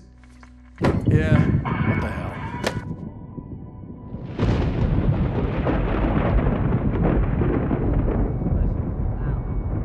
I'm sorry about this. No, seriously, because I know we don't get along, but we're gonna find her, right? Even though you're a crazy bastard, I'm gonna stick by you, no matter what, ever, Al. Sure, like a brother. I'm a writer, goddammit. Correct. If I just wanted to, I could write 10 books a year. And they'd be the best books that year. No, you couldn't. That's right, I couldn't. But I could, because I'm a writer. What? What do they put in this stuff? I feel like my brain is coming out of my nose. I'm gonna get the recipe off those coots and be a booze millionaire. I just miss her, Barry. I just want her here with me. I know, Al. I know. It's gonna be okay. We're gonna make it okay.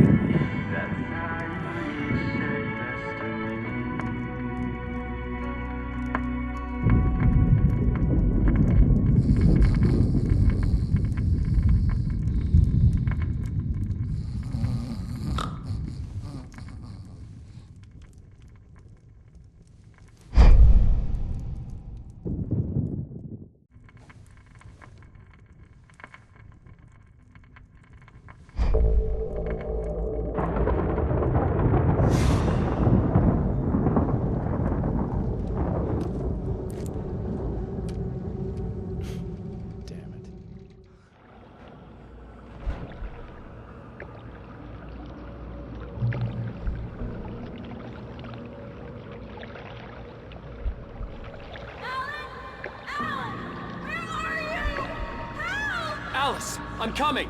It's all right. I'm coming. It was a crazy drunken dream, and yet it was more than that. It was the truth, a suppressed memory unearthed by the Andersons' moonshine. I was there, an out-of-body observer. This was the night Alice and I had arrived at Bright Falls, the night Alice had disappeared. I had a chance to find out what had happened. I remembered being surprised to see the cabin dark. Alice would have never turned the lights off. Alice!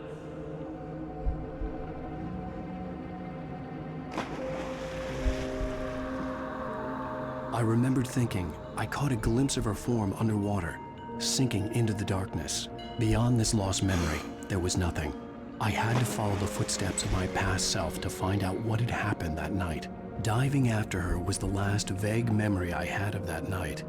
After that, the next thing I could remember was waking up behind the wheel of the crashed car and finding the first pages of the manuscript.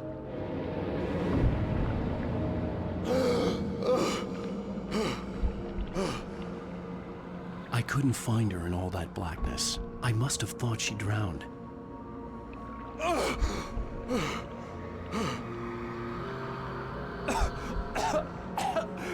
Alice!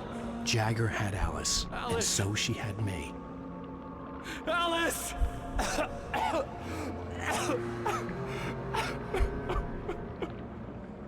I'd been easy prey.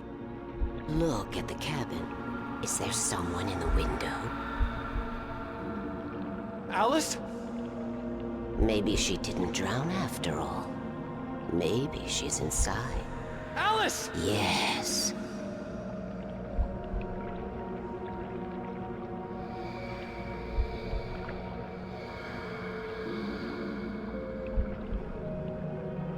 The dark presence had touched me. She had dug her nails into my brain and used me, made me her puppet.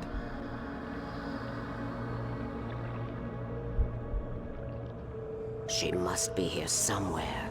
Maybe upstairs in the study. Alice! Yes, that's where she is. You can apologize.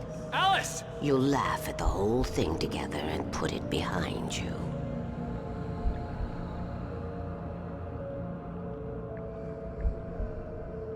Alice? She's not here. You were foolish to think so. No, she's dead. She drowned. No, no, no! It's your fault your wife is dead. You are guilty. All she wanted was to help you right. You killed her. Oh, hush. There's still hope. Cauldron Lake is a special place. Here, you have the power to change things. She wanted you to write. I will tell you what to do.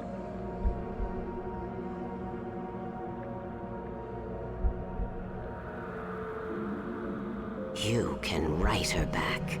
The story will come true, and all will be well again.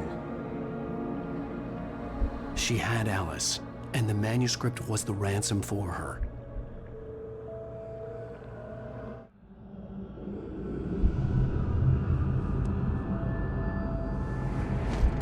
Yes. All right. I'll fix it. I'll bring her back.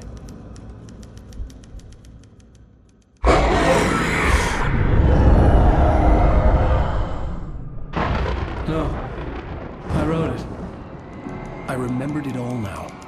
In the dark, I'd written for days, a week, almost a complete manuscript of a novel entitled Departure. Jagger had been my editor, whispering in my ear, making sure that the unfolding story would make her more and more powerful. I thought I was saving Alice. Even with the cobweb she put in my head, some part of me had been aware enough to write my escape into the story, to bring a light into the cabin to release me before I could finish, to interrupt the horror story before the ending, where darkness consumed everything and everyone. Zane was weak and far away, but I had written him into the story, and his light had been enough to set me free. It isn't here now. I'm here because it was written. I brought the light to set you free. You must hurry. It will know I'm here. It will be back soon. It stole the skin of my Barbara a long time ago. She looks so old.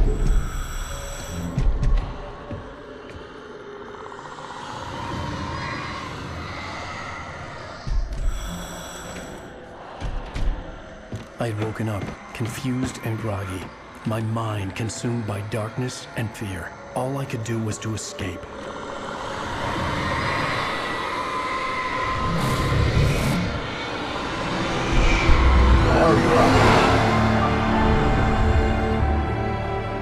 The week spent in the cabin had taken its toll.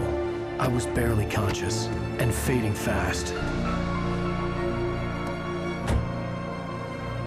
It had to have cost Zane terribly, thrown him even deeper into whatever dark place he now haunted.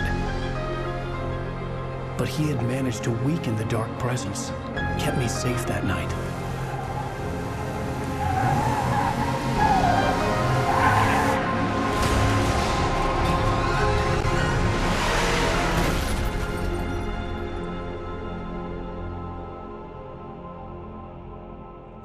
I wrote it.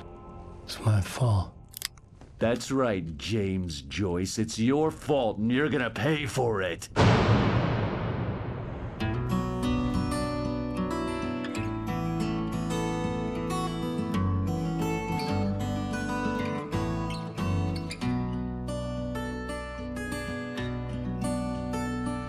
There's an altar wrought with mystery of Tom the poet and his muse, and a magic lake which gave a light to the words the poet used.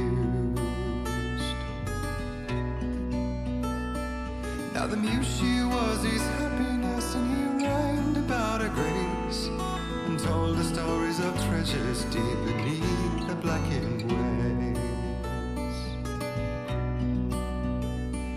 Till in the stillness of wonder, and still in its misty crown, the muse she went down to the lake, and in the waves she drowned. And now to see your love set free, you will need the witch's cabin key. Find the lady of the light, gone mad with the night. That's how you reshape destiny. The poet came down to the lake to call out to his dear.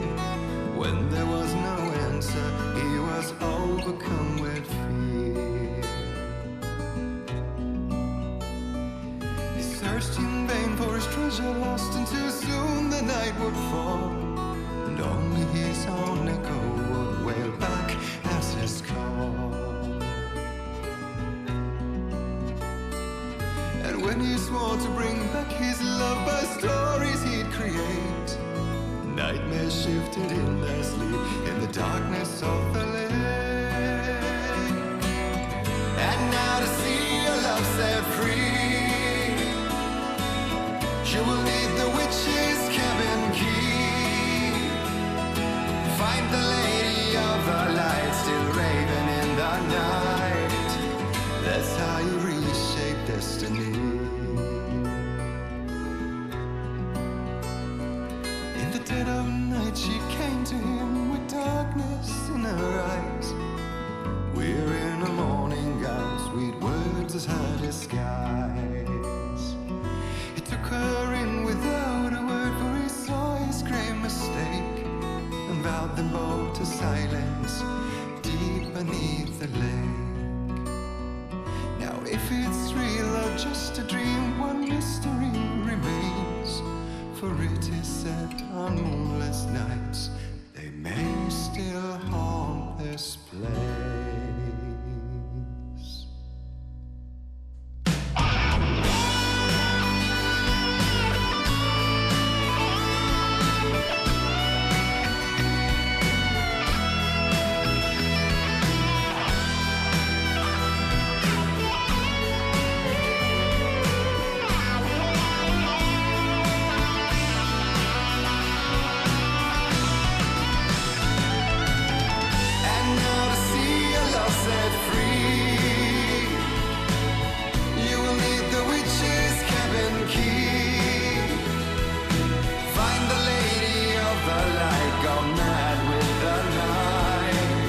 That's how you reshape destiny.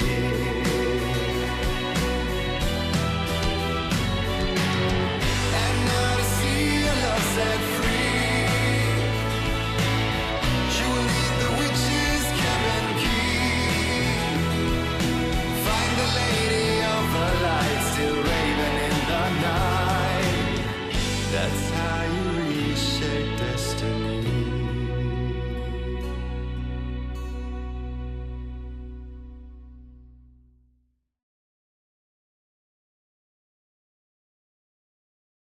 Previously on Alan Wake. Under the influence of the dark presence, I wrote a horror story that is coming true. Jagger had been my editor, making sure that the unfolding story would make her more and more powerful. Some part of me had been aware enough to write my escape into the story. Together we can create something absolutely wonderful.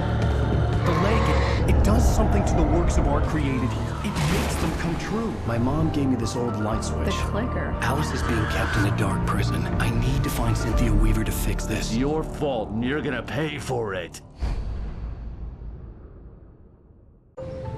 Well, we're expecting a record crowd from the neighboring counties. Naturally, we hope to break the record set by last year's Moose Fest in our neighboring town, Watery.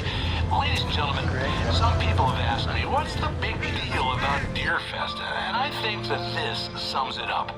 It's about friendship and community. We've got a great party coming up, but let's try to hold it in until tomorrow and get through the night in one piece, all right?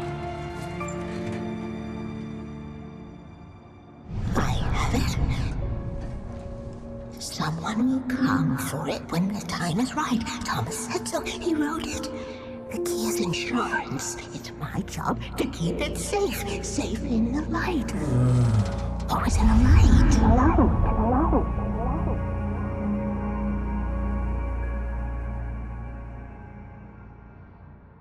All the manuscript pages were gone. The FBI agent had taken them. I think my tongue just took a crap in my mouth. Ugh. Oh, wait, we're in jail now? Al. Al, this is not good. That about sums it up.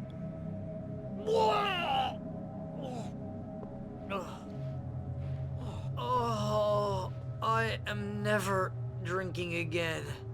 I need to talk to Weaver. She's the one in the song. The Lady of the Light. What, the crazy lady? Ugh, whatever you say, Al, but we're stuck here. They're not gonna... even interviewed Wake. I had some reading to do first, Sheriff. And let me tell you, It was an interesting read. Well, I've got you now, Raymond Chandler. It's all here. All the evidence, including conspiracy to murder a federal agent. There's no way you're walking out of here. You hear me in there, Bret Easton Ellis? Huh? Agent Nightingale, I want to talk to your superior. Well, we all want things, Sheriff. I wanted my... Look, that's not possible right now. Agent Nightingale, I insist.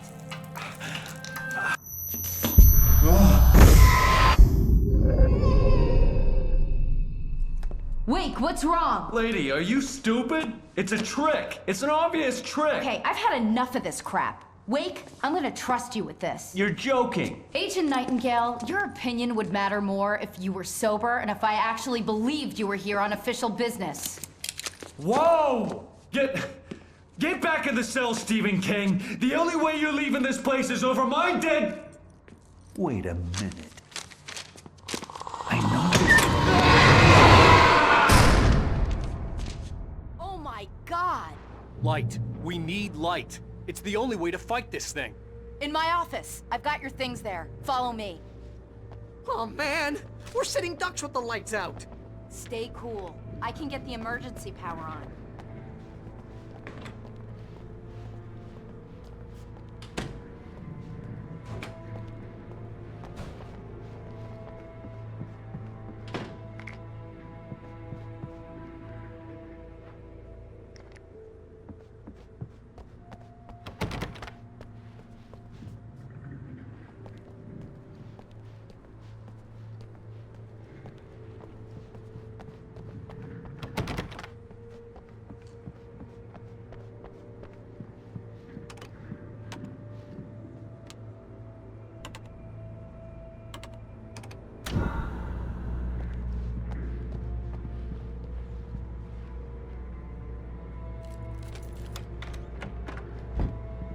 Here are your things. Wake, what do I need to know? What do you need from me?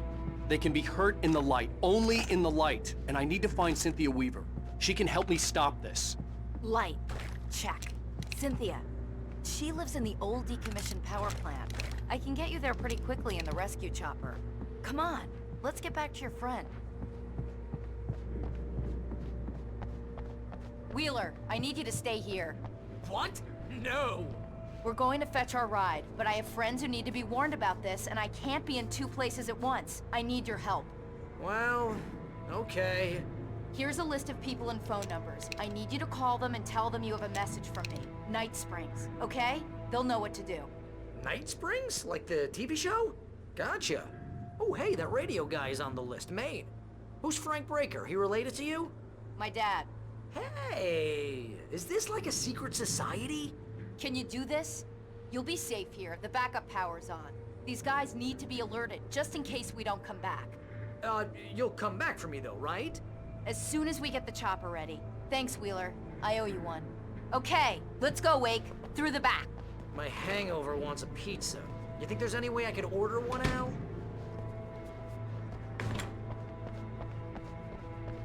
Hello, Mr. Breaker. This is Barry Wheeler. Yeah, I know it's late, but listen, the sheriff, Sarah... Oh, hell.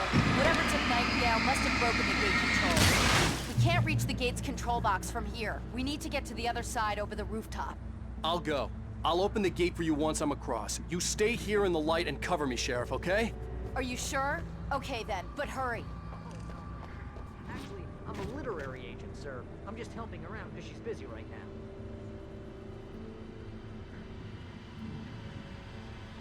Well, the one you'd most likely be familiar with is Alan Wake.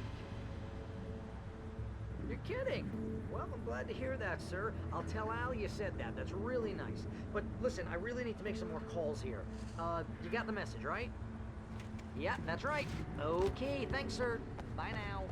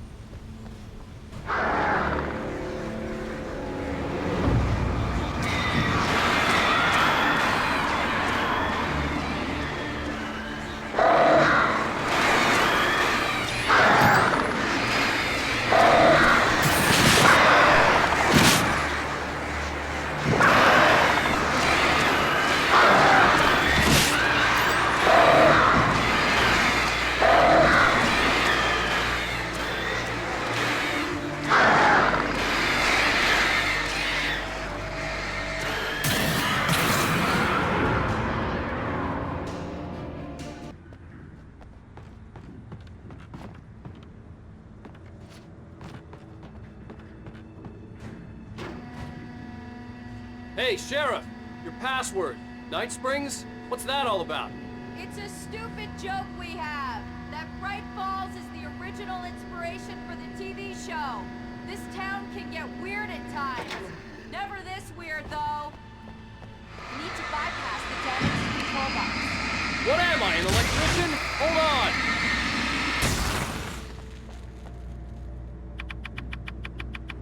Ah, damn! That's smart. Good job, Wake. Okay, stick close. Our first stop is the town hall. The keys to the chopper are there.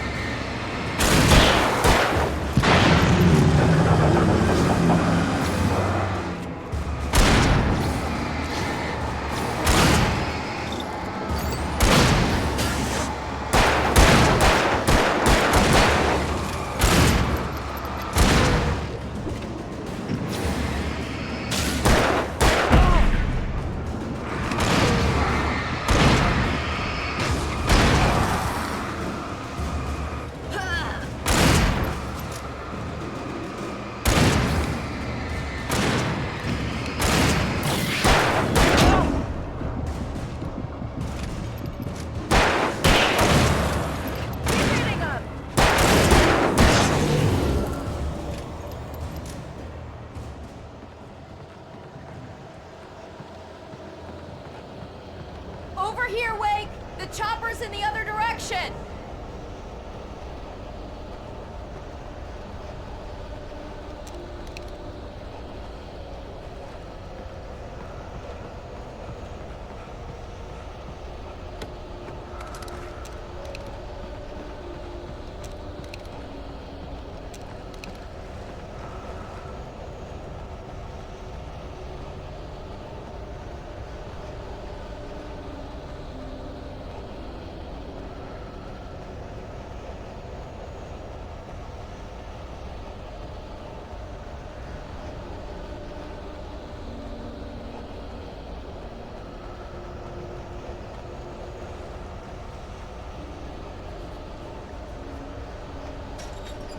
The air smelled of fish. This was Bright Falls industrial area. There was probably a cannery nearby.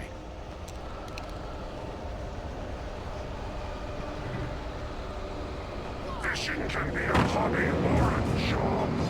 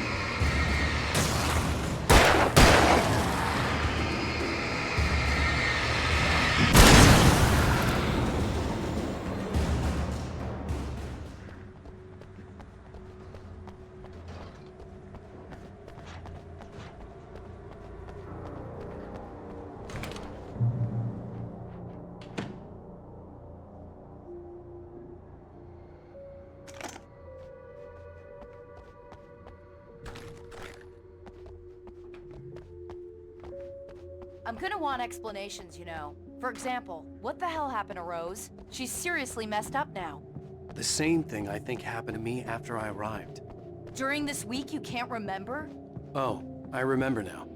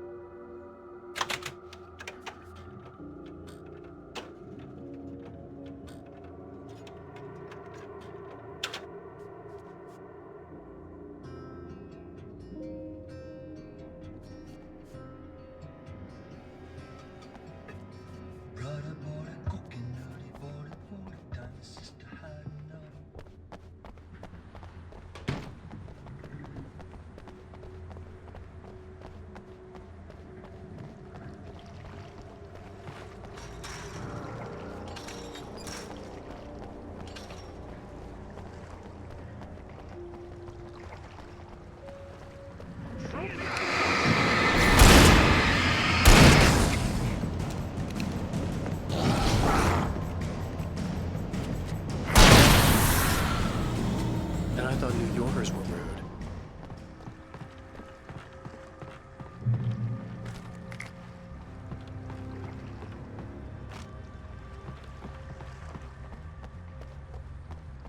You have the right to remain silent. Understand these rights.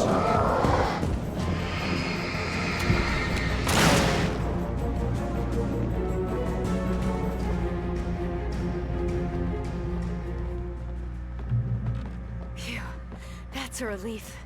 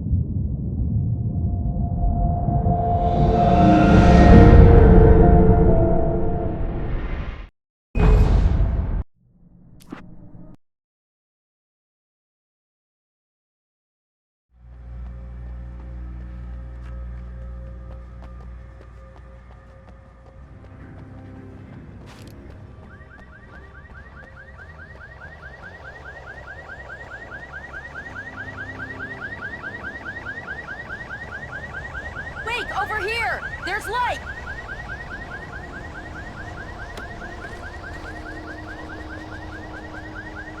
I have a key. Watch my back, Wake.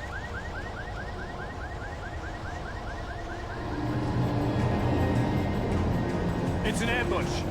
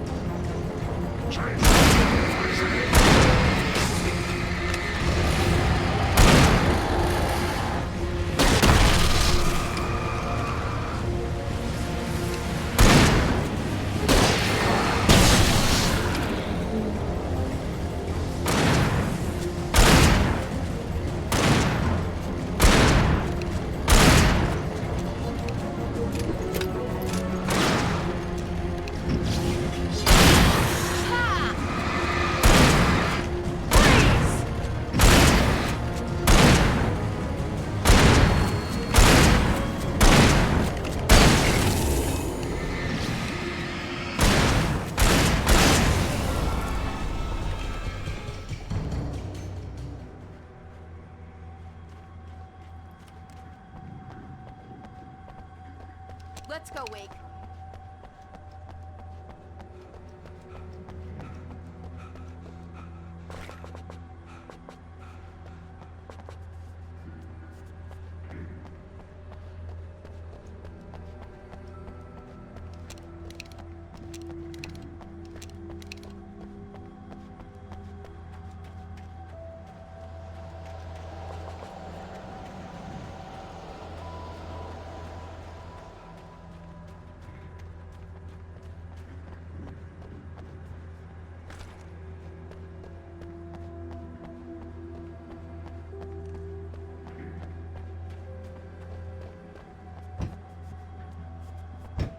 Okay, someone's messed with the fuse box here, but you should be able to jury-rig it while I find the keys.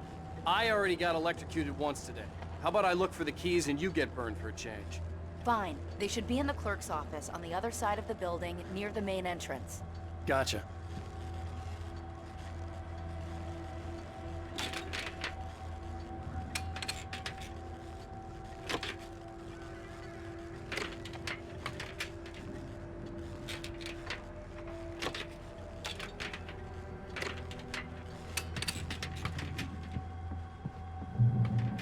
The keys aren't upstairs, Wake.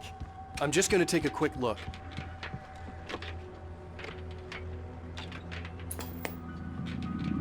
Freedom. A fusion of vigilance, conscience, and uncompromising clarity of vision. A need so fundamental, it permeates our very being. And yet, a man may be brought to his knees in a single heartbeat. In Night Springs. Tonight's episode, taken in his prime. For young Manny, the night hasn't been kind. He's a marked man, selected for a lifetime of servitude after answering an ad in the newspaper. But first, a little field surgery is required. Well, well, look what I found. Please, no! Yeah, I think you're just about ready for it. Best if you don't resist this, kid. I gotta beat it out of you. What? I don't understand. What did I do? I just wanted to get a job in the service industry. Wow, you're gonna serve all right. No! Please! There it is! It's coming out now. Right between the self-esteem and the childhood traumas. What are you doing to me? It's Spider-Man. There, I got it. Believe me, kid, this free will thing is more trouble than it's worth.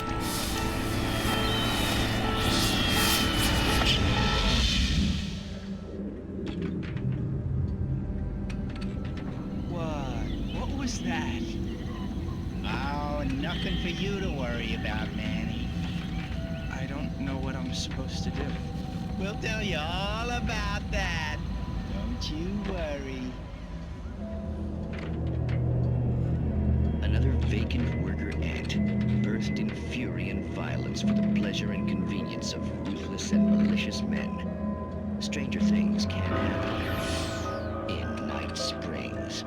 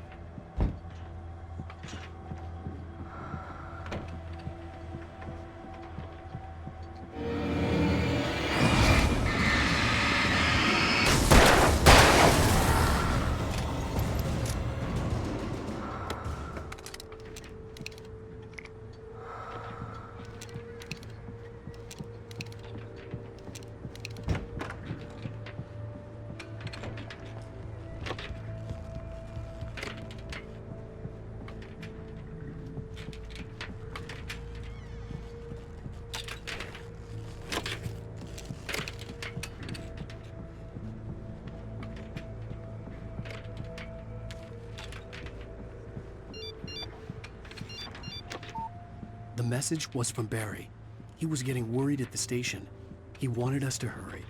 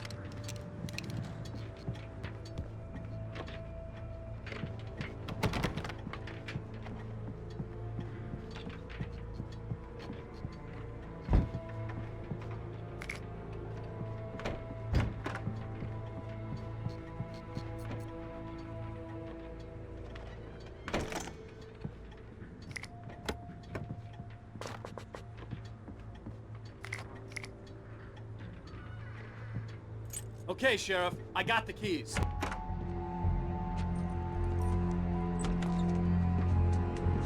Barry? Why isn't he inside? Oh God! Oh God!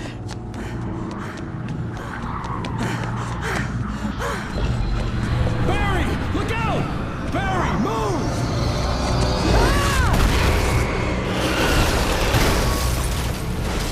Barry! He made it inside, Wake. He's okay.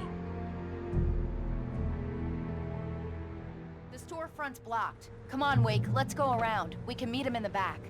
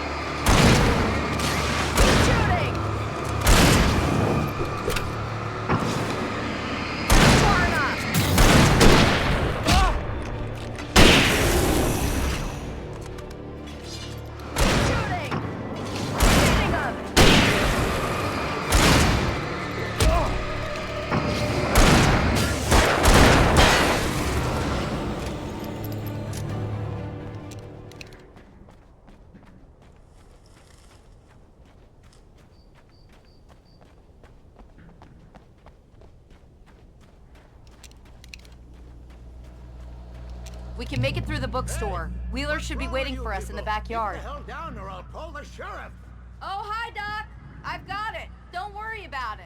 Sarah, about time somebody showed up. All this shooting in the air is idiotic. One of these days they'll kill somebody. And over Deerfest. I know. Go back to bed. He's got a point, Wake. Look, this town can't take this. It's me they want. The sooner I get out of here, the sooner you can all get back to life as usual. I hope you're right. Come on, let me get this door open. Wait, you got the keys to the bookstore? Perks of being the sheriff. A girl needs to get around.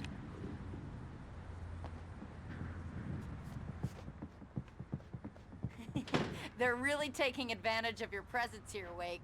I heard they're selling a lot of your Alex Casey books. Right now, I'm not a big fan of my own writing.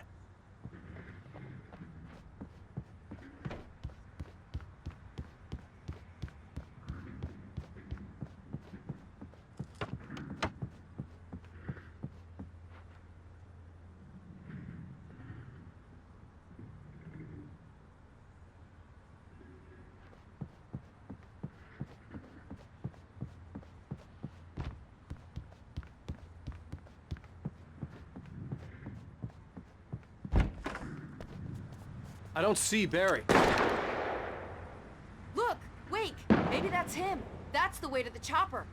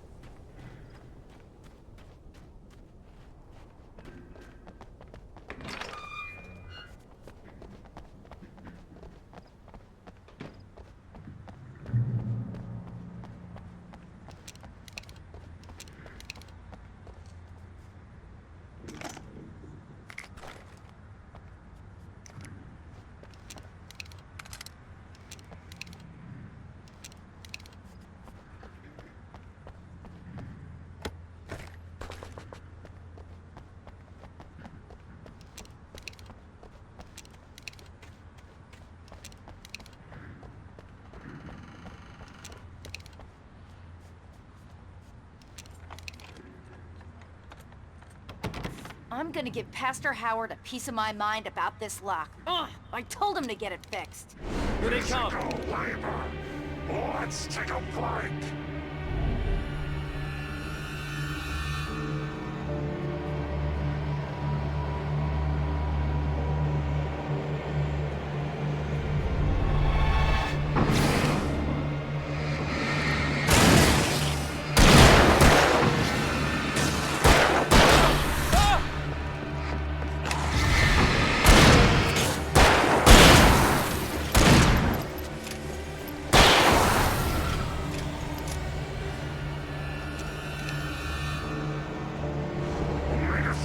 Fatty acids are good for your heart.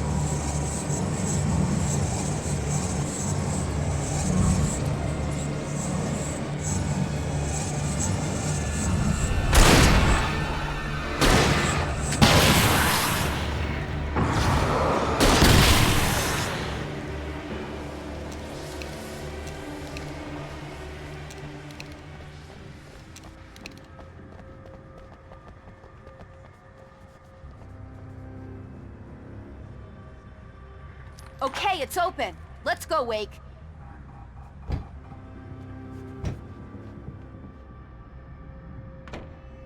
Wow. We keep them lit all night long on the night before Deerfest. Why? Well, it's tradition.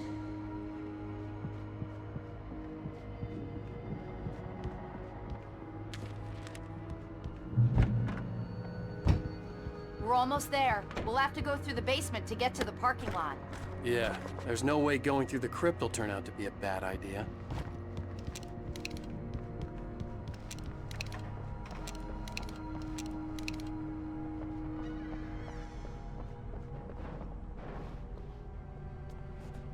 You have the right to remain silent.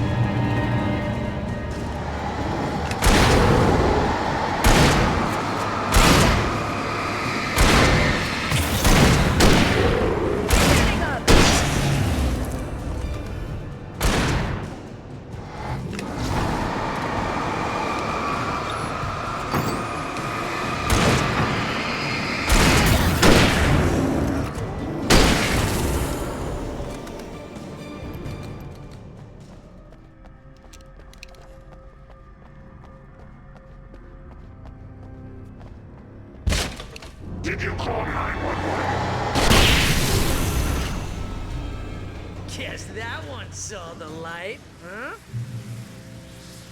You didn't like that one?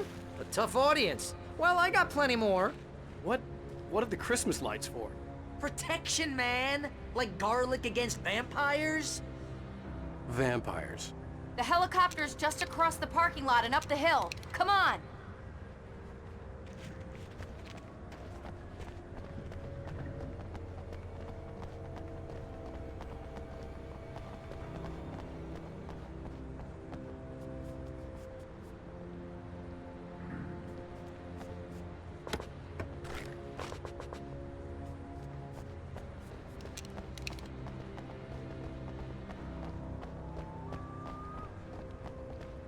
The Bright Falls General Store is now my favorite place in the entire world. See this headlamp? It's like a superpower. I can just look at one of those things and they die. It's my flaming eye of Mordor. I wish I didn't say that. Yeah. Hey, I want a headlamp. Last one. Bastard.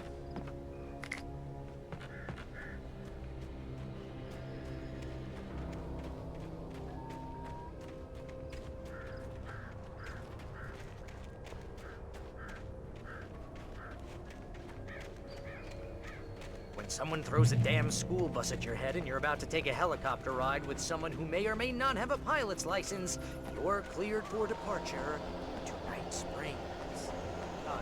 No offense, Sheriff.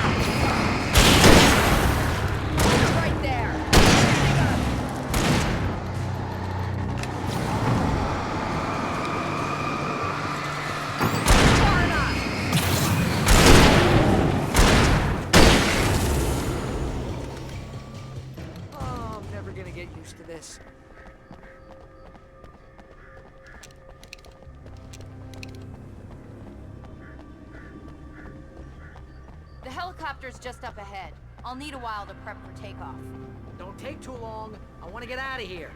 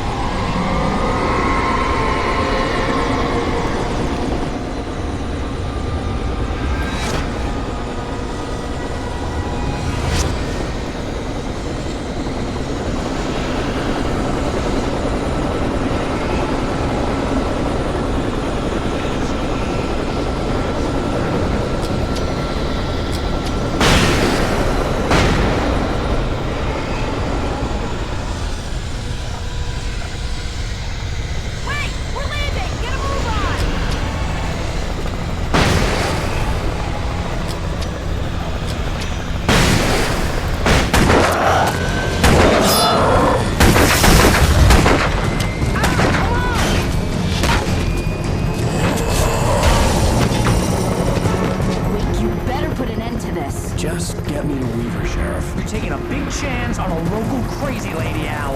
I hope you're right about her, or we can kiss this town goodbye.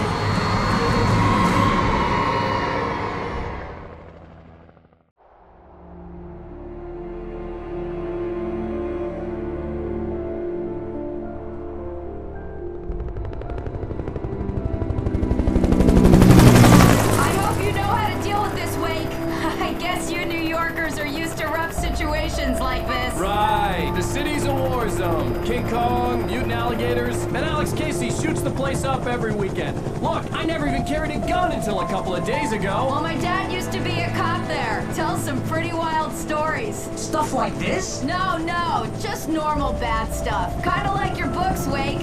I used to tease Dad that he was just like Alex Casey. You've read me. Oh, sure. You're a pretty good writer. A little heavy on the metaphors, maybe. Nobody's ever said that before. We're coming up on the power plant. See the lit building over there? And that's the dam further up the river. I can't land here. I'll take her down the road across the river. Just get me there, Sheriff.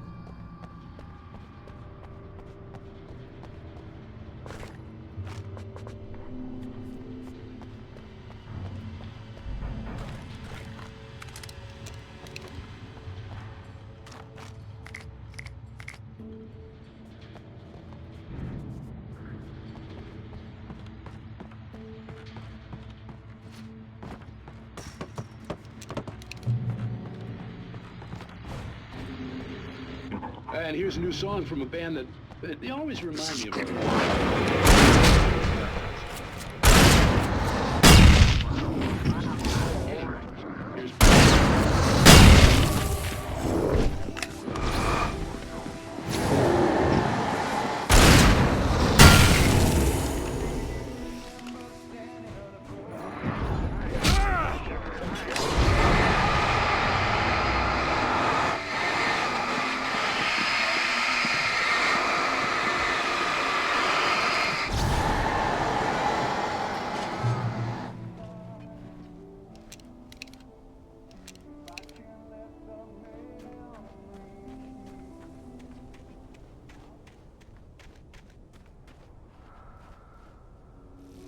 The power plant glowed in the night.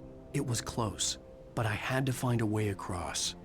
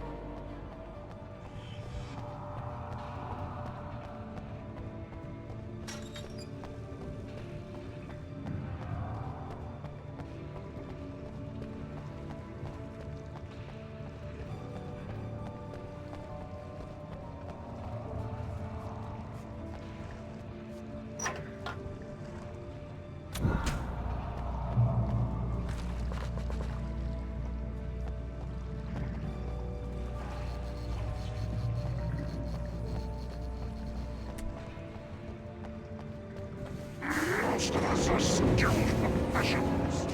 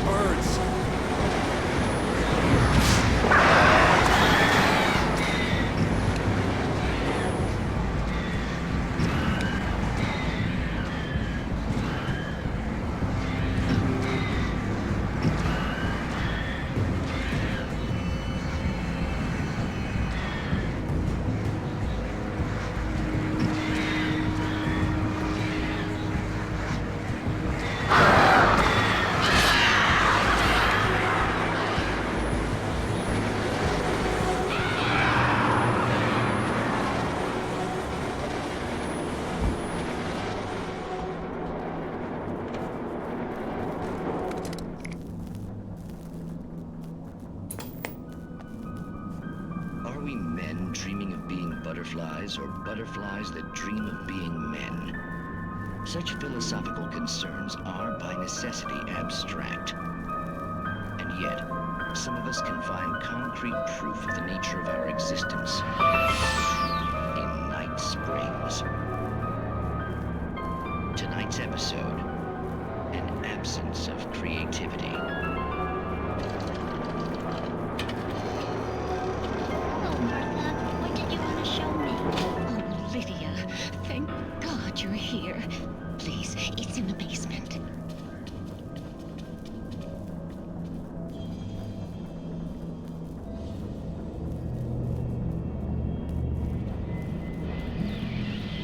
Oh, Martha. Oh, that's amazing. Isn't it just? I found it here this morning.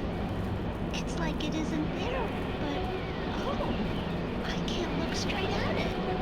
Yes, I'm sorry.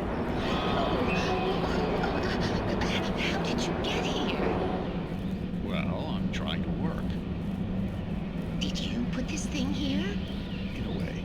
To be more precise, I put everything here but that. Really? But what is it?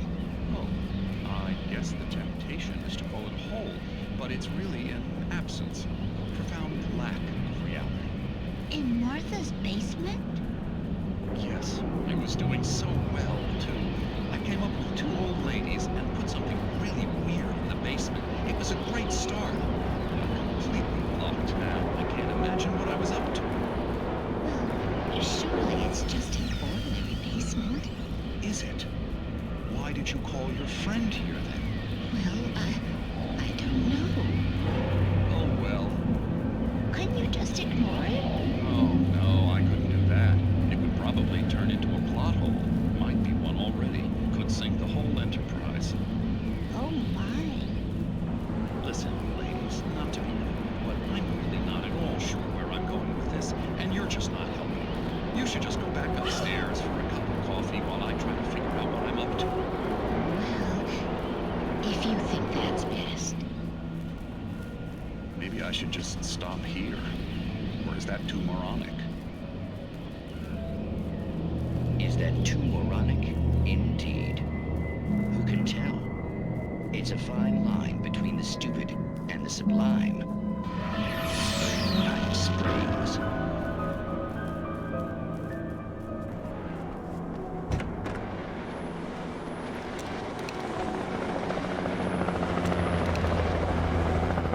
We managed to lose the flock. You're almost at the power plant. Keep going. I'll give you support.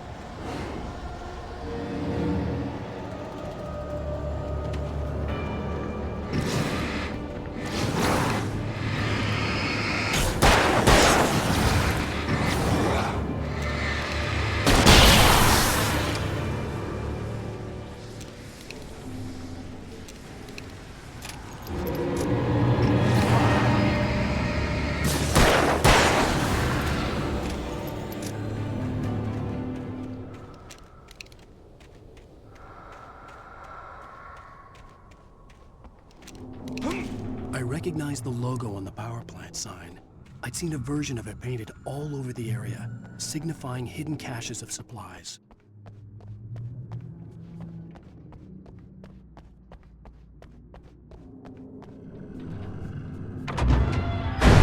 Hold it right there! Miss Weaver! Cynthia! I'm a friend! Prove it!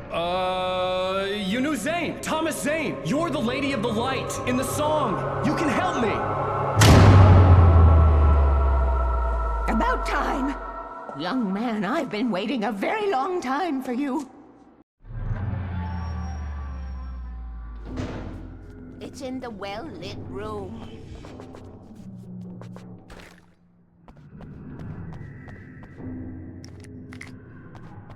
Excuse me? What you'll need to drive the darkness back. The well-lit room is at the dam. I built the room to keep it safe. Will it help me find Alice? Will it get me back to the cabin? Fine, let's go. I can get my friends to come back with the helicopter. Oh, we won't go outside. Never at night. That's rule number 1. You've been breaking the rules, young man, and where has that gotten us, No, I have a secret route, a lit route, an old water pipe. Something was damaged at the transformer yard. It's draining all the reserve power. Without it, the pipe will go dark. The power to the yard must be cut. Let me guess. You want me to do it? Young man, you're the one who likes to break the rules. I can't be outside in the dark. The kill switch is outside.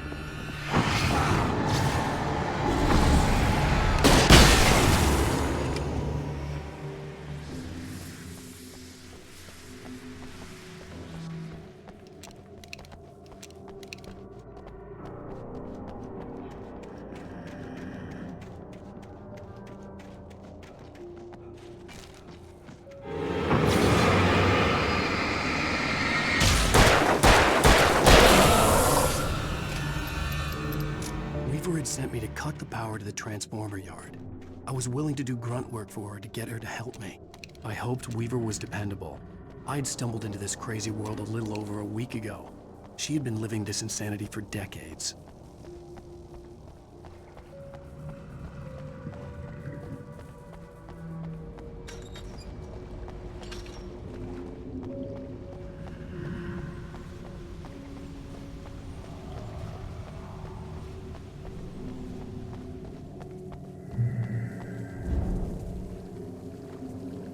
I could see the kill switch that would cut the power to the transformer yard.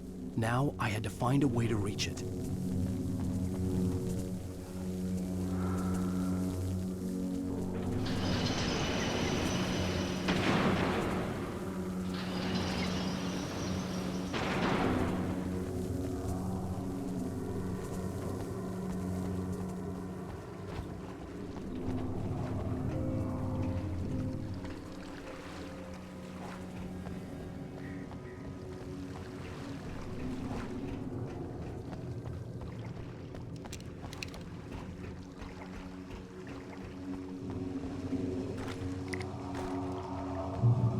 Designs these things.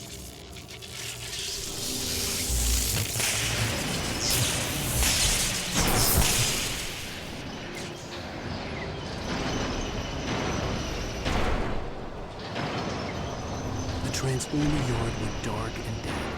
Weaver's water pipe passage should now be good to go.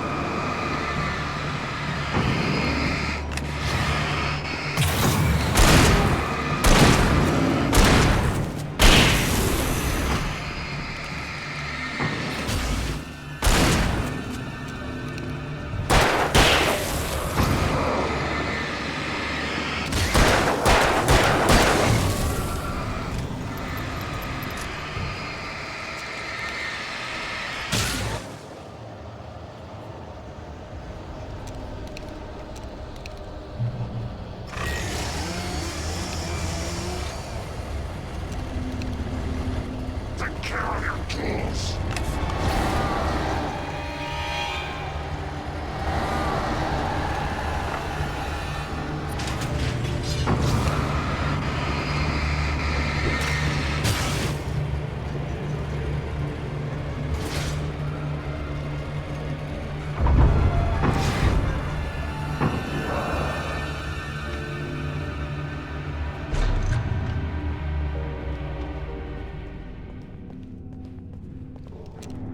This way, young man. Follow me. Come, come. The pipe's empty now. We're ready to go. This way. We need to go. I knew them both, Tom and Barbara. I had such a crush on him. Such a beautiful man. I was jealous. There was a part of me that was maybe a little glad when she had the accident. And then Tom started writing and woke the darkness up. He tried to bring her back, but you can't do that. There are no free rides like that. I'm starting to realize that. In that case, young man, perhaps you're a smarter man than Tom was. The witch looked like her, but it wasn't. Barbara was sweet. He didn't understand until it was too late. He tried to undo it, wrote himself, her, everything he'd ever written out of the world. Oh, he was so famous. And afterward, no one knew. Oh, Tom. He left only one thing behind in my care, in case it happened again. Insurance. He trusted me. Or perhaps used me a little. Tom knew how I felt. Knew I wouldn't refuse him. I built the well-lit room and put it there. It's been waiting for you.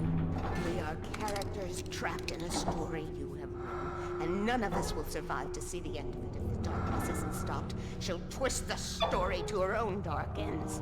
How do you know all this? Tom, that's the way he wrote it. He still talks to me, you know, in television, from beyond, from below. We have both been touched by the darkness, young man. He saved us both with light, but the darkness stays with you. Leaves a stain. This pipe will take us directly to the well-lit room. Okay, I need to call my friends, tell them where we're going. Hello? Al! Barry, we're headed to the dam in one of the pipes. Meet us there. Okay, I'll tell Sarah. It's Sarah now? Whoa! No! For the sweet love of... Barry! Barry! We gotta go see if they're okay. They're probably dead. You must reach the well-lit room. This is no time to be a selfish idiot. That's my best friend!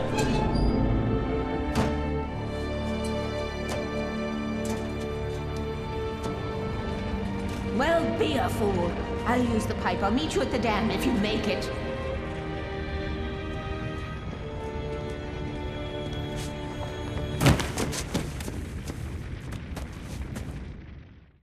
At least I didn't have to worry about her.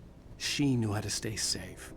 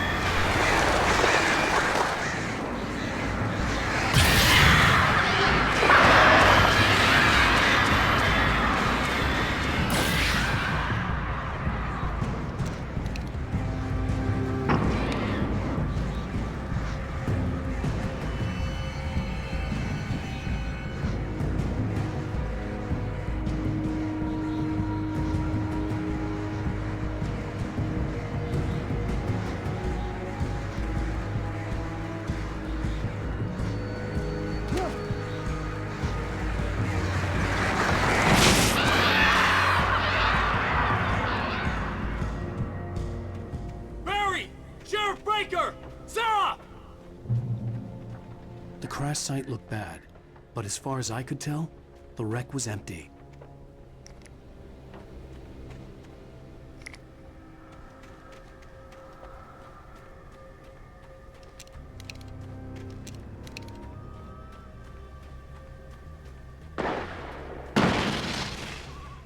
Barry!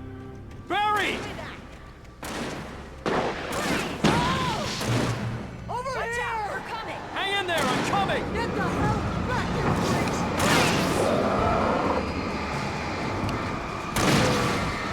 Hands off!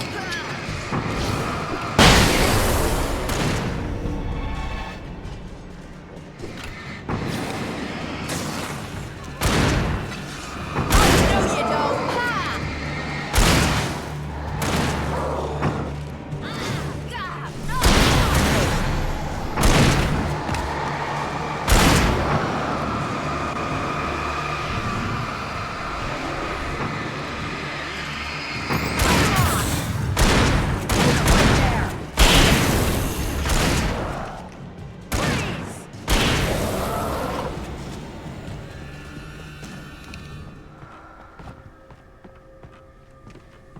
You know when to make an entrance, Wake.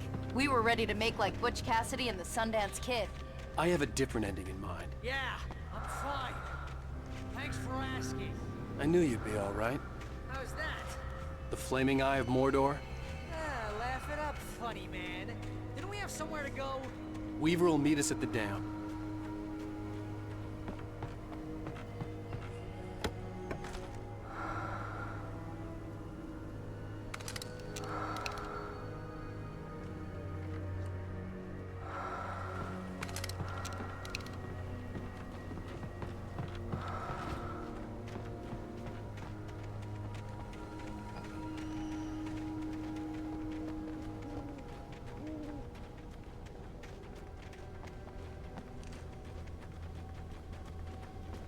When you spend most of your night running uphill while a crazy bunch of demon hicks try to take your head off with an axe, you know your helicopter crash landed in Night Springs. Ooh, I should have kept that gym membership. You see those lights? That's the elevator we need to take.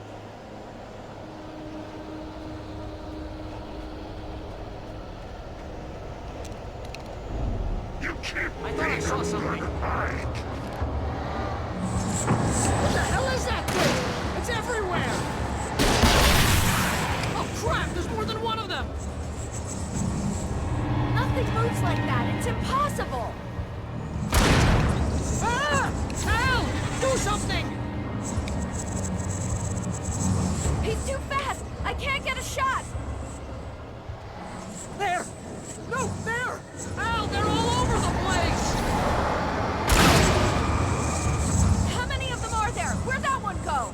Ah, this can't be happening!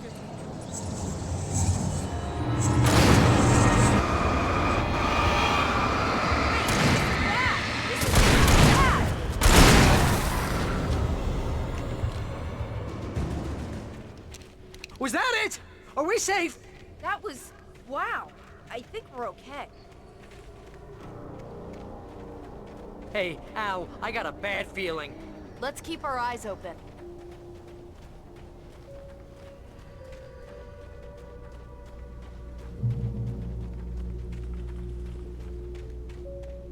Let's take a break, huh? This is a bad idea. Wait, I call don't the wanna regret elevator. this. I'm keeping watch. I think I hear something moving around.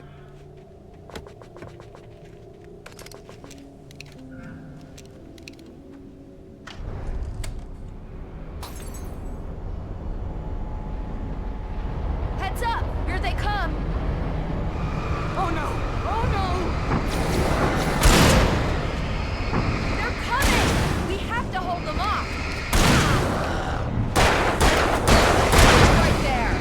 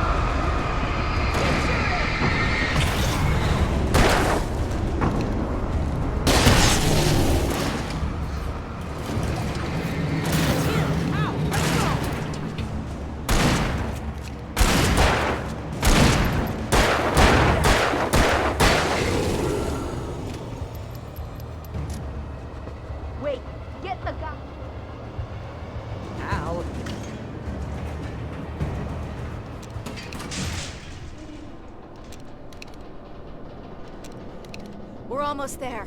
There's an entrance into the dam at the top. What's the plan, Wake?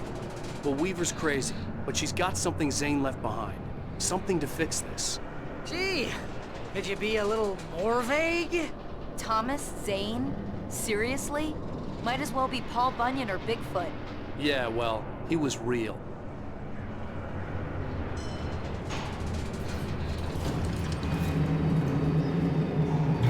Let's be careful, okay? Oh, jeez, I hate this. Okay, Wake. There's a button over there that opens the door.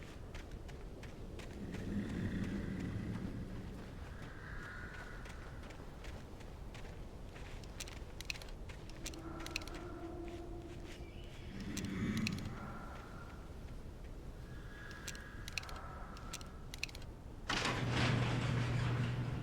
think something's broken. Hold the button down so we can get in.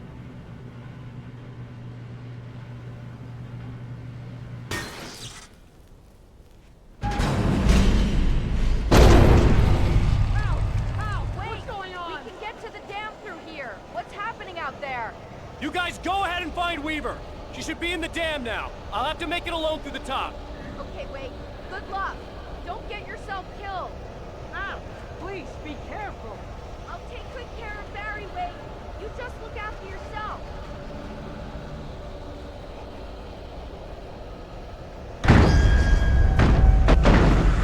You gotta be kidding me.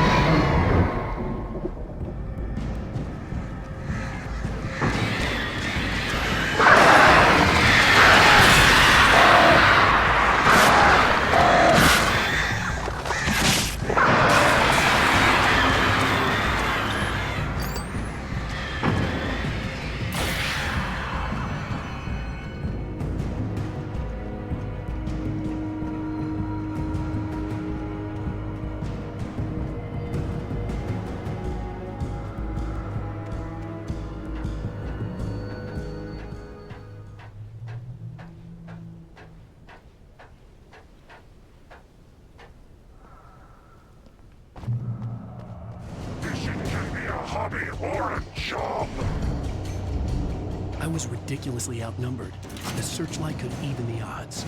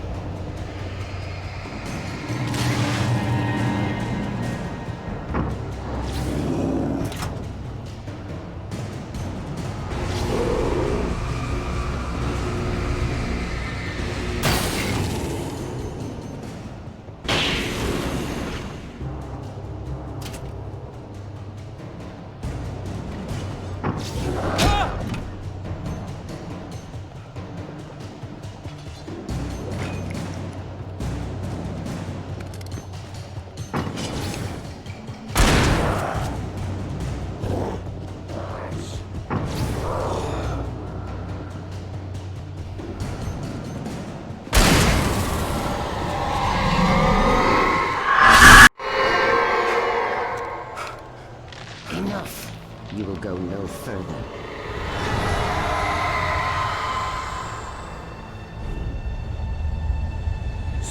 Stop now.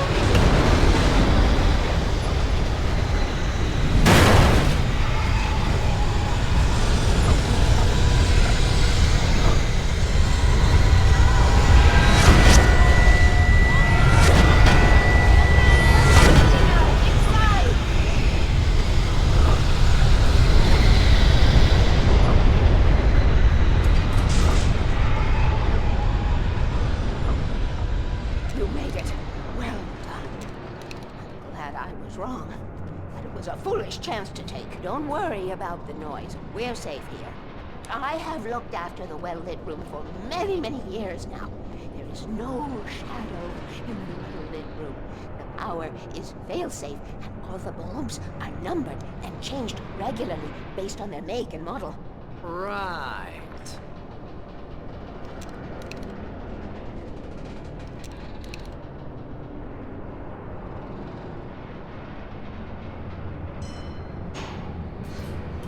There's an old army base at Raincoat Point, north of here. It was active during the Second World War. They operated here back then. They must have built this.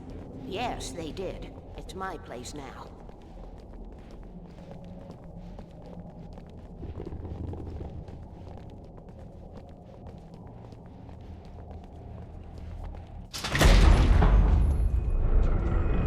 Take it, and I won't need to worry about the room anymore, because 6 and 33 and 118 need changing soon, and I don't want to climb up the ladder to change them because it's very late, and I'm tired. And if you take it, I won't have to do that anymore. The page was autobiographical, a memory from my childhood. But I didn't write this. It was a page written by Thomas Zane. None of them were supposed to exist anymore. Alan, 7 years old, would fight sleep to the bitter end. When he did sleep, he soon woke up, screaming, the nightmares fresh in his mind. One evening, his mother, sitting by his bed, offered him an old light switch. She called it the clicker, and flicking the switch would turn on a magical light that would drive the beast away. To imbue the talisman with all possible power, she added that it had been given to her by Alan's father. Alan never knew him, and anything of his took on mythical proportions in his mind. With the clicker firmly in his hand, Alan finally slept like a baby. Now, almost 30 years later, Alan thought of this as he stood on the rim of Cauldron Lake, the clicker in his hand. He took a deep breath and jumped. My mind swirled. I'd given the clicker to Alice, yet it was here. Zane had written it into existence in a story I had written. I can get to her now. I can finish this.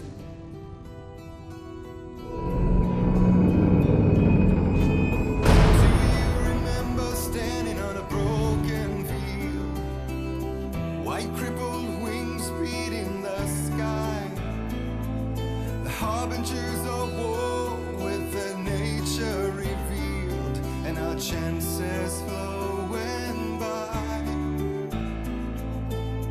If I can let the memory heal, I will remember you with me on that field.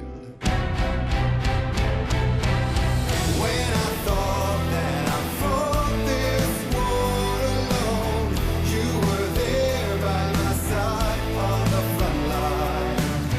When I thought that I fought with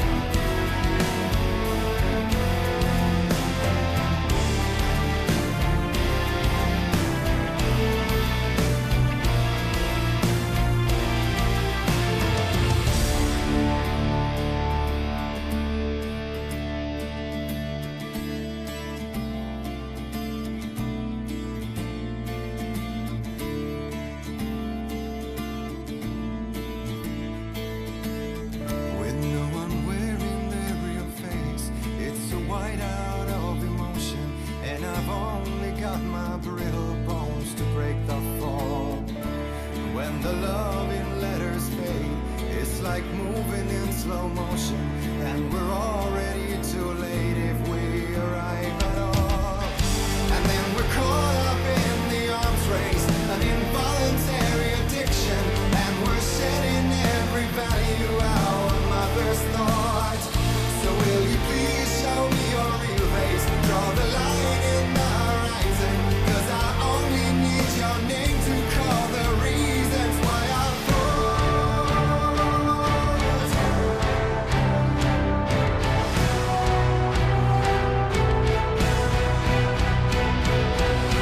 when I thought that I fought this war alone, you were there by my side on the front line, and we fought to believe the impossible. When I thought that I fought this war alone, we were one with our destinies entwined. When I thought that I fought without a cause, you gave me the reason why.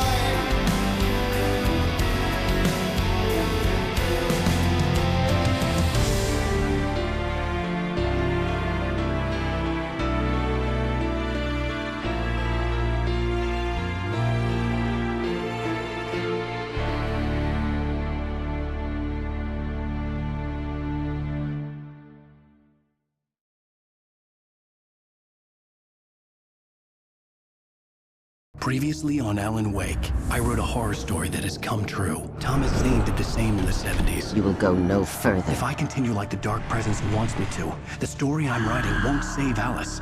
It's a horror story. No one will survive. You knew Zane, Thomas Zane. You're the Lady of the Light in the song. He left something behind to help me. The clicker. Alan thought of this as he stood on the rim of Cauldron Lake, the clicker in his hand. He took a deep breath and jumped. I can get to her now. I can finish this.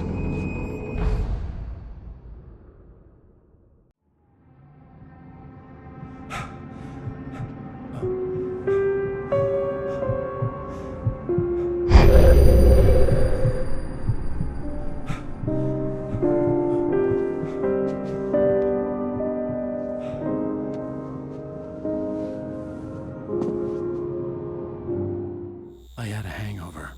My head was about to explode and the light hurt my eyes. I needed my sunglasses and painkillers to dull the pain. In one of my finer moments of self-deception, I swore to quit drinking.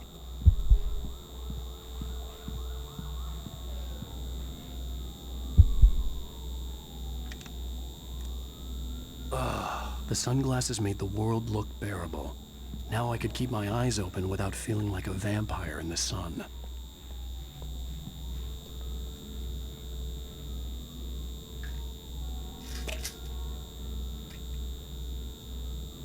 The pills worked fast.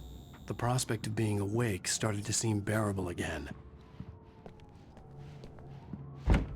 There was a message waiting for me on the machine.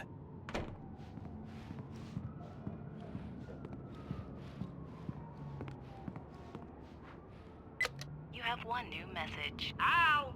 Are you still asleep? Wakey, wakey! You should have your show on your TiVo. If Alice wasn't too mad to record it. And she called me earlier and really chewed me out. Yeah, we went a little overboard last night. But parties are a part of this business. Al, look, I'm saying this as your friend. She's not doing your career any favors by trying to run your life like that, okay? I'll talk to you later, Al. Watch the show!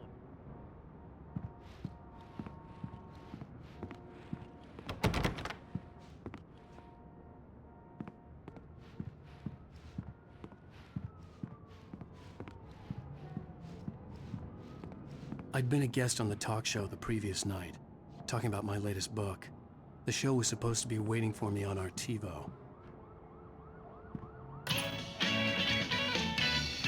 Ladies and gentlemen, welcome back to the Harry Gallitt Show. Thank you. Thank you, everybody. We have a great show tonight. I've been talking with the best-selling author Alan Wake about his new book, The Sudden Stop. Yeah, good read. Go buy it. No, it is a good read. Look, I'm gonna be honest here. Is that wise? No, but I'm gonna do it anyway. I got people who give me the lowdown on books. I'm a busy guy. But this one, I actually read from cover to cover. I mean, I'm a big fan.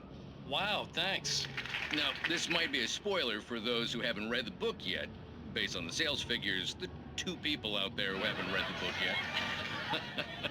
But this last book is all about the death of the main character, the hard-boiled New York detective, Alex Casey. Now, there's been a lot of outrage about this. Why the hell did you kill Casey? What the hell were you thinking, man? Good riddance. No, seriously though, 7 years and 6 books is a long time. He was a gloomy guy to spend all your working hours with, and it was a good run. But it's time to explore new things. My next book will be a departure from the old for me. You selfish bastard, always thinking of yourself. Well, you've certainly given us a lot of entertainment over the years. Hey, now that you mention it, Casey was a gloomy guy. Never had much luck with his love life with the ladies.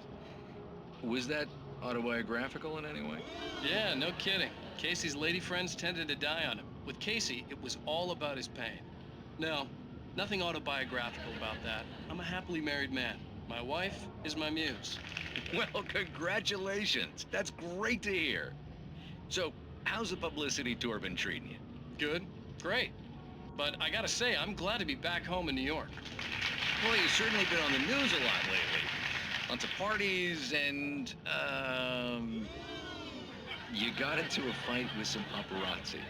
Oh, man. Well, that guy was really in my face. I lost my temper. I know that wasn't cool. You are famous for that temper. Well, I did also write several books. Well, your latest novel is called The Sudden Stop, and it's in bookstores now. Go get it. That means the 2 of you out there who haven't bought it yet. Ladies and gentlemen, that's all we have for you tonight. I want to thank all our guests for the evening. Alan Wake, Sam Lake. Once more, do the face for a Sam. And our musical guests, Poets of the Fall. Thank you, and good night. At least I've been funny. I told myself I could live with that. Did you watch the show? I didn't say anything stupid if that's what you want to know. Okay, Grumpy. You want an aspirin or something? Are you going to start with me about drinking now? You know what? Go back to sleep, Alan.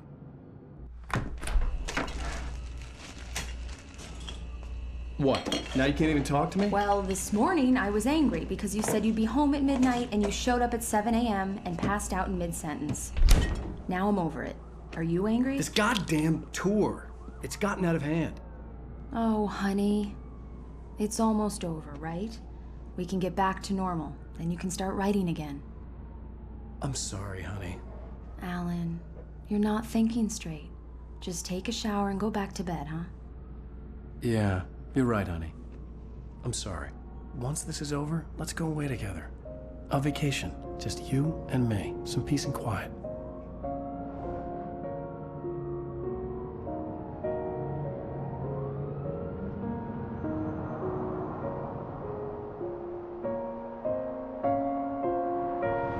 Somehow, the clicker was the key to the cabin.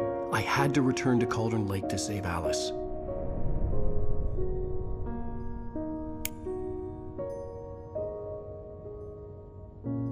I'm going back to the lake to finish this. I'm going to write an ending to the story in the manuscript on my own terms, to make it all right. Why can't you just write it here? The last page is still in the typewriter. I need to read it first. Everything needs to be just right. Zane tried to cut some corners, and it didn't end well. Okay, ready when you are. I'm sorry, Sarah, but I need to do this alone. Barry, take her gun. Miss Weaver, close the door when I leave.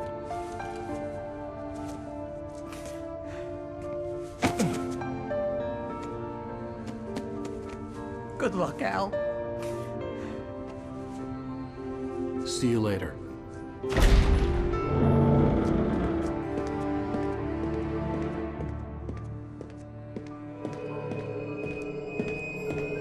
When I got out, it was warm and sunny. I'd flicked the switch of the clicker. Had it done this? I didn't stop to question it. I had to take advantage of the sunlight to get to the lake. On Zane's page, I'd stood on the rim of Cauldron Lake, about to use the clicker. That's where I was headed.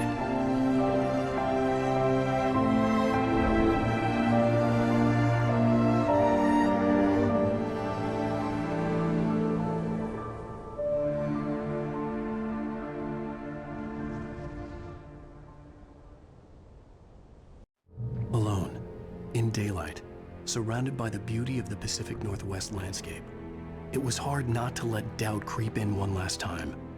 I could still chalk everything up to a dream, a delusion. I had enough imagination to make up something like this, having been in the cabin all this time, trapped in a story inside my head, gone mad from grief over Alice's death like Hartman had claimed. There would be no way of knowing. I told myself it didn't really matter. My course was set.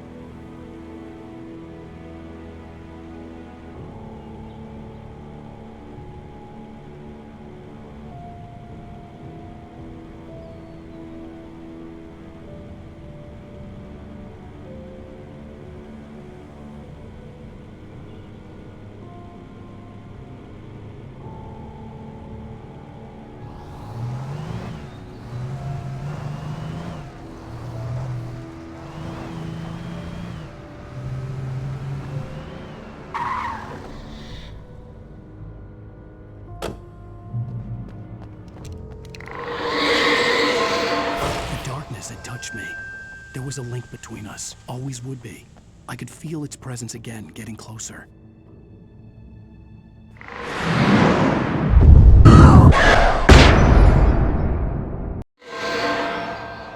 I will kill your wife.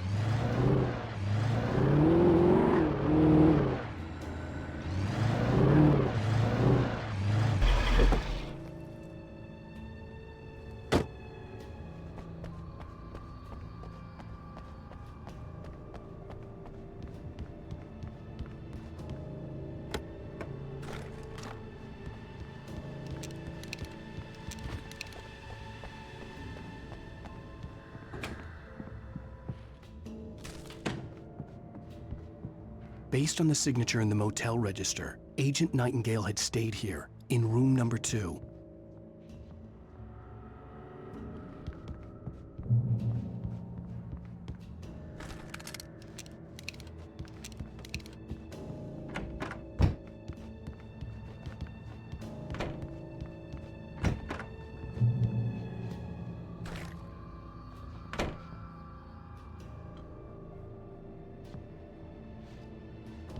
This had obviously been the room where Agent Nightingale had stayed when he hadn't been busy harassing me.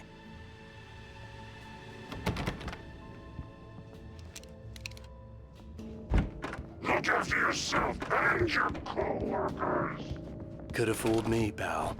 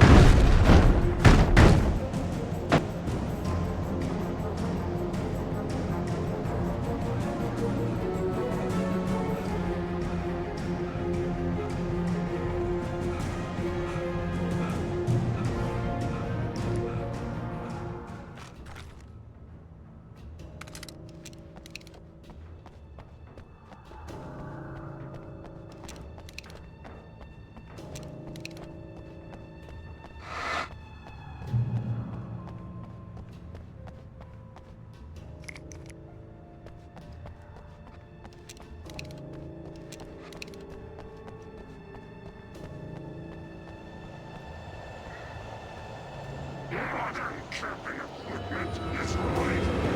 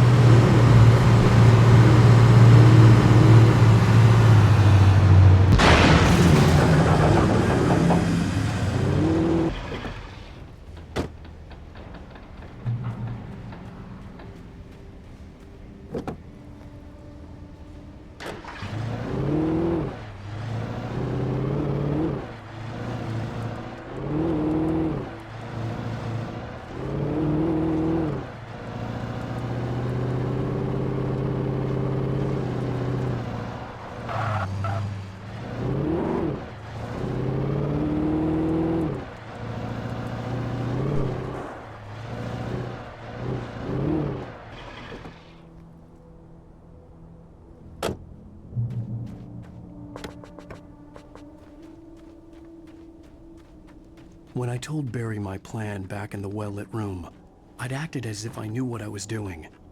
I didn't. I was operating on the shifting logic of a dream. I had to fight my way to the lake through the horrors of the night. I had to flick an old battered light switch imbued with childhood magic. I had to write a happy ending to a horror story. I had to save my wife from the dark prison she was being held in.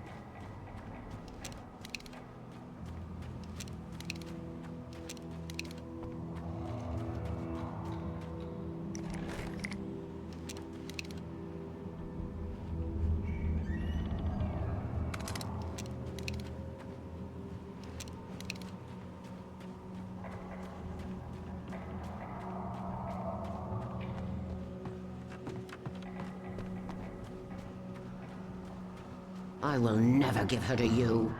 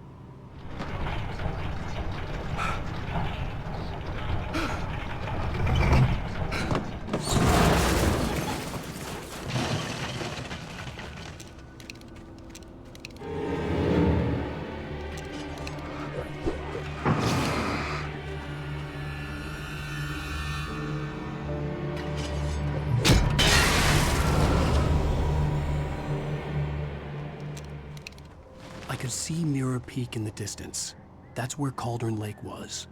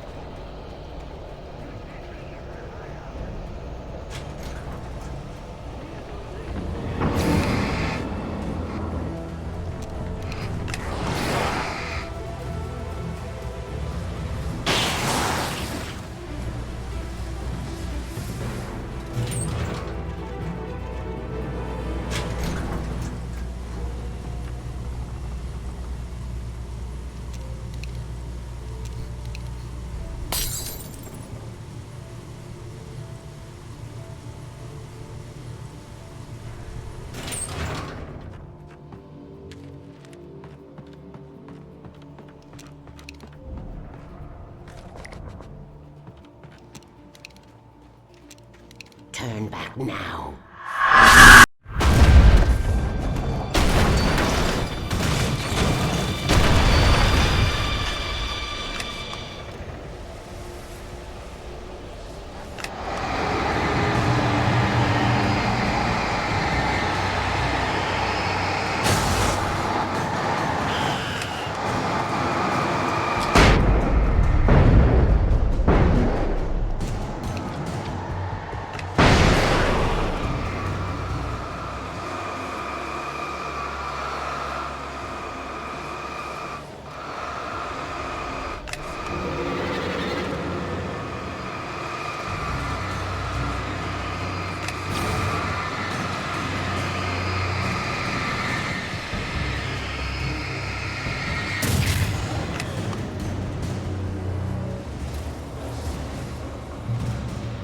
Do as you're told.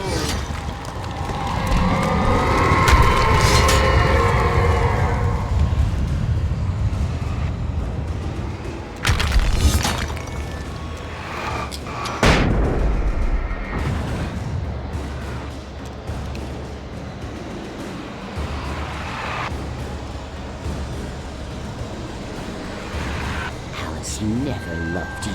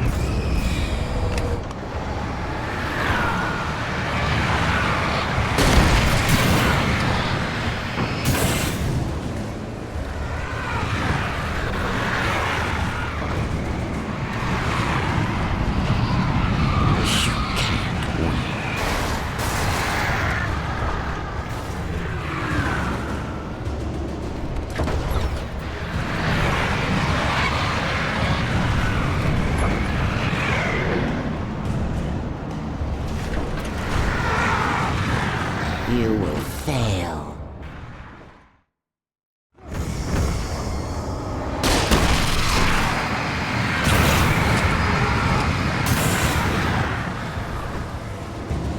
You can't win.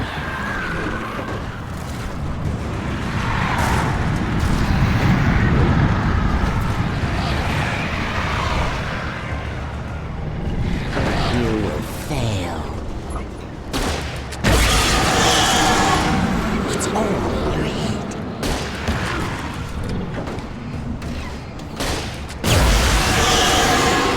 You're making this up.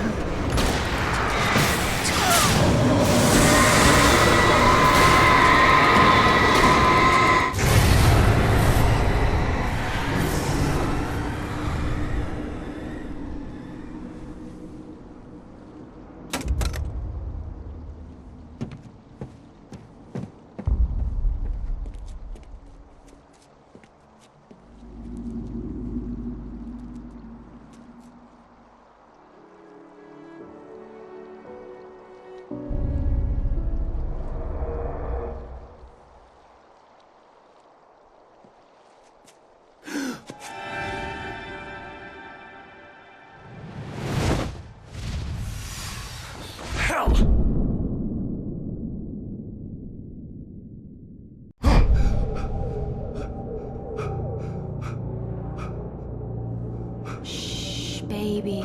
You were having a bad dream. It was just another nightmare. No. Everything's fine. You're home. It wasn't a dream. Everything's fine. Turn the lights on. Turn the lights on! Shh, baby. The power's out. There's no light. Come back to bed and I'll make you forget all about your fear of the dark. My fear? It's your fear. Why aren't you afraid? You're not Alice. Turn the lights on now. Where's the clicker? What did you do with it? Alan, you're scaring me now. Come back to bed. Have you taken your pills? Do you want me to call Dr. Hartman? Come back to bed, Alan. Come back to bed, Tom.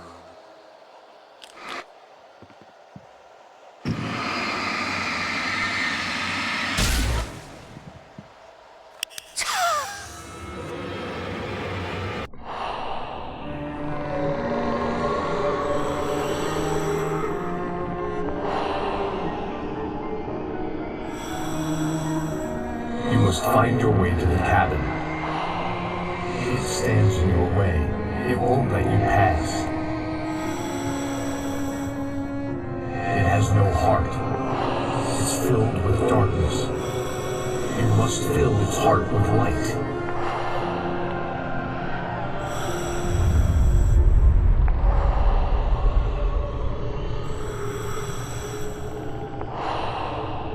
Don't mind him. He's Mr. Scott. Your friends will meet him when you're gone.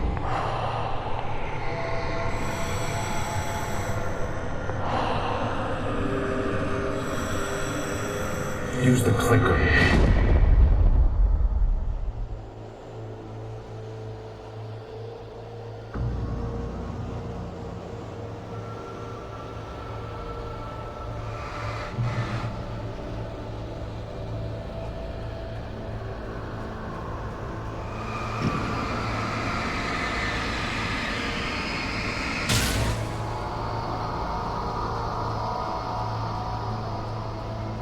I'm leaving you.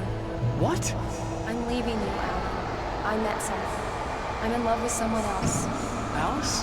No, what are you saying? You can't... You don't love me. How could you? You don't even love yourself. All you do is torture yourself with work you can't do anymore. No, I love you more than anything in the world. You're my muse. I'm not. Who are you? What have you done with my Alice?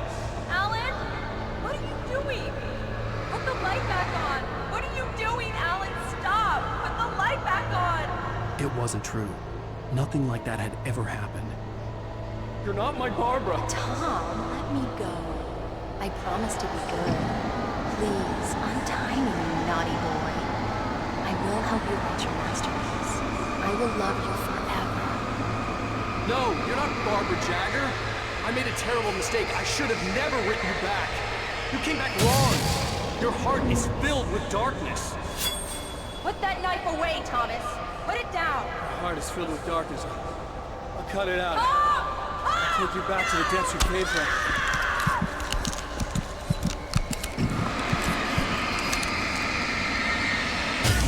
Filled with darkness. Get away from me, you hag! Where am I? Let me go! Alice! Alice! I'm coming! Your husband refused to do as he was told. All he had to do was write what I wanted him to write. Now it's too late. It's his fault. You'll stay here forever.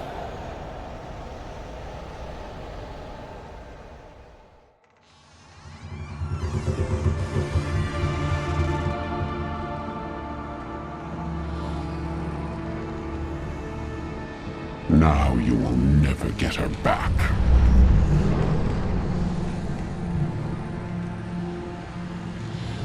I am much older than you.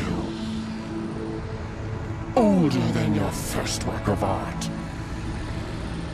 I will find a new face to wear. Someone else to dream me free.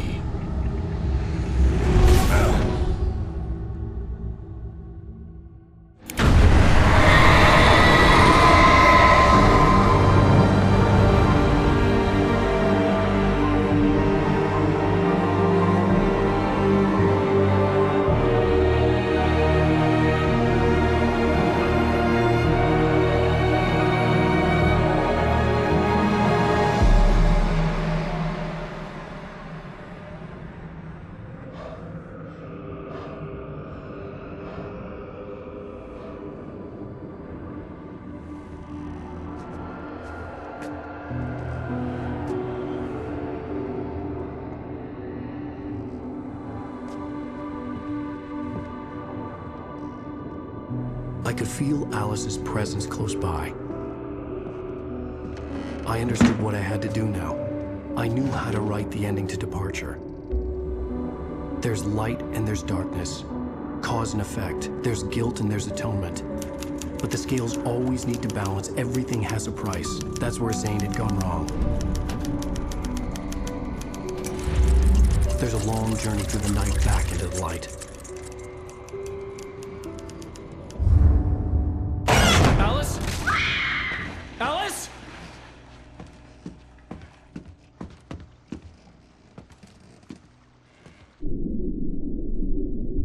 Oh no!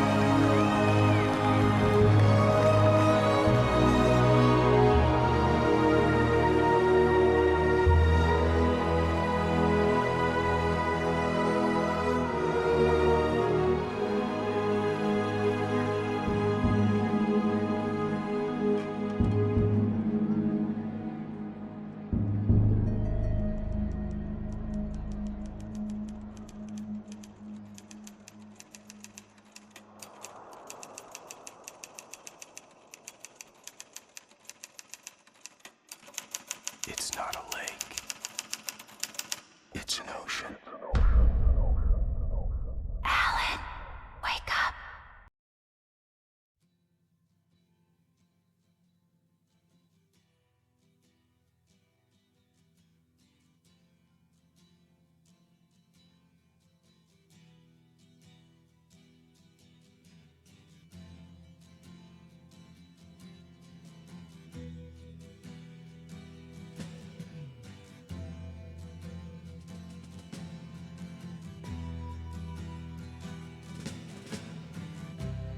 Ground control to Major Tom. Ground control to Major Tom. Take your protein pills and put your helmet on. 10. Ground control 9, to Major Tom. 8, 7, 6. Commencing countdown and engines on. 3, 2, check ignition, and may God's love be with you.